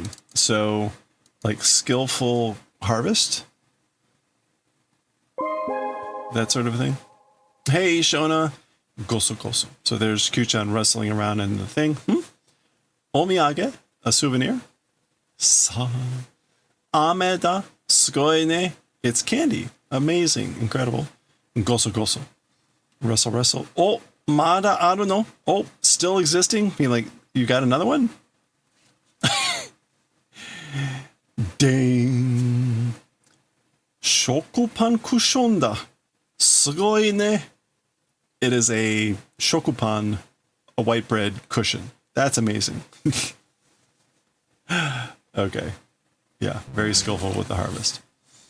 Hey, Citrong. Iyashi no cushion. An Iyashi cushion. Cushion. Iyashi. A humble? Oh, no. This is the, like a soothing, healing, soothing cushion. Sawa sawa. So that's kind of like soft, soft. Fua fua. Fluffy. It's light and fluffy. Mofu mofu. Again, kind of like patting it, how soft and fluffy it is. Mochi mochi. Lots of words that all mean the same kind of like. Springy is mochi mochi.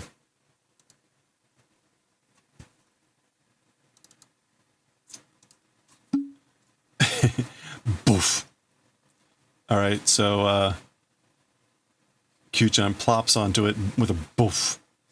Kyuu-chan. Iki dekiteru? Breathing possible? Like Kyuu-chan, can you breathe? And zzz. Okay. All right. Departo, department store. Departo iku, going to depart, but like going to department store, question mark. So yeah, it's not like, are you going to leave? This is a departo's department store. Kuru pa. So this is sort of like, will you come with me? So pa, Kyuu-chan's very excited. Chirin chirin. That's the bell on the bike, presumably. Kyuu-chan, departo suki da monna. For Kyuu-chan, a department store is likable, a likable thing, right? Like you like department stores, right? Ga.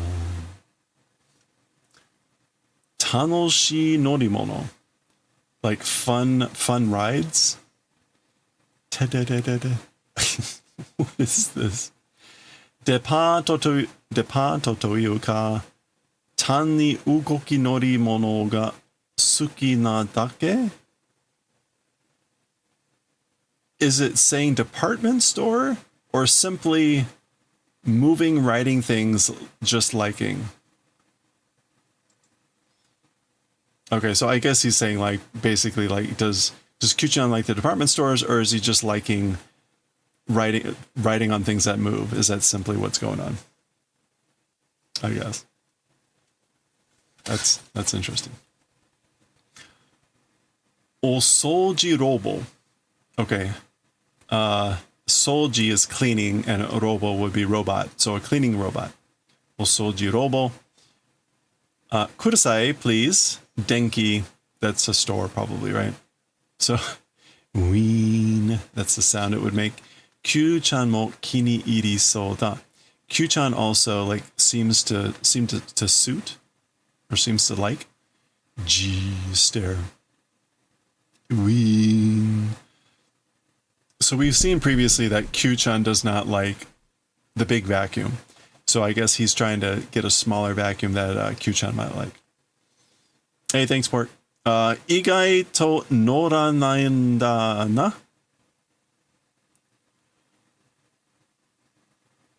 I guess like unexpectedly not riding. Isn't it? So he was expecting that Kyuu-chan would hop on this thing while it would go around, and he's saying like Igai is like outside of expectations, not riding. Zaween. Suimasen mioni. Wait. Suimasen. Oh. Mioni oyatsu no. I guess heri ga hayai no na. No, saikin. It's saikin again. Man. So lately, strangely, mioni, the snacks decrease. The decrease of snacks is in the manner of being fast. And this is what boro, we saw those were round cookies last time. And this is also cookie. So yeah. Lately it's strange, or strangely the snacks seem to be decreasing rapidly. Nade, nade, pat, pat. Okay. Nezo ato. Some sort of art? Nezo. Like sleeping? One sleeping posture. Like the art of sleeping posture? Yeah, sleeping. Okay, so Hinata has dressed up Kyuu-chan while sleeping, taking a picture. Fun fun, asagohan. So la la la, breakfast. Ta ta ta. Sucha. Kyuu-chan, okite no? So Kyuu-chan, you were awake? All right.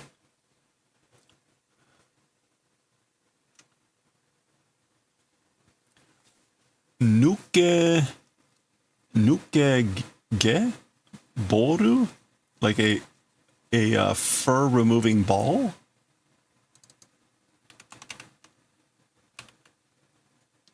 Yeah, nuke ge boru. Fallen. Oh, it's like a ball of hair that's fallen out from like combing.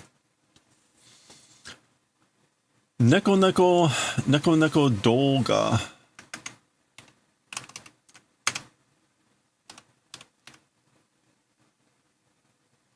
Animation. So cat animation, moving picture. Nukege de boru o tsukero. Let's make a ball from combed out hair. Okay. From fallen hair. Tanoshi so kawaii. Oh, that seems fun. That's cute. Okay. Sonna bunka ka? Bunka ga? That sort of bunka, like culture? What else can that mean?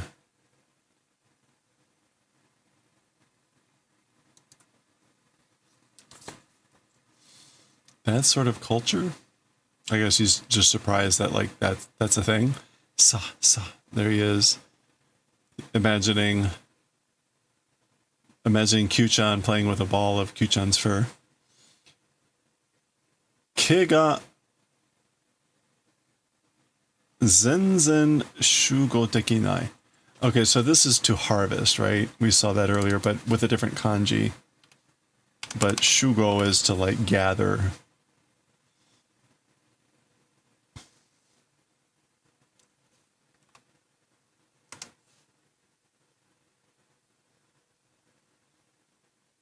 We'll just grab it here. Or is it shuseki?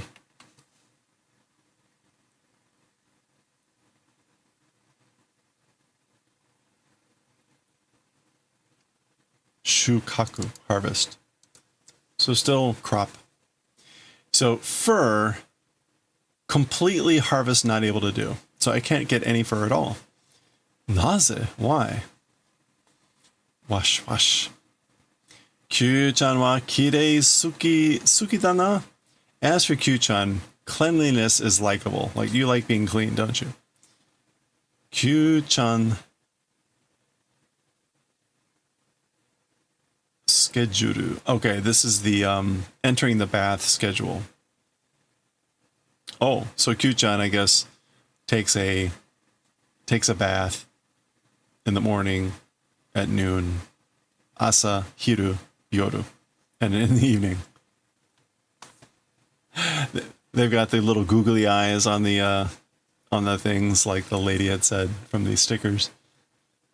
I guess that's New Yoku, which sounds like New York, but it's entering the bath. Yeah, bathing. New Yoku.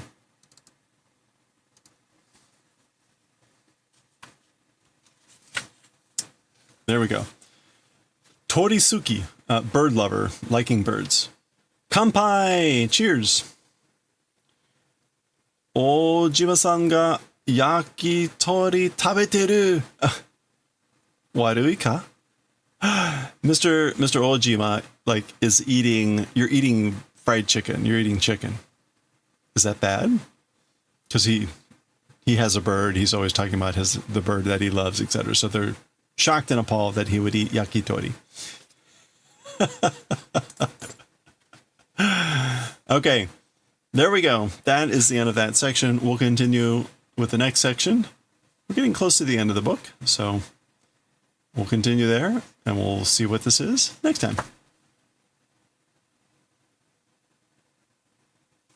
All right. All right.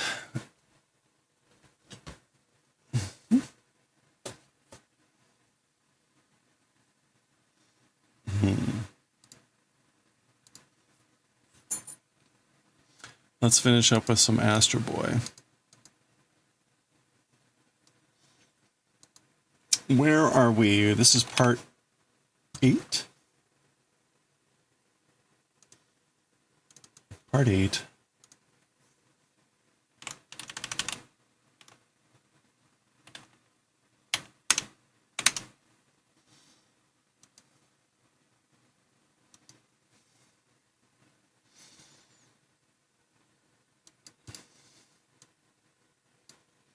Volume 1, Chapter 43, Part 8.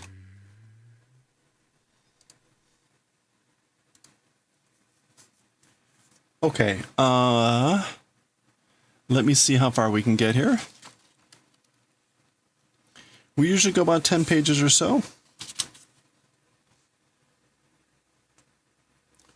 1, oof, that's a lot of text. 1, 2, 3, 6, 7. 10.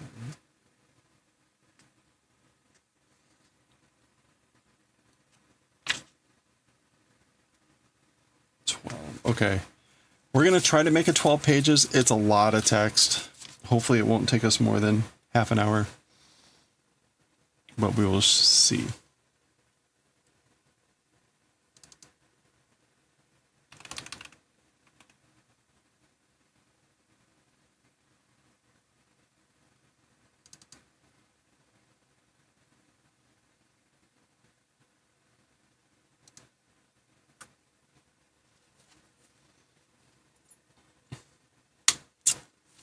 Okay, and this is Roboto Kenkyujo.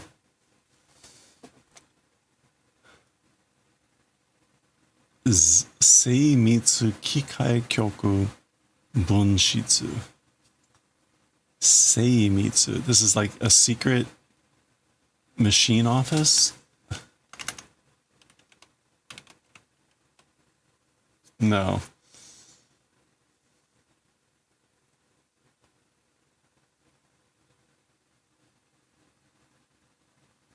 Precision machines.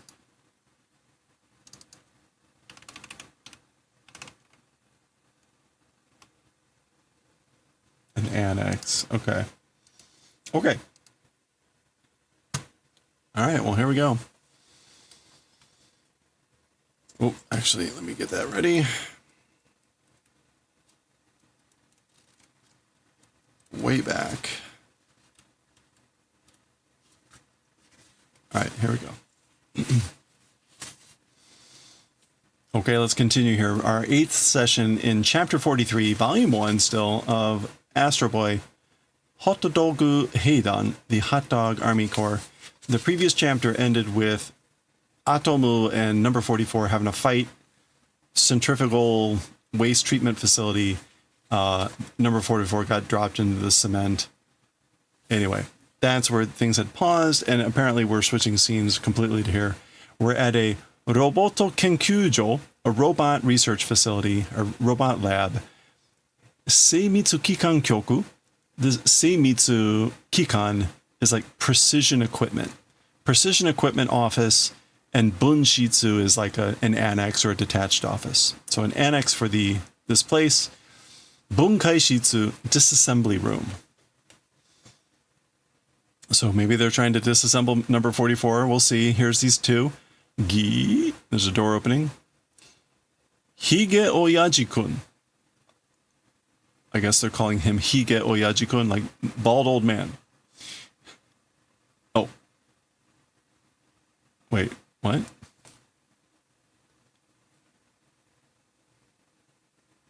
Wakarimashita ka? 44号の秘密がお迎えでゴンス。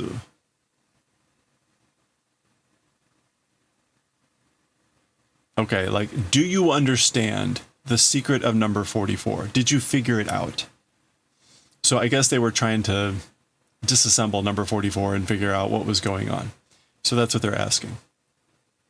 This,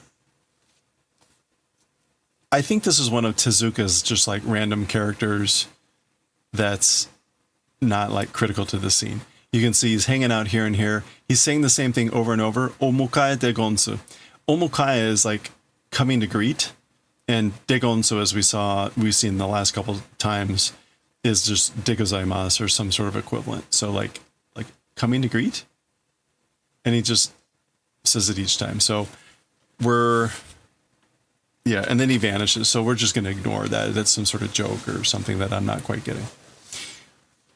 わしとどういう関係があるかわかったんですか? With me, what sort of relationship existing? Question mark. Understood? Question mark. So did you figure out what the relationship is with me? まあ、おいでなさい。見せたいものがある. So I think this is, what's his name? Ochanomizu? Because the stories were published so out of sequence, we haven't gotten greatly introduced to a lot of characters, right? We're in chapter 43 already, so we've missed a lot of any introduction other than in that really tiny introduction where this guy rescues Atomu from the circus. So I think that's Ocha no Mizu. Well, I guess like please come. Wanting to show thing exists. Yeah, so please come here. There's something I want to show you. Okay, there's that guy we're ignoring. Nan desu korea? What is it as for this? So what is this? 44号の体を調べたらこれだけの部分に生きた神経と脳が入っていたのです。When researching or when studying the body of number 44, only this portion, living nervous system and brain being put in. Okay, so when he's saying like when they researched, studied the body, the only living parts that were inside the body were the no, the brain, and the shinkei, which is the nervous system. So that's what we're seeing there, I guess. Oh, he he he he he. ロボットの体の中に本物の神経が. So the old man's laughing and saying, inside the body of a robot, authentic, real things of a nervous system, like an authentic nervous system inside the body of a robot. Oh, he he he. ご冗談でしょ? You're joking, right? It's a joke. ご冗談, right? Okay. Ocha no Mizu is, I guess, miffed at that. I guess that's steam coming up. It looks kind of like his hair and nose. Hige Oyaji-kun. Okay, so he calls this guy Hige Oyaji-kun, which again is like bald old man. Warai goto janai yo. It's not a laughing matter. Majime na hanashi da. It's a serious story. Like, this is serious business. これは極端なサイボーグなのじゃ. As for this thing, it's a 極端 cyborg. 極端. It's an extreme cyborg. Hmm? サイボーグというのは人間の体の一部をロボット装置と変えたものじゃ. So this is Ocha no Mizu describing while we're seeing, I guess, like something that would be making a cyborg. As for the thing called a cyborg,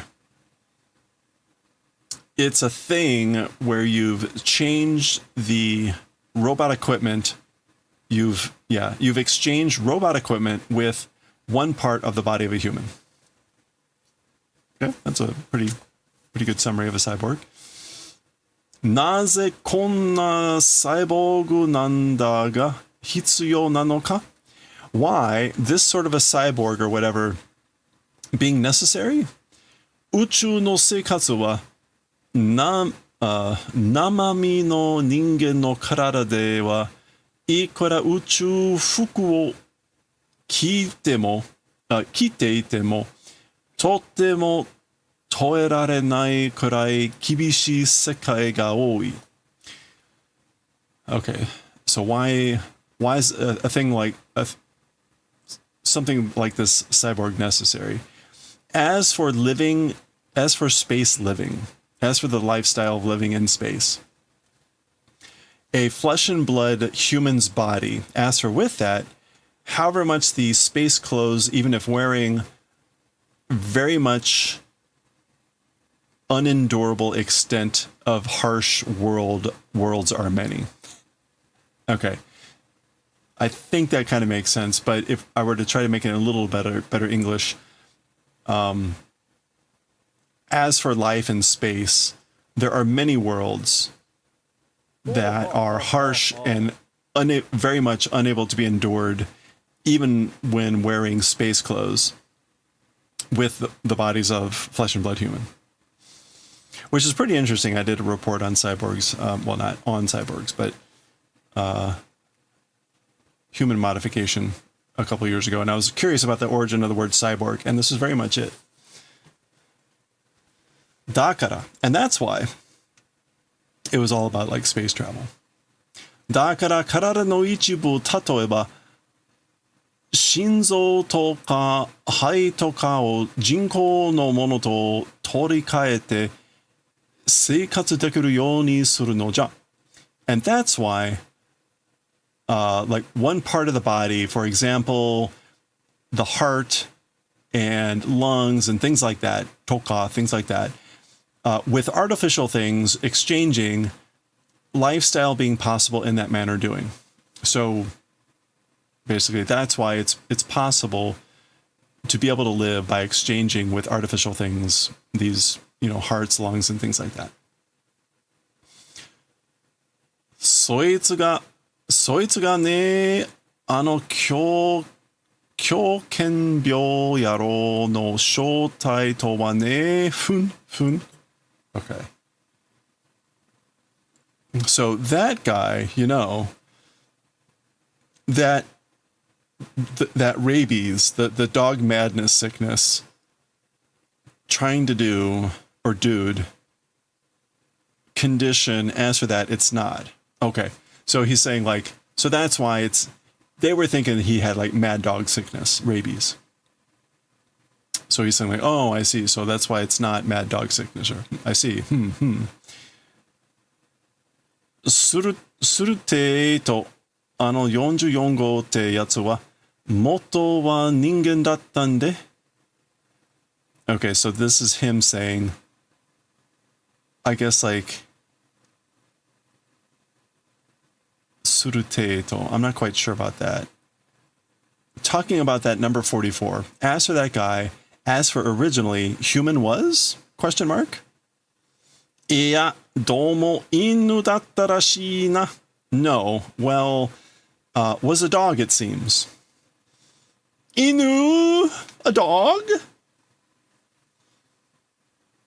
犬を人間化することはできんが、サイボーグとしてロボット化することはできるからな. As for the event of doing human transformation of a dog, it's not possible. So basically, it's not possible to turn a human into a dog. Or no, turning a dog into a human.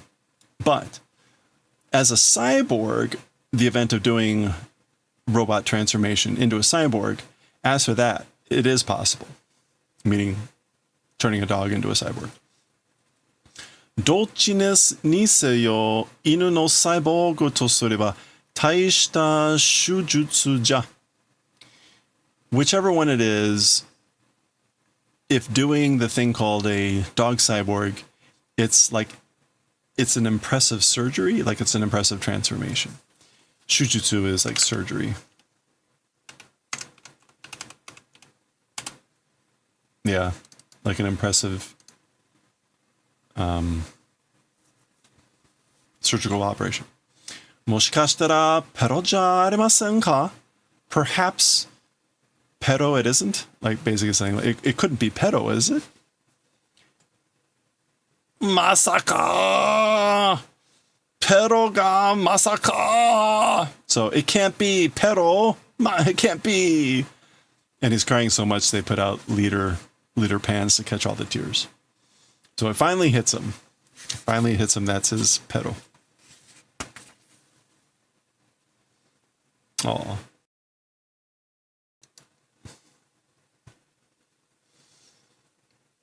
Hakase, もしペロがあんな姿にされちまったとしたら、あんまりかわいそうすぎます。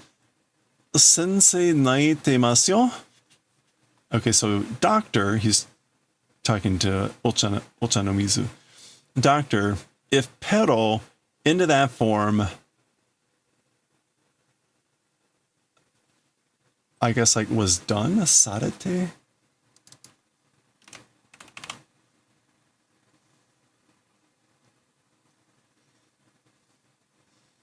Oh, being left.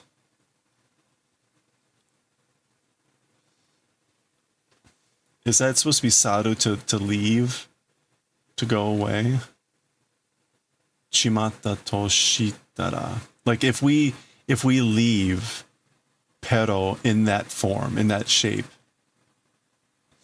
very much pathetic. It's like too sad. It's too pathetic or whatever. The teacher is crying. So he's talking about this guy, the old man. Chikusho! Damn it!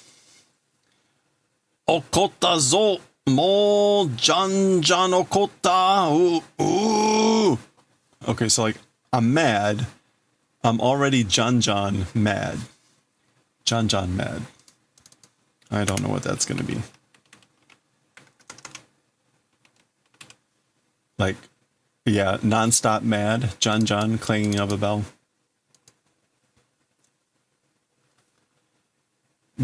Dare da ka shiranee ga yatta yatsu no dotte para o nokogiri de buchiwatte yara. Okay. Who is it? Don't know. I don't know who did this. I don't know who it is, but the doing person's dotte para guts. Like I'm gonna smack out the guts of the person that did this. Dotte para and then nokogiri. Saw off. Oh, with a saw.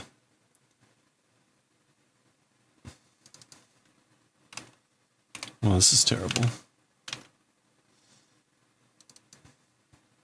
Yeah, I'm gonna split the guts of the person who did this with a saw. And there's his saw, his nokogiri.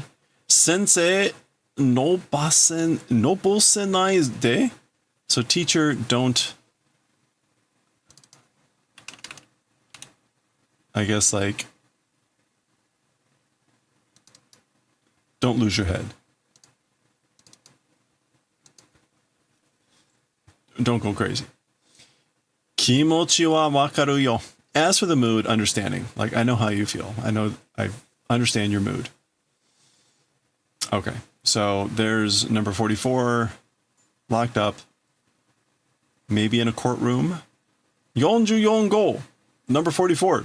Kimi no shujin wa dare da? As for your, I guess, like owner, who is it? So who owns you? Or who's your master, your shujin?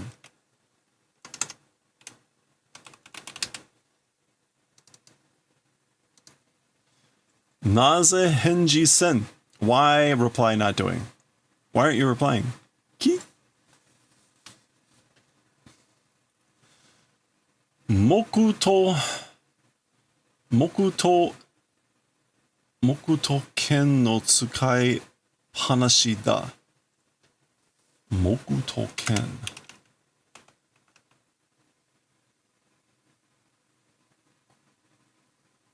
Oh no, sorry, mokuhi. Ugh.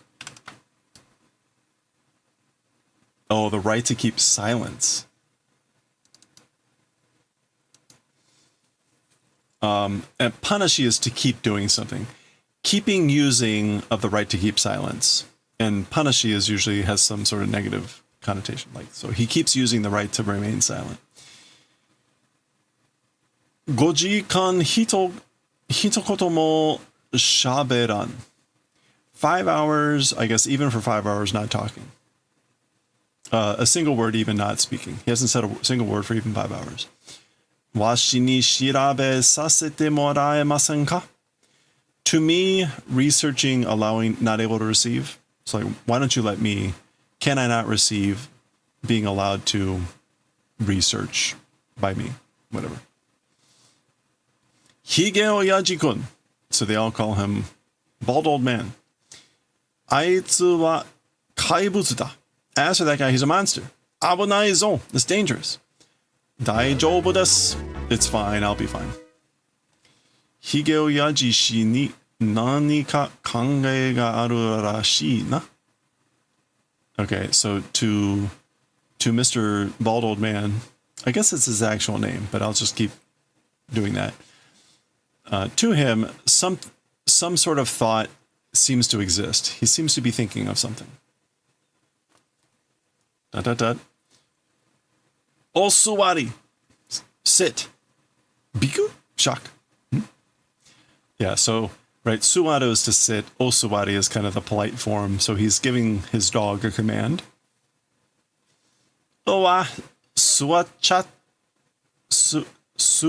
yanai ka? Wow. Like, I guess, like, did he not sit down? Itai korea douyu kotta? I guess this is like, what the hell's going on? Itai, what the hell? As for this, like, how going, or what happened? Like, basically, again, what the hell is going on? Na oashi no tazuneru koto ni kotaeru n da zo. Omae o tsukutta no wa Ponkotsu Hakase. Okay, so we're finally getting some answers. He says, well then, to my requested things, I guess reply. You who made, as for that. Basically, who made you? As for the one that made you. And he replies, Dr. Ponkotsu. Tazuneru.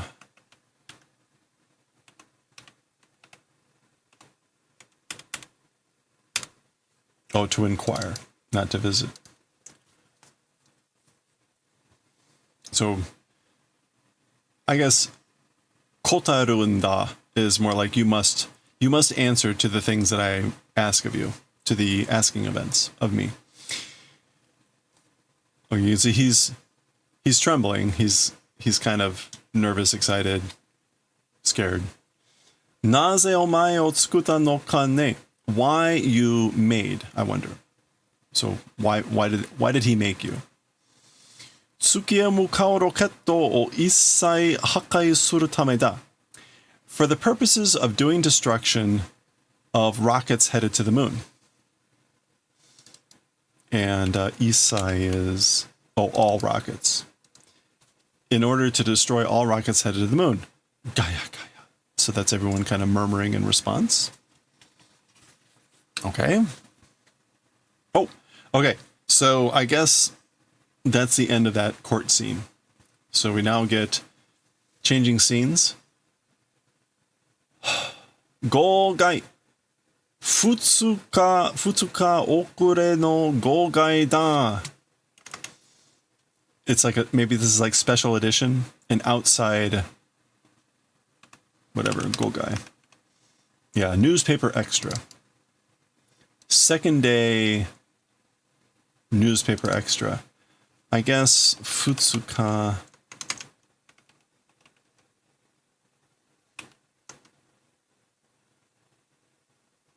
Okure. I don't know what the okure here is. Oh, delay. A 2-day delay. Special extra.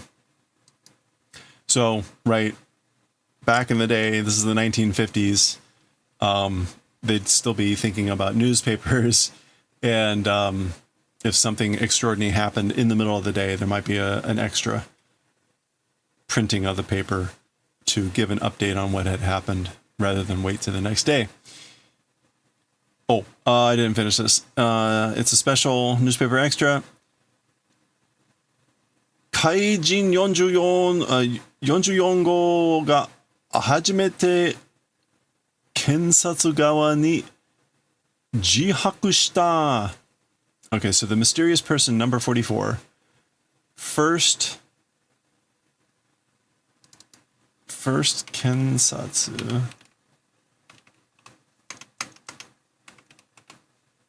First examination side, by the first examination side, did confess. So basically, 44 did a confession to the prosecutor, I guess like on the first side or whatever.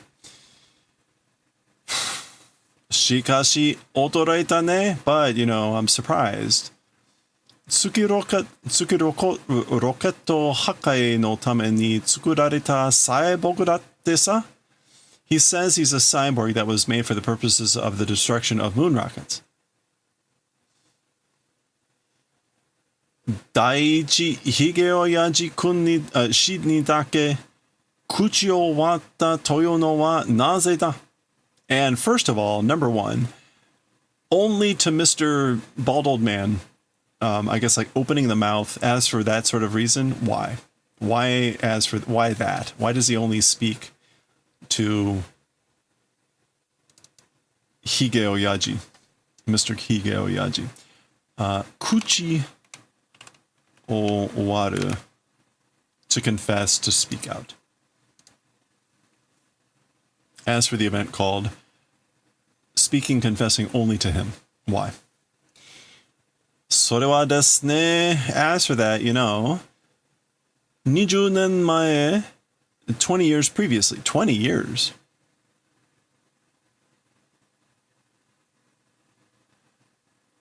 Previously, Hige Oyaji ni 500円ほど借金したでしょうな.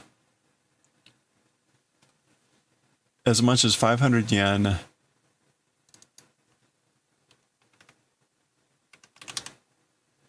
did a monetary award, right?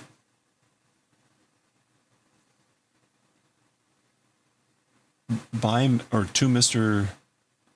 Hige Oyaji did a monetary reward to the extent of 500 yen, 500 yen, right? I don't know what that's referring to. An expression of thanks. Shaki. No, that's not shaki. We went shakin.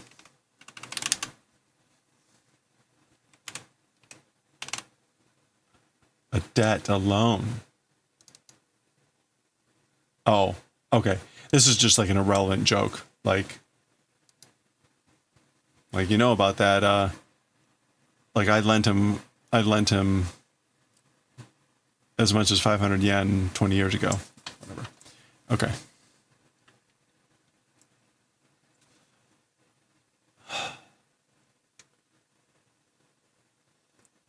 もっと厳重な留置法を考えないと怪物め脱獄する恐れがあるぞ.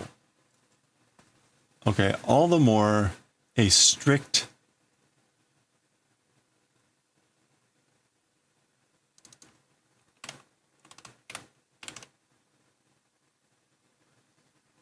detainment method, if don't think about the monster doing escape, fear exists. Okay. They're basically saying, like, if we don't think of a more strict way to do containment of the whatever, like this fear exists that he'll do escaping the monster. Okay. 彼はこっちから攻撃しない限りおとなしいんですぜ。怪物じゃねえすよ。Okay, so he's saying, as for that, as for him, meaning number 44, from this direction, from me, attack not doing as long as being docile it is. Oh, I guess he's saying, like, as for him, like, he'll be docile as long as, like, an attack is not coming from me, I guess. And he's not a monster. 怪物じゃねえすよ。許して自由にしてやったらどうなんで。Okay, so forgiving or allowing and doing freely, if due, how about it? I guess he's asking, like, how will it become? Or how about, like, if we forgive him and let him do what he wants, let him go about freely? そうよがひげおやじさん、あいつが街へ出てあればれないという保証はあるかい? That sort of a thing. Mr. Hige Oyaji-san, or Mr. Hige Oyaji, that guy, to the village, if not running amok? As for that assurance or protection, does it exist? Hey, Daiwek. Hope you're doing well. Okay, so he's basically asking the old man, like, basically, can you assure that, can you guarantee, Hosho, that the robot, number 44, isn't going to run amok out in town?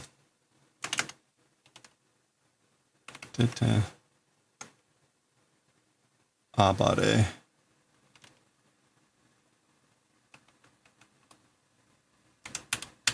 Yeah. I think that'll work. Oh, so he's like, of course, yes. Yokozansu.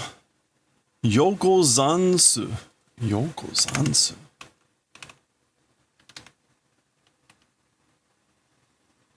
Yokozansu. Is that like, I'm not sure. Yokozansu. Washi ga mimoto hikiuketa ni Naria in the show. Me.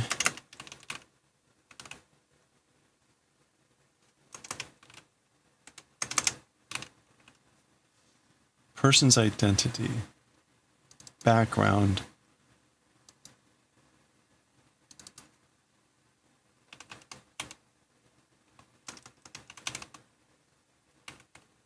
To be responsible for. Nariai and Desho. I guess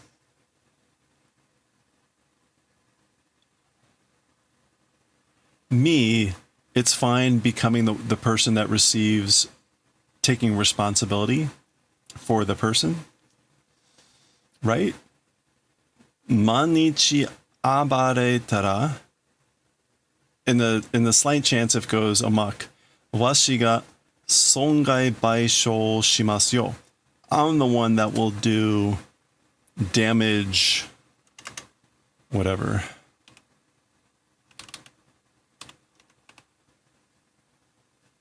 Restitution of damages. So basically, if he does, by some small chance, manichi, run amok, I'm the one that will do restitution of damages. Okay. Whew. Ka. Footsteps. Ka. 44号君を釈放する. So, number 44 will do, I guess, release of you. Like, we're releasing you.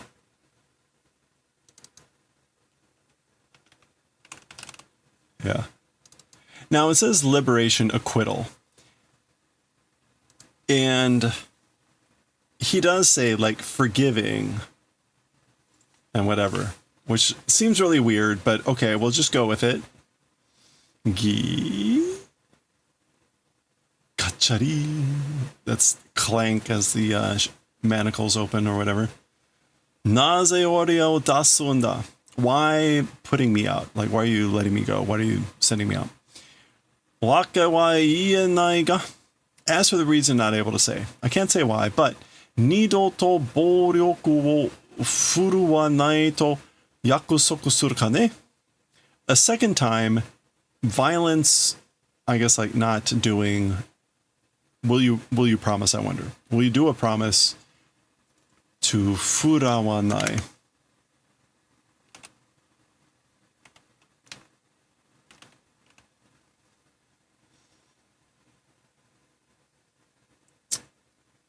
I guess that's to wield, to exert violence a second time.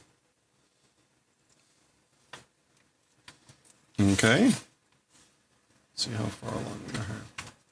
All right, I wanted to get further, but omedetou, congratulations. Sochi no heya ni fuku ga youi shite aru.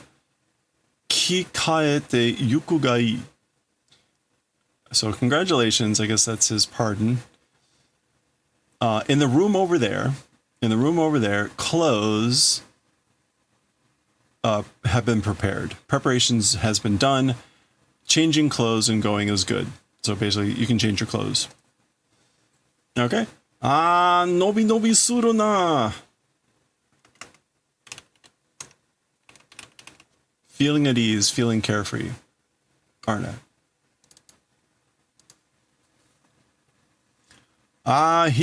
Hige oyaji-kun, ima 44号を釈放したよ. Oh, Mr. Hige Oyaji, right now we have done release of number 44.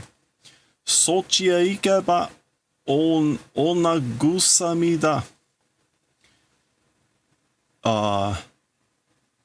If able to go that direction, it is onagusami.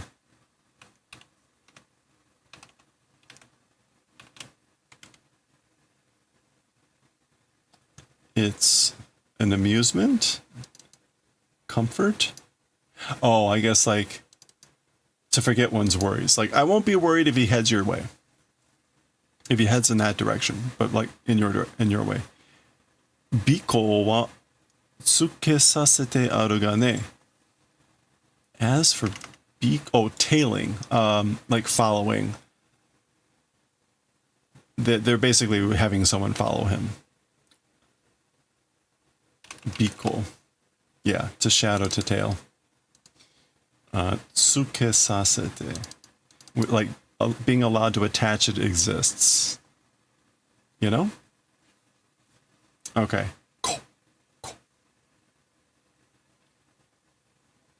We'll pause there. We got to pause there. We're on almost 40 minutes. I wanted to get another like 6 pages, but there's way too much dialogue. So we'll pause there and we'll keep plugging away. So after all that strange court scene, they know the secret, or at least parts of the secret. We'll see where things go from here. We still have lots of pages to go. Who knows how the story is going to develop? We'll find out as we continue next time.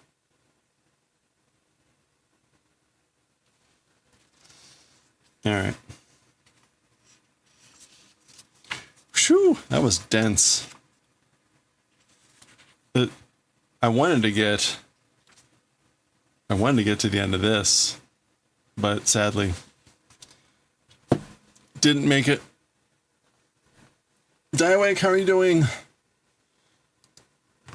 Ugh. We started the hem of our shirt. Whoa. Oh, you reminded me. I may change this. Hey, thank you for the boob shine. Check this out. If you didn't see this, watch what happens now with the fat Kochubo.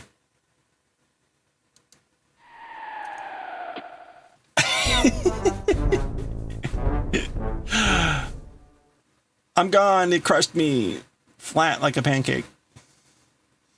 You know what? I could actually like leave a little bit of like a crushed camera down there at the bottom, so it's like I'm actually crushed. And then I spring back. So with the boob shine, oh boy, stand by. I'm gonna tweak a bunch of other little things. It'll be hysterical.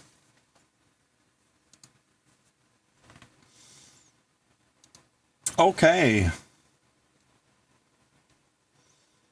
All right, it looks like Sumo is live. Sumo is live. We just rated him yesterday though, so do we have another alternative here? If you didn't see it, the Sumo tournament is live now in Japan. It will be gone for a couple weeks. You may want to check that out.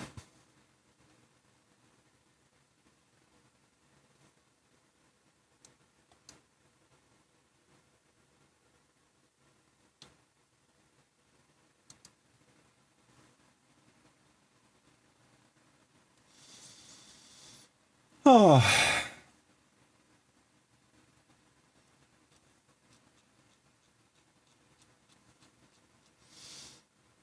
You're back home from a long day of stuff. Oh, you went to Asian market. Nice.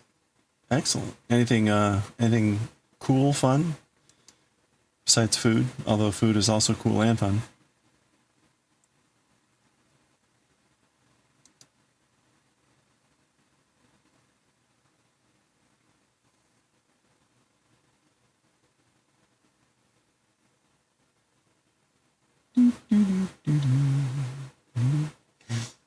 You know what? Let's go raid Midnight Sumo again anyway.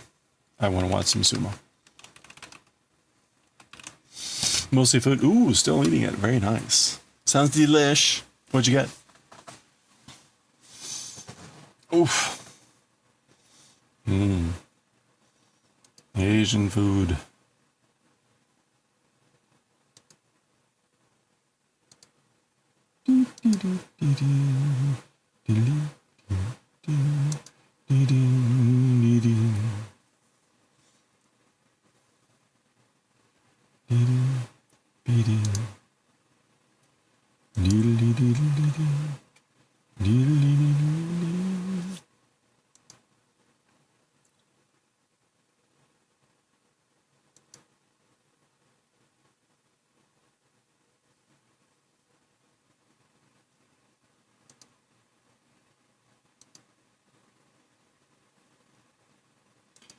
Beep beep beep beep beep beep beep beep beep beep beep beep beep beep.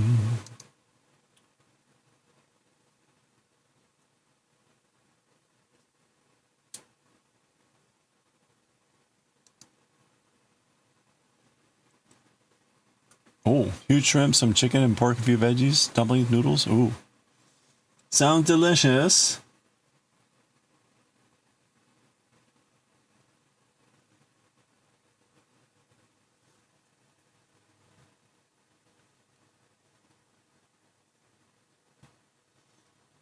Okay.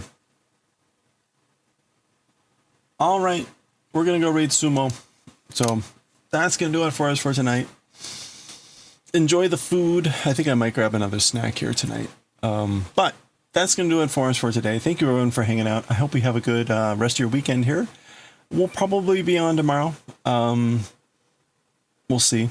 And I hope we have a good one. I need to work on a bunch of things, so we'll see how the weekend goes. But anyway, have a good one. Stay safe, stay well. Let's go watch some sumo, and I will catch you all next time. Thanks again, and if you stick around from Sobrito's raid again, thank you for sticking around. I appreciate that. Have a good one.